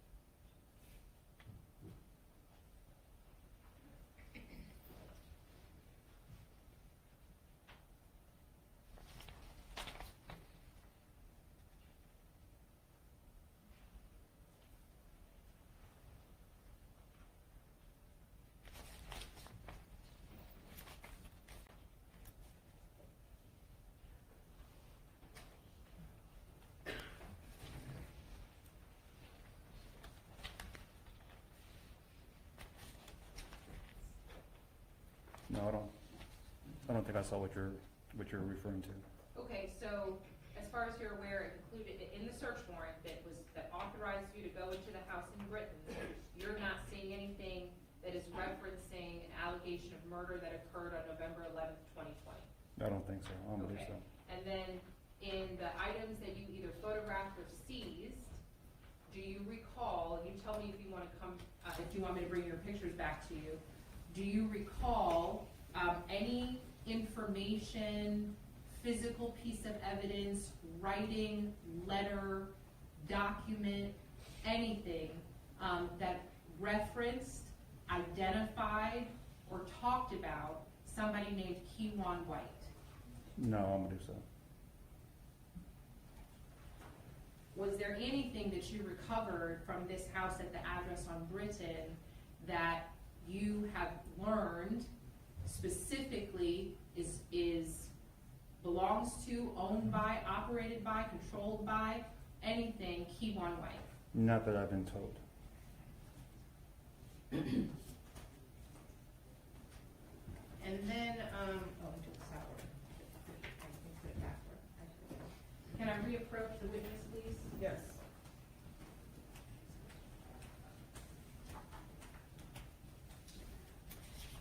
If Your Honor, is this, the witness on voir dire, or is this cross-examination? Because I'm gonna Is there object. an objection? Yes, I'm gonna object that this is outside the scope of a voir dire on this witness. Your objection's sustained. Okay. Can you tell me, when that document was signed? It was signed on, at 8:59 a.m. on November 19th, 2020. November 9th, can you say it a little louder, I'm Oh, sorry? November 19th at 8:59 a.m. November, or 2020. 2020, okay. So after November 11th? Yes. Okay, so it's your so you don't have any information about Kewon White, is that right? That's correct. Your Honor, I'm gonna renew my objection again, that this is outside of the voir dire and this witness on his knowledge. I mean, she's gone, these are asked and answered, and this is cross-examination territory. Sustained. I'm going to be objecting to, based on the voir dire, of this witness that the search warrant that authorized him to go into to the location located at Britain, none of that talks about a murder allegation occurring on November 11th, 2020. The search warrant was dated November 19th, 2020, after the allegation of murder, and it still doesn't make any reference to the murder. He's already testified that any of the evidence that he seized or photographs that he took don't have anything to do with the Kewon White. He identified somebody named Devin Brown, and therefore I'm going to object to the relevance of any documents or pictures or seized items. I'm going to further object to the prejudicial impact of anything that he would testify to that has zero connection to my client or the allegation that's pending against my client. Thank you. State's response? Can I just ask him one question real quick? Yes. Or can I ask him a couple since? Detective Zahn, I'm showing you, do you recognize what's in front of you? Yes, sir, I do. What's in front of you? These are the Dallas Police Department crime scene field notes. So, Okay. would you like me to explain it, or? What, just in regards to this, are these your field notes? Yes, sir, they are. Now, you were not the lead investigator, you were not a homicide investigator, you were only a crime scene investigator in this case, correct? That is correct. Can you tell me what the purpose of you being called out for the offense in this case on your field notes was for? Well, the purpose was to process a house to retrieve evidence that was used in an offense. Is it possible to investigate a murder before a murder happens? No. So if you were doing a follow-up investigation on a murder, it would have had to have happened after November 11th, correct? Or the day of? That is correct. Couldn't happen on November 10th. No. This case number here at the top, 201916-2020, what is that number associated with? That would be the number that's associated to the murder that happened on November 11th, I believe it was. Okay, but your only involvement was to search this house? Yes. And under offense, what was the reason or the offense that you put? I actually put F/U, which is short notes for follow-up. And what's the next word that you And have on then there? it's dash murder. So this was a follow-up for the murder, but the legal mechanism, you weren't the person who got the search warrant from a judge, right? No, that was not me. But a judge signed off on allowing y'all to search, Correct. and you processed it for a follow-up to a murder, That is correct. and the case was for the, I'm gonna just object that he's reading from a document that's not entered into evidence. what was the purpose of you searching 3030 Britain? To pretty much process the house and recover any possible evidence that might have been or could have been used in that murder. Okay. And are you in the best position to talk about how this connects this defendant to that house, or are you only testifying to processing this house? I'm only testifying to what I did at the listed location.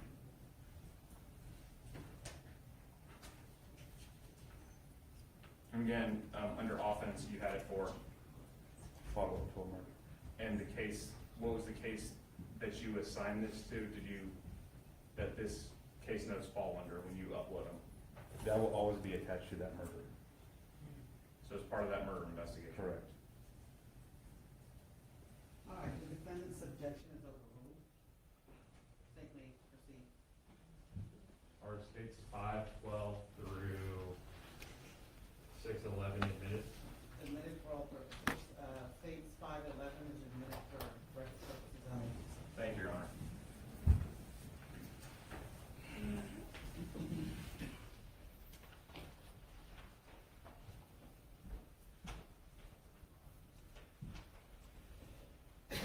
There's quite a bit of photos here. I'm going to try and move through them quite quickly because I know we're getting towards the end of the day and I'm sure the jury's tired of us. States 512 aerial photo.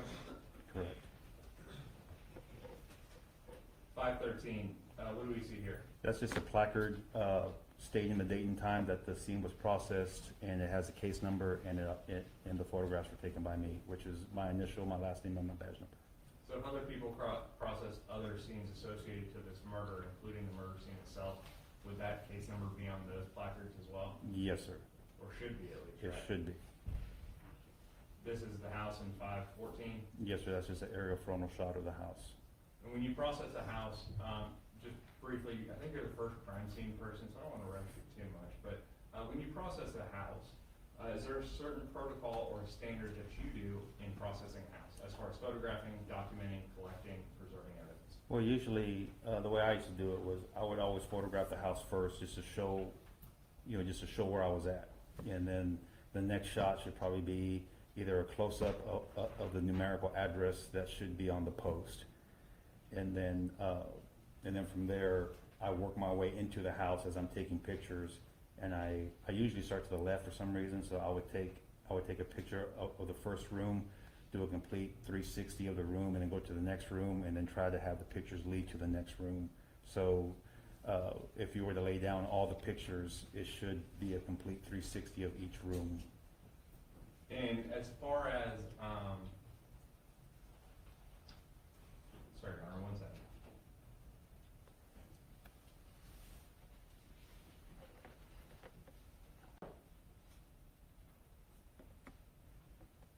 Is it fair to say you took a lot of photos? Yeah, I've always been known to be photo heavy, so. Even though there's 100 photos here, that is just a small portion of how many you actually took. Yes, well, you can never take too many photographs, and sometimes you just have to follow the scene. You know, sometimes the scene is complex. There's a lot of stuff to photograph. There's a lot of evidence that you have to take pictures of. So you just have to work the scene, and if the scene requires a lot of photographs, and then you take a lot of photographs. And then also, you kind of, if you're collecting a piece of evidence or find a piece of evidence, you kind of do a far out. Yes, sir. So what we do is we take overalls, and then we take mid ranges and close ups. So if I was gonna seize that red button, for example, I would take an overall picture, kind of standing where you're at, taking a picture, and then I'll take a mid range shot, and then I'll take a close up shot to show you the progression of the seizure, as opposed to just a red button in the middle of a wall where you have no idea where it's at. And then I would proceed with the same series of shots with the evidence marker next to it.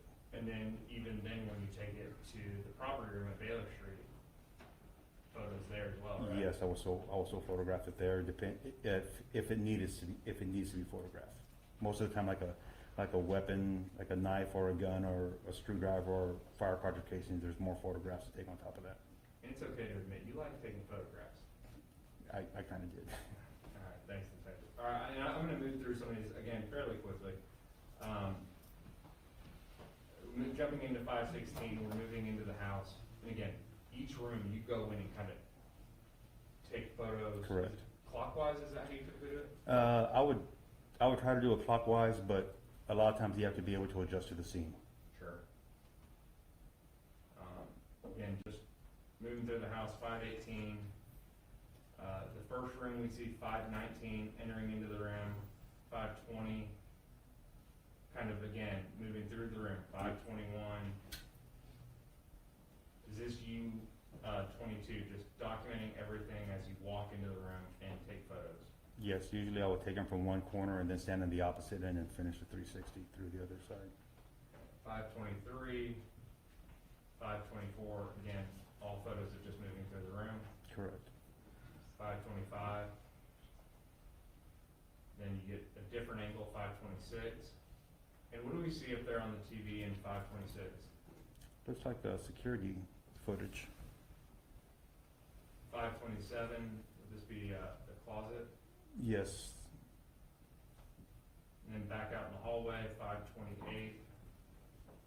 529, what do we have here in the hallway closet? That would be the little hall closet where the water heater is, I believe it's water heater or AC is located, and it's a DVR that's all hooked up.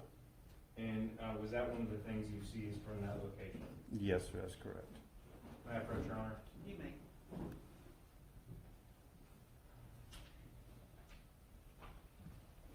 Detective, I'm showing it's been previously marked as State's Exhibit 708. Do you recognize State's Exhibit 708? Yes, I do. What is State's Exhibit 708? It is a DVR player that's depicted in that photograph. Swan DVR?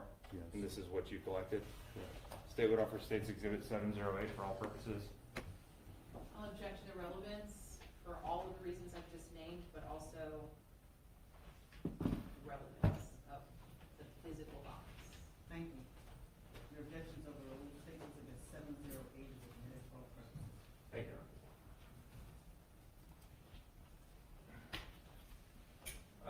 State's Exhibit 530, now we're moving on from, that closet into what appears to be the living room.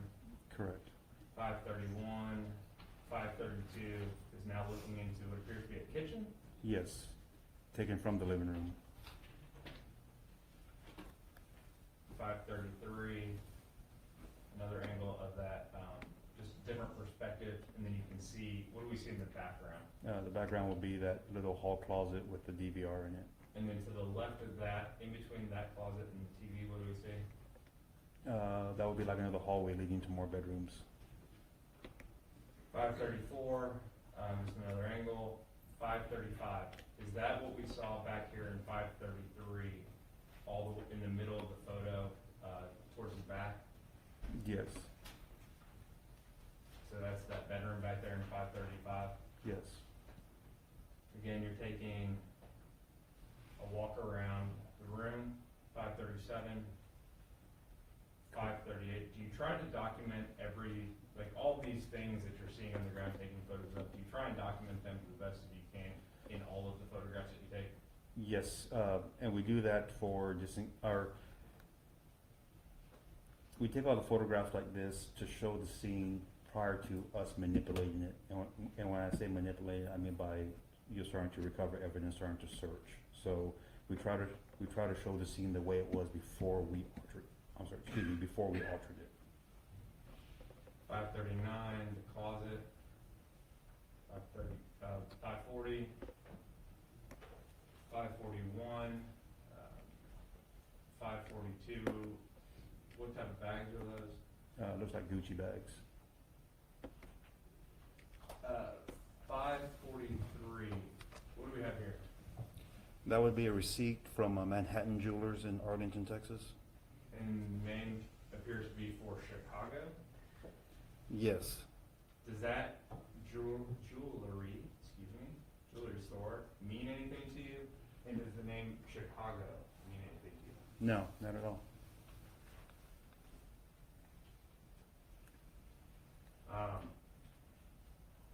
But again, you documented that, correct? Correct. Moving back out into the living room, 544. See a small bathroom, it looks like, in the background. Correct. Documented some more. 546, table. 547, 548, 549. What do we see in 549 that you were photographing? That is a cell phone on the floor, kind of underneath the couch. And you put it, and so you photograph like that, and then you put a placard next to it in 550, Yes, and then zoomed out with the placard. correct. State's Exhibit 552. What do we have here? That is a pistol on the floor in between what I labeled as the couch and the sofa. State's Exhibit 553. Is that just a close up of it? Yes, sir. 553. That's an overall shot of it. 555. What do we have here? That was an AR-15 style rifle that was located underneath the sofa cushions. And then is that it with placard number 3 in State's Exhibit 556? Yep. Yes, sir. Your Honor, may I approach? Yes, you may. Now, these guns have been declared clear by the bailiffs as well as Detective Barnes. I was assured of that fact. Thank you, Your Honor.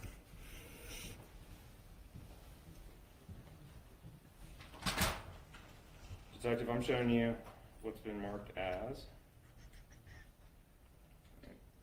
Sorry. Start with this one. 841.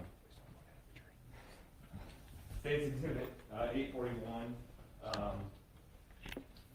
What type of firearm is that? This is a An AR-15, just like a Smith & Wesson model MP-15.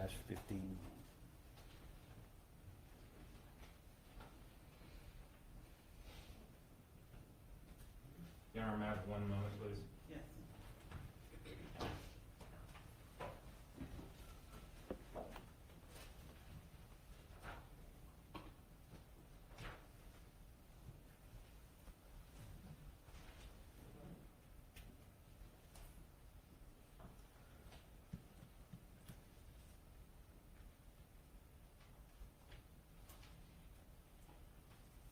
And are you able to identify that as being the firearm that you collected from that scene? Yes, it is. How can you identify it as such? Every time I seized a firearm, I would always mark it in the same spot with a marker or a metal scribe. And both of these firearms have my markings in the magazine well of the pistol and the AR-15. And then in State's Exhibit 1136, do you recognize that? Correct, I do. And what is State's 1136? This would be I believe it was a Glock 19 pistol. Both 841 and 1136 are firearms? Yes, they are. And you photographed these as well when you processed them at the property room, is that fair? Well, it's actually our processing area. We have a little lab in the back of headquarters, and that's where we process our evidence. So. And you would have photographed the serial numbers on those as well, and you verified those before coming in here? Yes. As well as your markings? Yes, just because it's better lighting than a house, so I just took my pictures. I get it. Now, you are a licensed peace officer, correct? Correct. Are all crime scene personnel, are they all licensed peace officers in the state of Texas?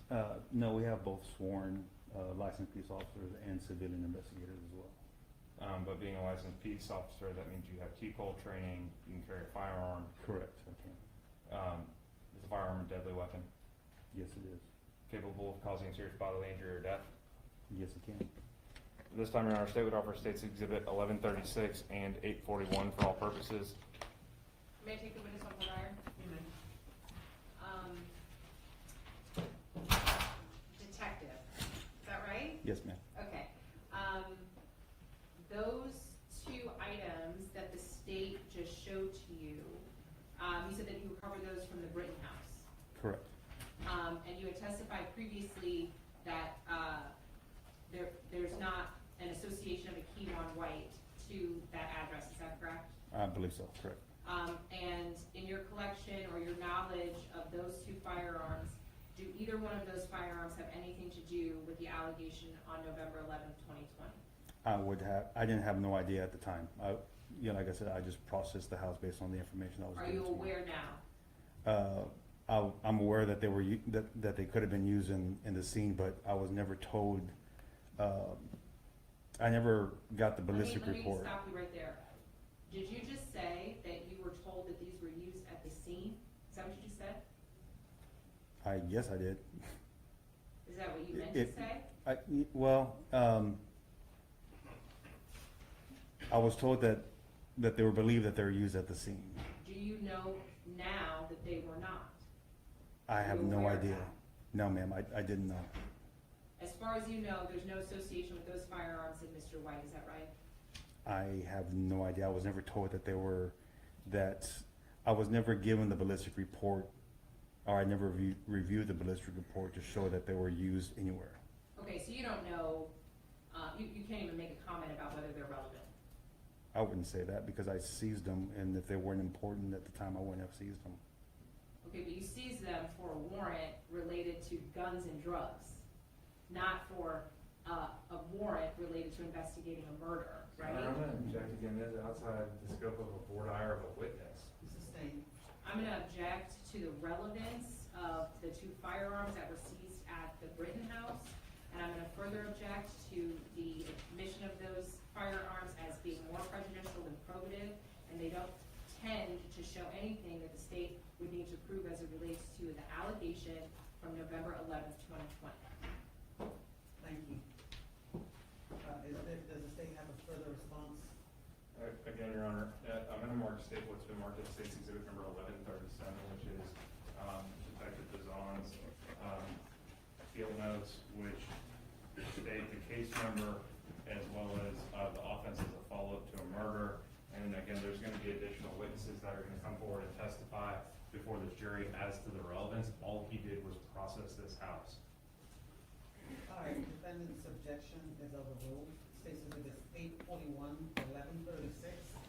And have you shown states 1137 to the defense? I'm tendering it to defense now and offering it for all purposes, based off of false impression that's being left, in front of this jury as to the reason, Detective Bazan was, searching. Regardless of the legal mechanism that allowed them to get into the house, Detective Bazan has testified his purpose of being there. And if they want to question the witnesses who did the search warrant, they can do that. But I'm offering that for all purposes based off of false impression that's legally in front of this jury. And we object, this document contains a whole bunch of other stuff, it contains all kinds of hearsay, and there is no false impression with the jury because he was there pursuant to the search warrant that's already entered into evidence. Okay, does the defense want to redact that document? Sure, absolutely. When You all would you can, like me to do that? you all can get together and see what you want to redact on that document. Sure. States, states 1137, otherwise states 841 and 1136 are admitted for all purposes. Your Honor, to make it even easier, or just for purposes of this, and if the court would like to review my approach, Yes. I'm more than happy to redact, take the second page off, and I will supplement this at a later time, and I will take everything off underneath the word complainant, and I would offer only that portion as to the reason Detective Bazan was there. Defense? And I'll supplement it later. I'll do it for the complainant. Oh, right here.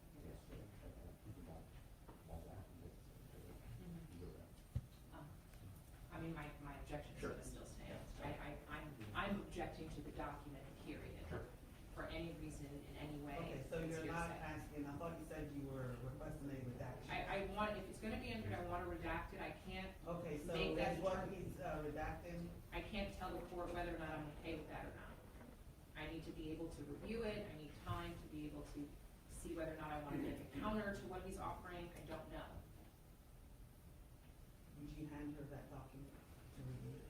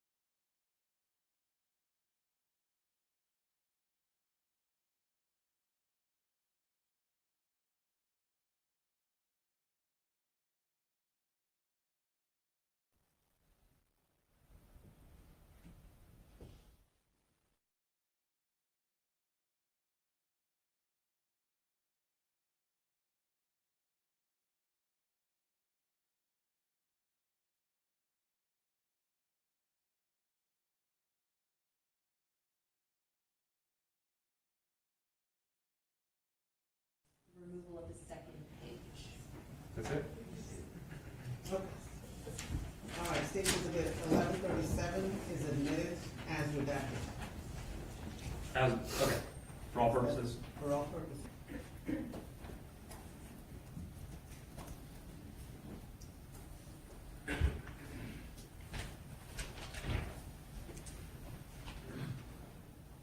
All right, Detective. There were a number of other items that you seized from this house as well, right? Correct. And these are all documented within the photos that you took as well, correct? That is correct. So if the jury wants to go back and go through all these photos, they can go through all the photos and see exactly where you collected all these from? That is correct. All right. Government approach. You may. Thank you. Showing some Markies State's exhibit. 713. 715. 717. 719. Do you rec? 18 or 19? 713, 715, 717, 719. Odds only. Do you recognize 713, 715, 717, and 719? Yes, I do. And what are those exhibits? These would be cell phones that I recovered from the living room. Did you do, other than collecting them at this location, did you do any of the extraction, cell phone extraction, and or review of the contents from any extractions that may or may not have been done? No, I did not. Do you have any idea whether there's anything relevant to the murder investigation contained within these phones? No, sir, I don't. I have no idea. But these are seized as pursuant to that search warrant and the investigation that was ongoing with homicide, correct? Correct. Is the homicide unit different than the physical evidence section? Completely.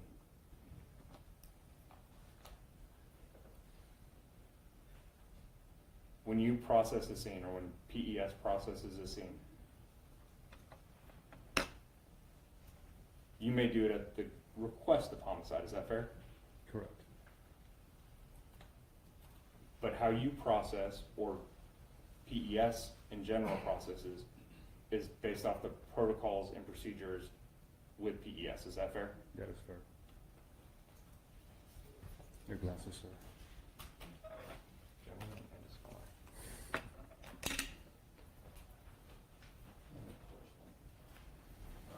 Exhibit 713, 715, 717, 719.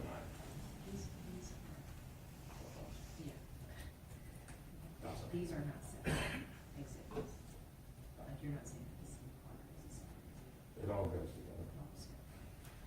Can I take the witness on board, Iyer? Yes, you may. Sir, these phones were seized pursuant to a warrant involving the investigation, based on your warrant, investigation of narcotics sales, correct? I don't know if it's narcotic sales. I just know it was a warrant to process the house. But the affidavit, you have to get an affidavit to get a search warrant, right? Yes. Okay, and so the affidavit has to explain why you should get the authority to go in and seize anything, right? That would be the case detective that does all the legwork. Okay, In- you read the affidavit that was attached to the search warrant, right? Well, I read it right now. That's what I mean. Okay. Okay, and in that affidavit, it was about narcotics and guns, right?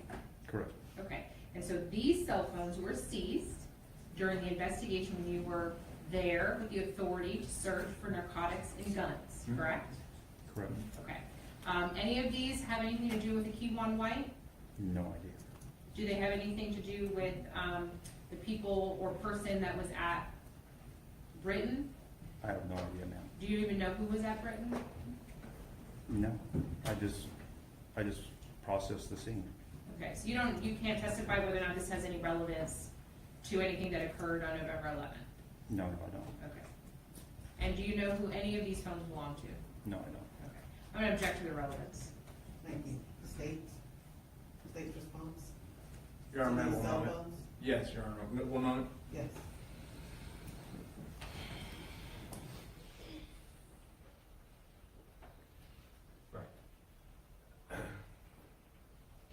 Your Honor, my response is the same as it's been to the previous objections which have been the same objections.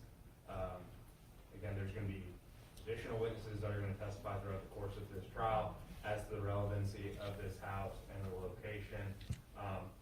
As the court is well aware, we have to prove up the beginning of the chain of custody as well as the end of chain of custody for any type of evidence that may or may not be relevant. Detective is on as the beginning of the chain of custody for all of these items, and there will be, again, there will be additional evidence and testimony regarding this house as this trial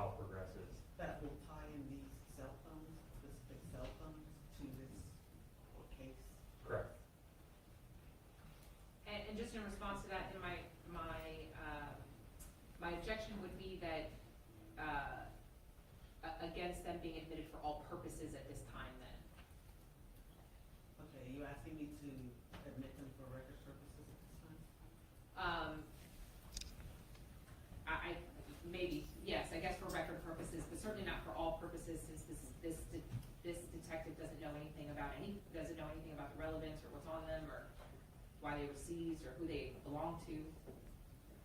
All right, State's Exhibits 713, 715, 717, and 719 are admitted for record purposes at this time.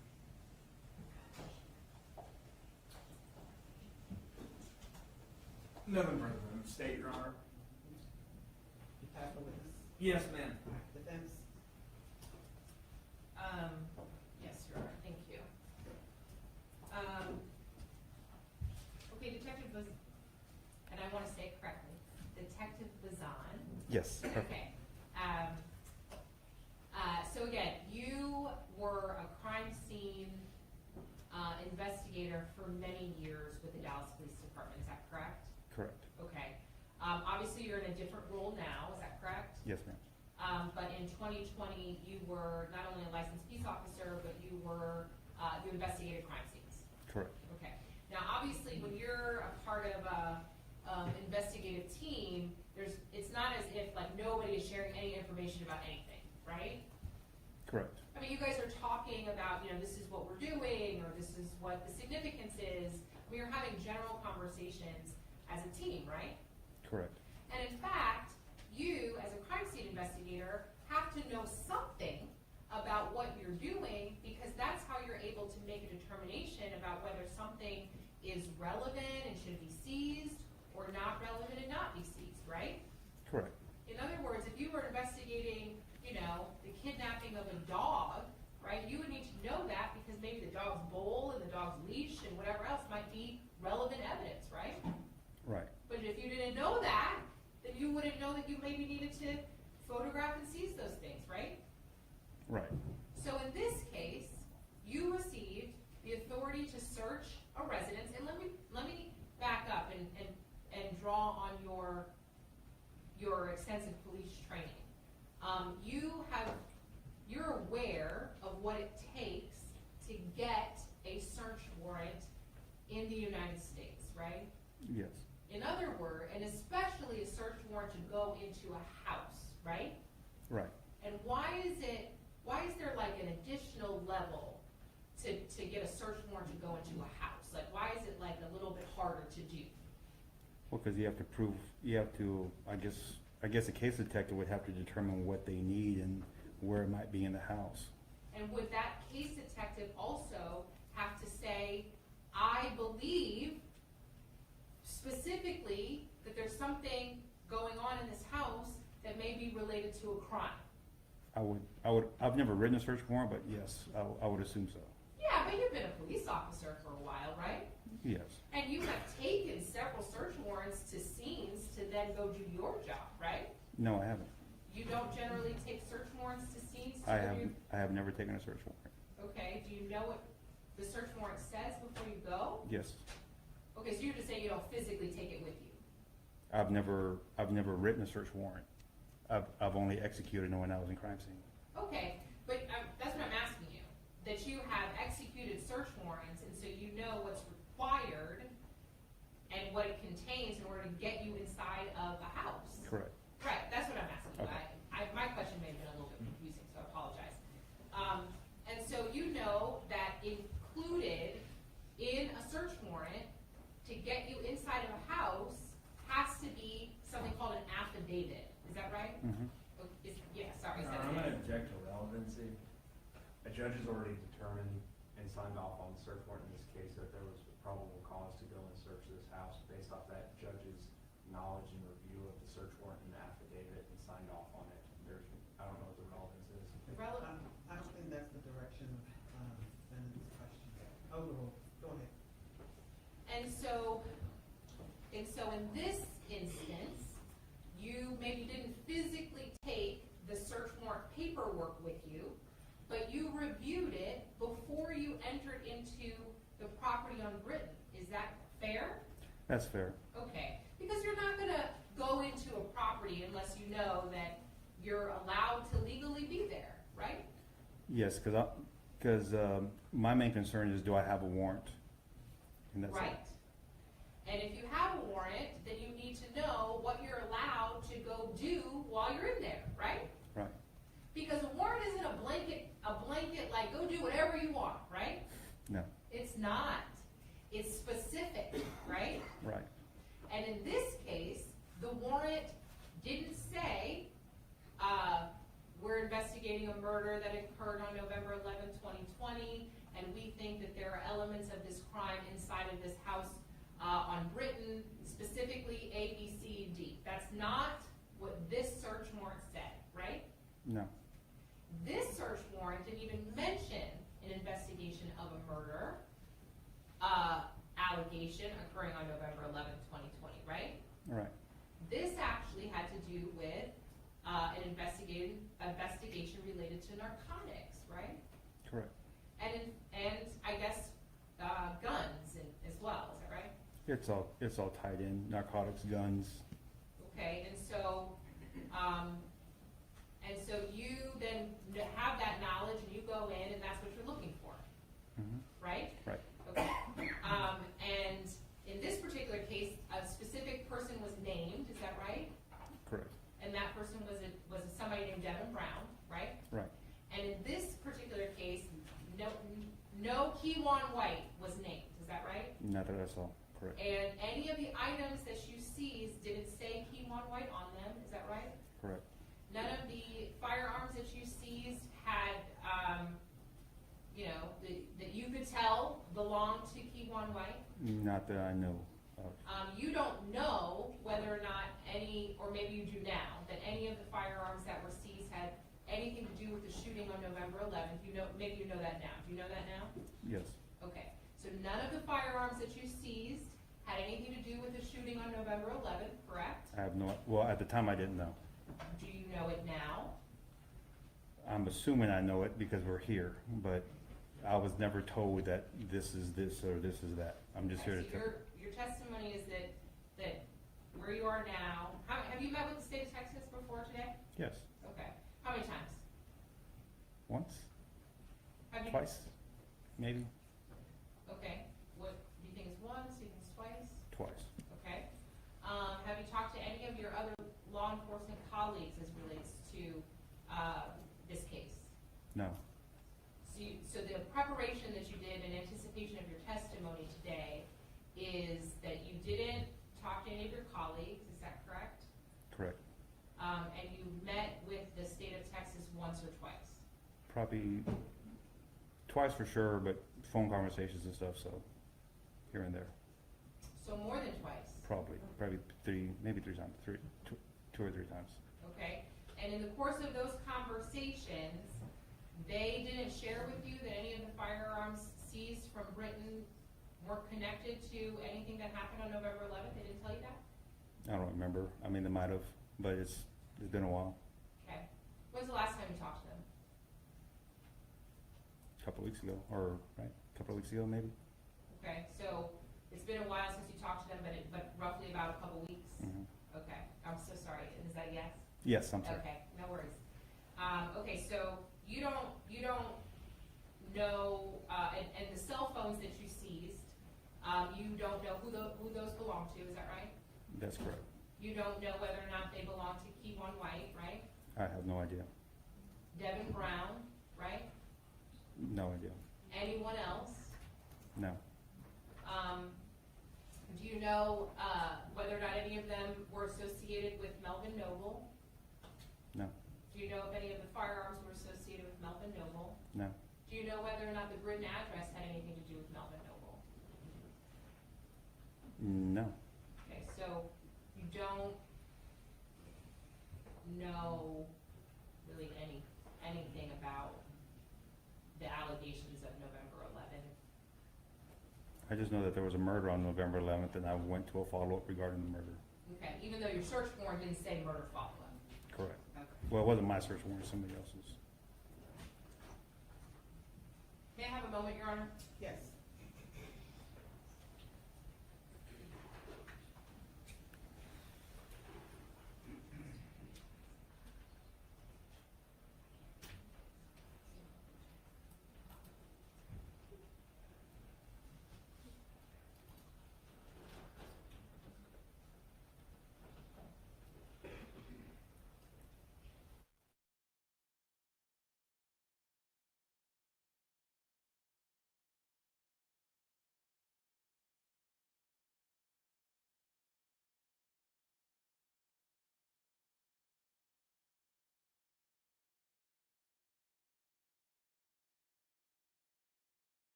maybe, I guess. Okay, or just you don't know? I don't know. I'll pass the witnesses. State? None of state, Your Honor. All right. Latest witness be released? No objection. Subject to recall. All right, you're free to leave right now, but stay in touch with the state and the defense in case either party wants to recall you, okay? Okay. Thank you.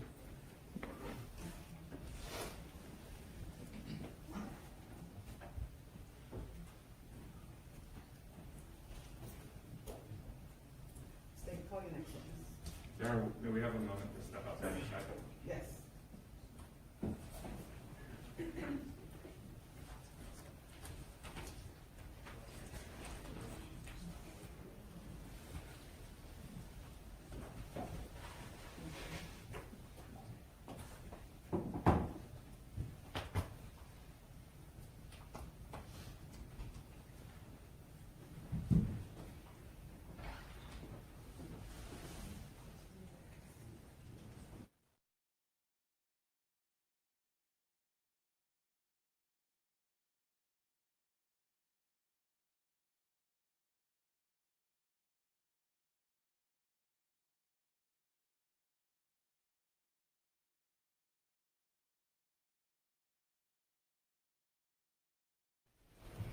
Ms. Jackson, would you raise your right hand for me?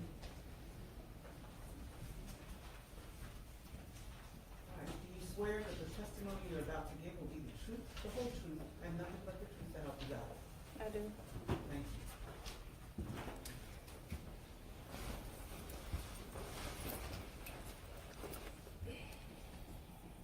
State and proceed. Thank you, Your Honor. Can you please state and spell your name for the record? Jocelyn Jackson, JOCYLYNN, And can you introduce yourself to the jury? Tell them who you are. I'm Jocelyn, Okay. What do you do for work? insurance, How long have you been doing insurance?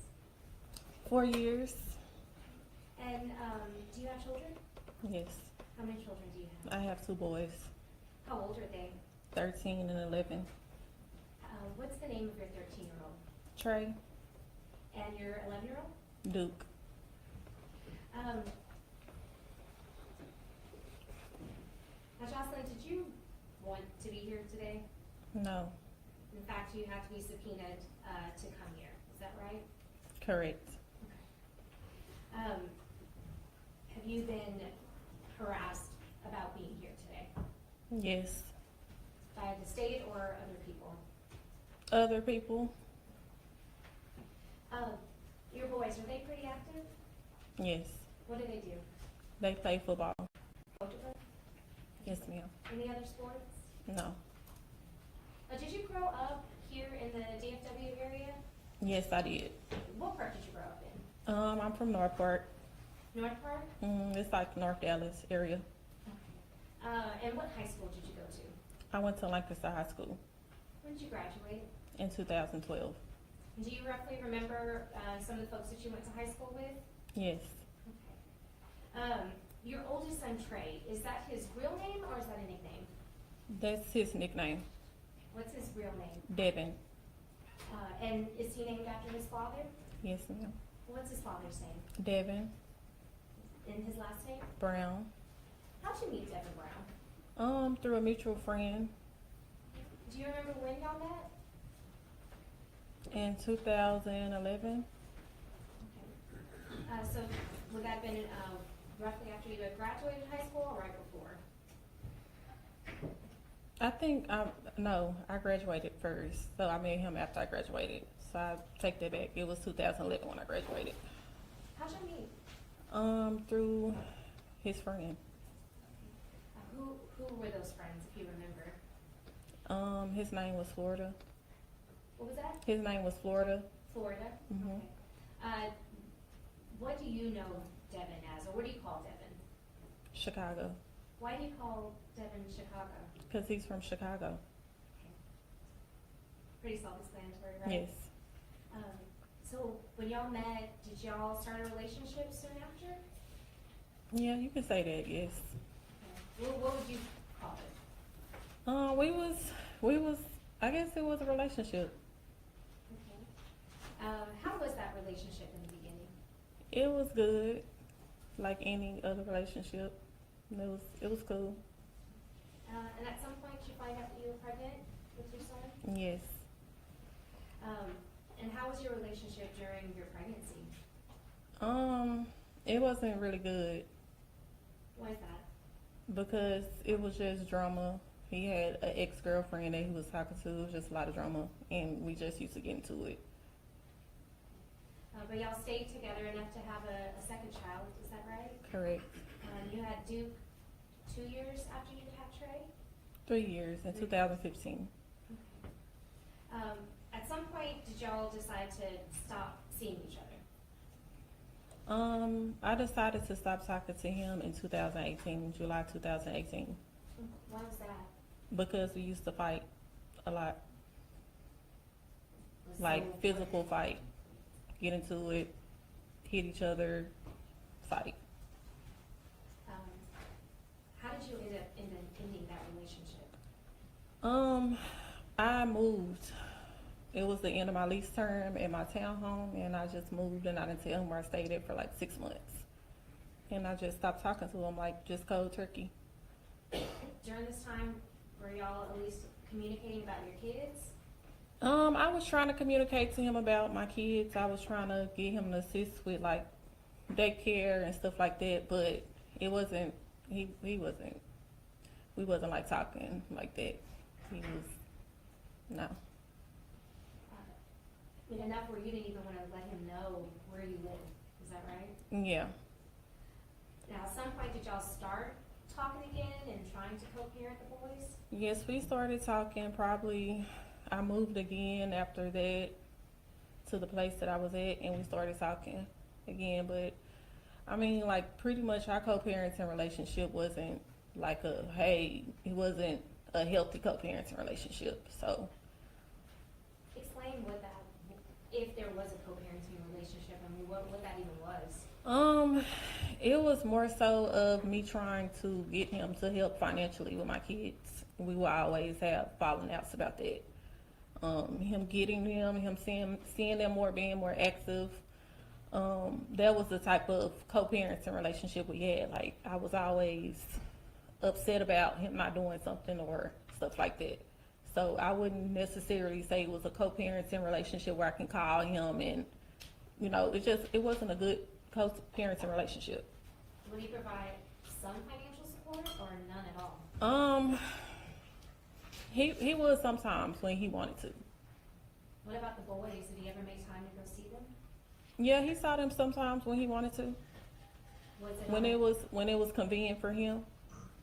Was that on a consistent basis? No. How often, maybe a month, would he see the boys? I can't say. Not a lot. It wasn't a lot. I had them majority of the time.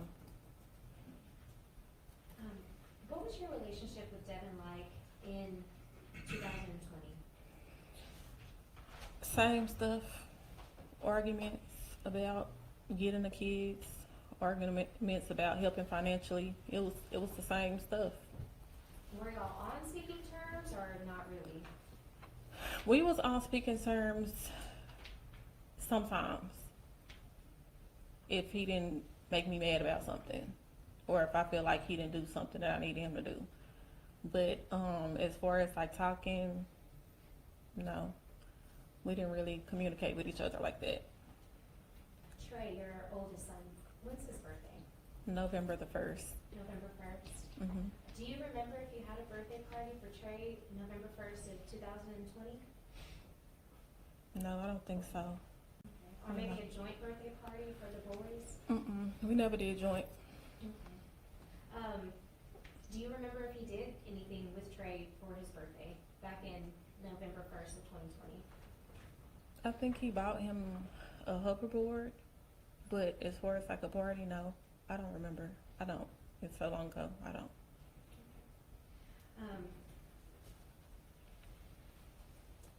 At some point in 2020, did you start seeing other people? Yes. Who were you talking with November of 2020? Mo3. And Mo3, you know him as Melvin Noble? Yes, ma'am. What did you call him? Momo. How did you and Momo meet? We met on social media, on Facebook, Do you remember roughly when that was? like 2017. So y'all known each other for years? Yes. Is that right? Mm-hmm. So Facebook, that's prior to trying to date now.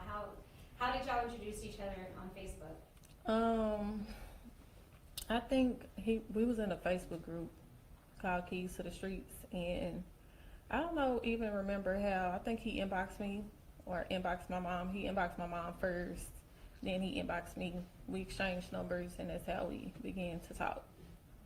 What was it like in 2017? I mean, were y'all meeting up with each other then, or how? No, we wasn't meeting up. We was just on the phone talking sporadically. I call him, he'll call me, we'll talk, chat. That was it. What were your conversations like with him?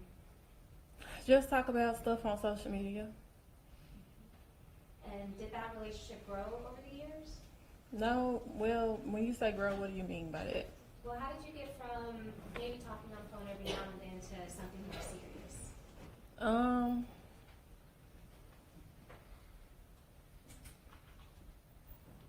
We didn't start talking serious until 2020. Do you remember when? Is that the month? July? I don't remember. And what made you decide to finally start talking to him seriously? We had each other on Snap. I was selling plates, and he wanted a plate, so he came and bought a plate. He came to my mama's house. He bought a plate. We talked for like a long time, and then it went from there. You remember the kind of things that y'all used to talk about? Everything, his whole life story, music. How was he when he was with you? Very goofy, very talkative, very, he just talk a lot. He just always had a story to tell. Was he funny? Yes, he was funny. Did he make you laugh? Yeah. When you said that you were selling plates, he came to get a plate, and we're talking about food? Yeah. What kind of food would you make? That day? Or in general, when you're selling plates? I was trying to test something out. So I had started selling plates to try to see if I can make money selling plates. That particular time I made like some chicken, mac and cheese, some yams. But it was just like a little test run. It wasn't something that I was doing for a long time. I was just like, I'm gonna see if I can sell plates. And so, yeah. And then when he came over to come get that plate, y'all ended up talking for a long time? Yes. And how did your relationship progress over the months? We started going out and stuff, going bowling, hanging out. He would come to my house, and play Connect Four with my family. Did you And like playing Connect Four? Yeah, he was real good at Connect Four. So during that time, it was like a Connect Four war between him and my family. So he'll come over there, play Connect Four, take their money. It was just a big thing. So, and then I think that's really how we ended up talking for real, because I seen how he interacted with my family, and I don't really bring people around them like that. So I was like, okay, they like him, so cool. And when you say Connect Four, I mean, we're talking about that old school with the little circles, one team is red, one team is yellow? Yeah. But he was really good at that Connect Four? Yeah, he was good at it. Did you ever play with him? I wasn't good, no. I wasn't interested in playing Connect Four. I wasn't good at it. And you said you would come over and talk to your family. You have a big family? I do. Okay, how many brothers and sisters do you have? I have one brother and I have 3 sisters. And in fact, y'all all have the same first initial, is that right? Correct. And that, how did that start? Like, how are all y'all have the same first initial? My daddy's name is James Jackson, so we all got J's in our name.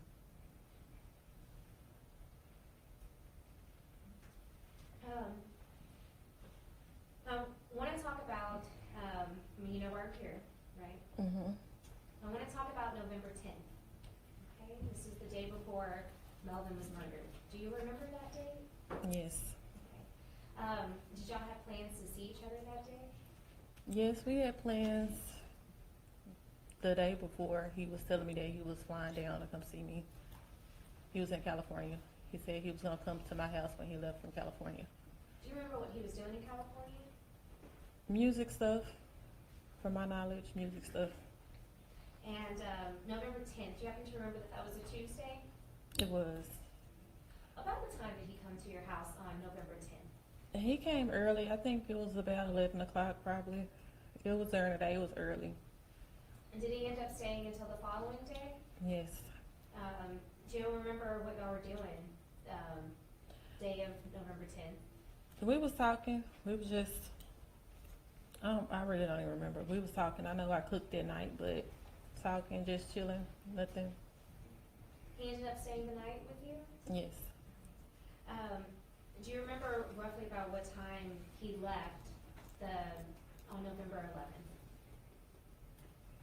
I'm gonna say it was around noon when he left, 11ish or noonish when he left. And were your boys with you? Yes, they was.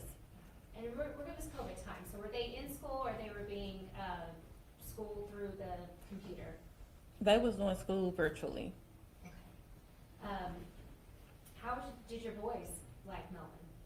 They liked him. They was starstruck. They liked him.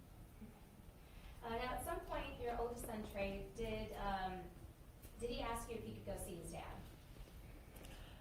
Yes, he did. Well, he asked if his dad can pick him up. And did you allow that to happen? No.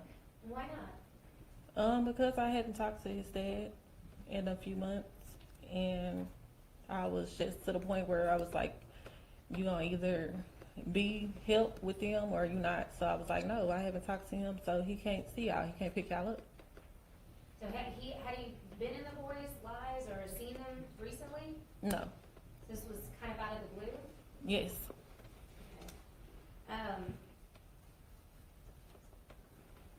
Did you have, at that time, did you have regular visits with Devin? No. Were you and Devin directly communicating at that time? No. How, if y'all were communicating, how would y'all communicate? Through my son. And so, your son Trey, he had a cell phone? Yes. And so if you needed to get in touch with Devin, would you use Trey's cell phone to talk with him? Yes.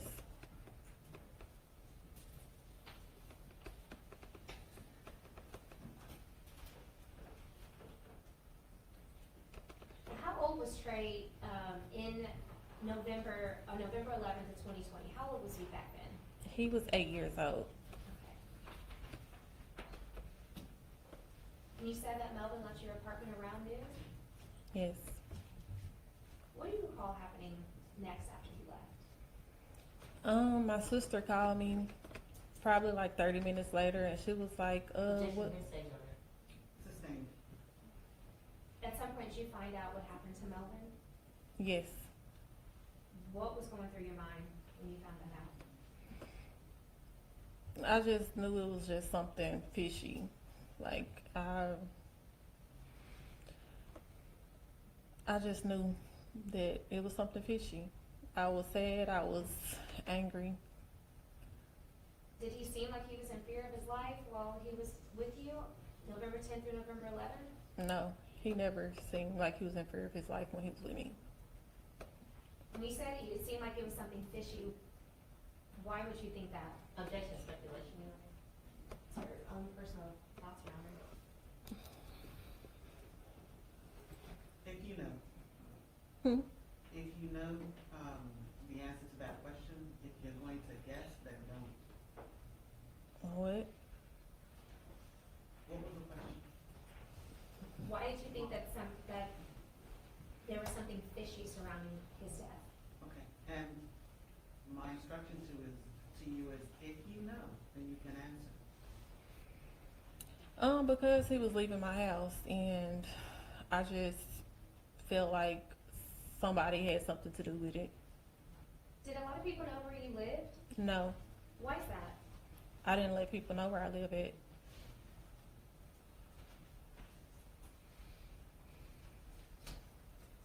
At some point, did you or a family member contact police on November 11th? I believe my mom contacted the police.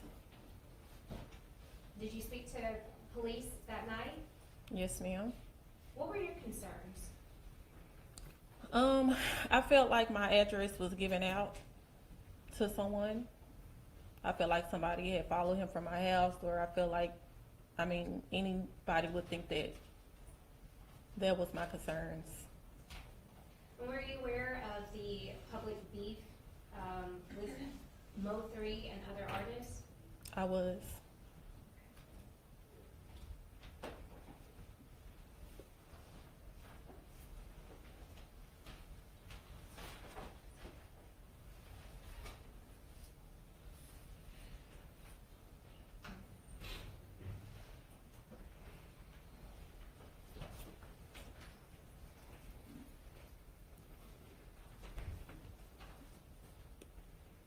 You want to approach the witness?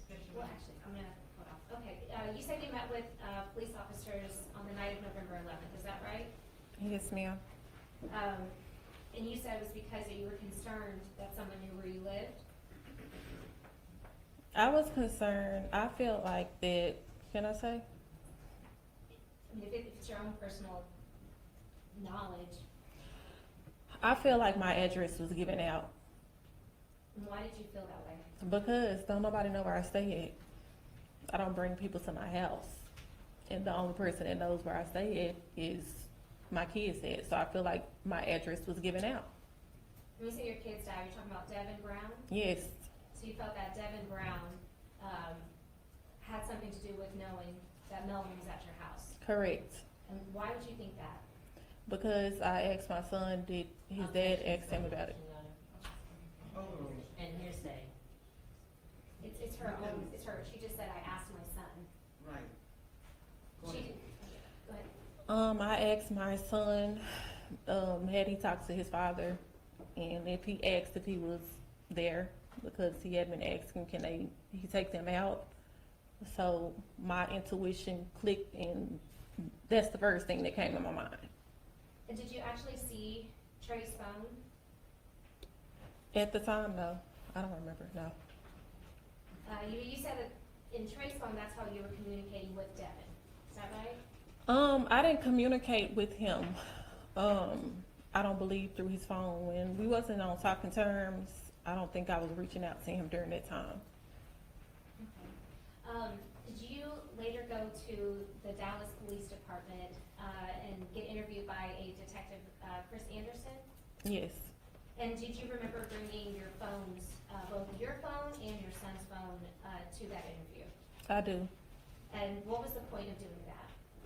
To show that I didn't have anything to do with it, and to show for the police to do whatever investigation they needed to do to rule me out. You want to approach? You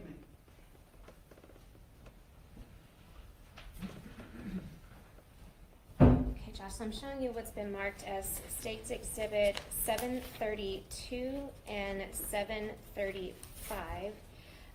These were the consent to search that you had signed with Detective Anderson, is that correct? Correct. And the date on here, the date is November 17th of 2020, is that correct? At 12:15? Yes, And do you recognize your signature on both pages? I do. And then one was for an iPhone 8. Do you recall if that was Trey's phone or your phone?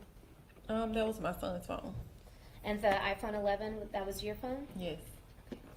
Your Honor, at this time, State offers State's Exhibit 732 and 735 that have been previously tendered to defense. And which phone does 732 correlate with? Is that iPhone 8 or 11? iPhone 8 is for 732. Thank you.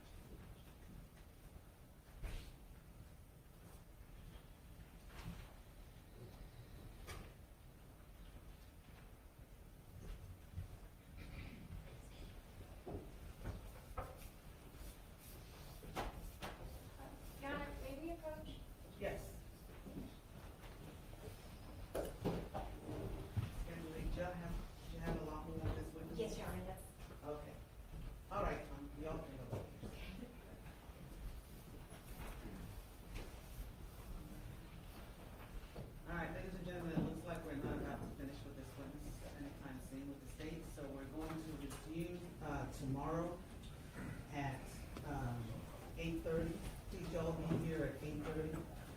And we'll start as soon as possible, as you arrive, okay?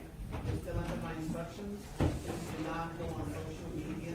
Everybody needs to sit down. I'm still addressing the jury.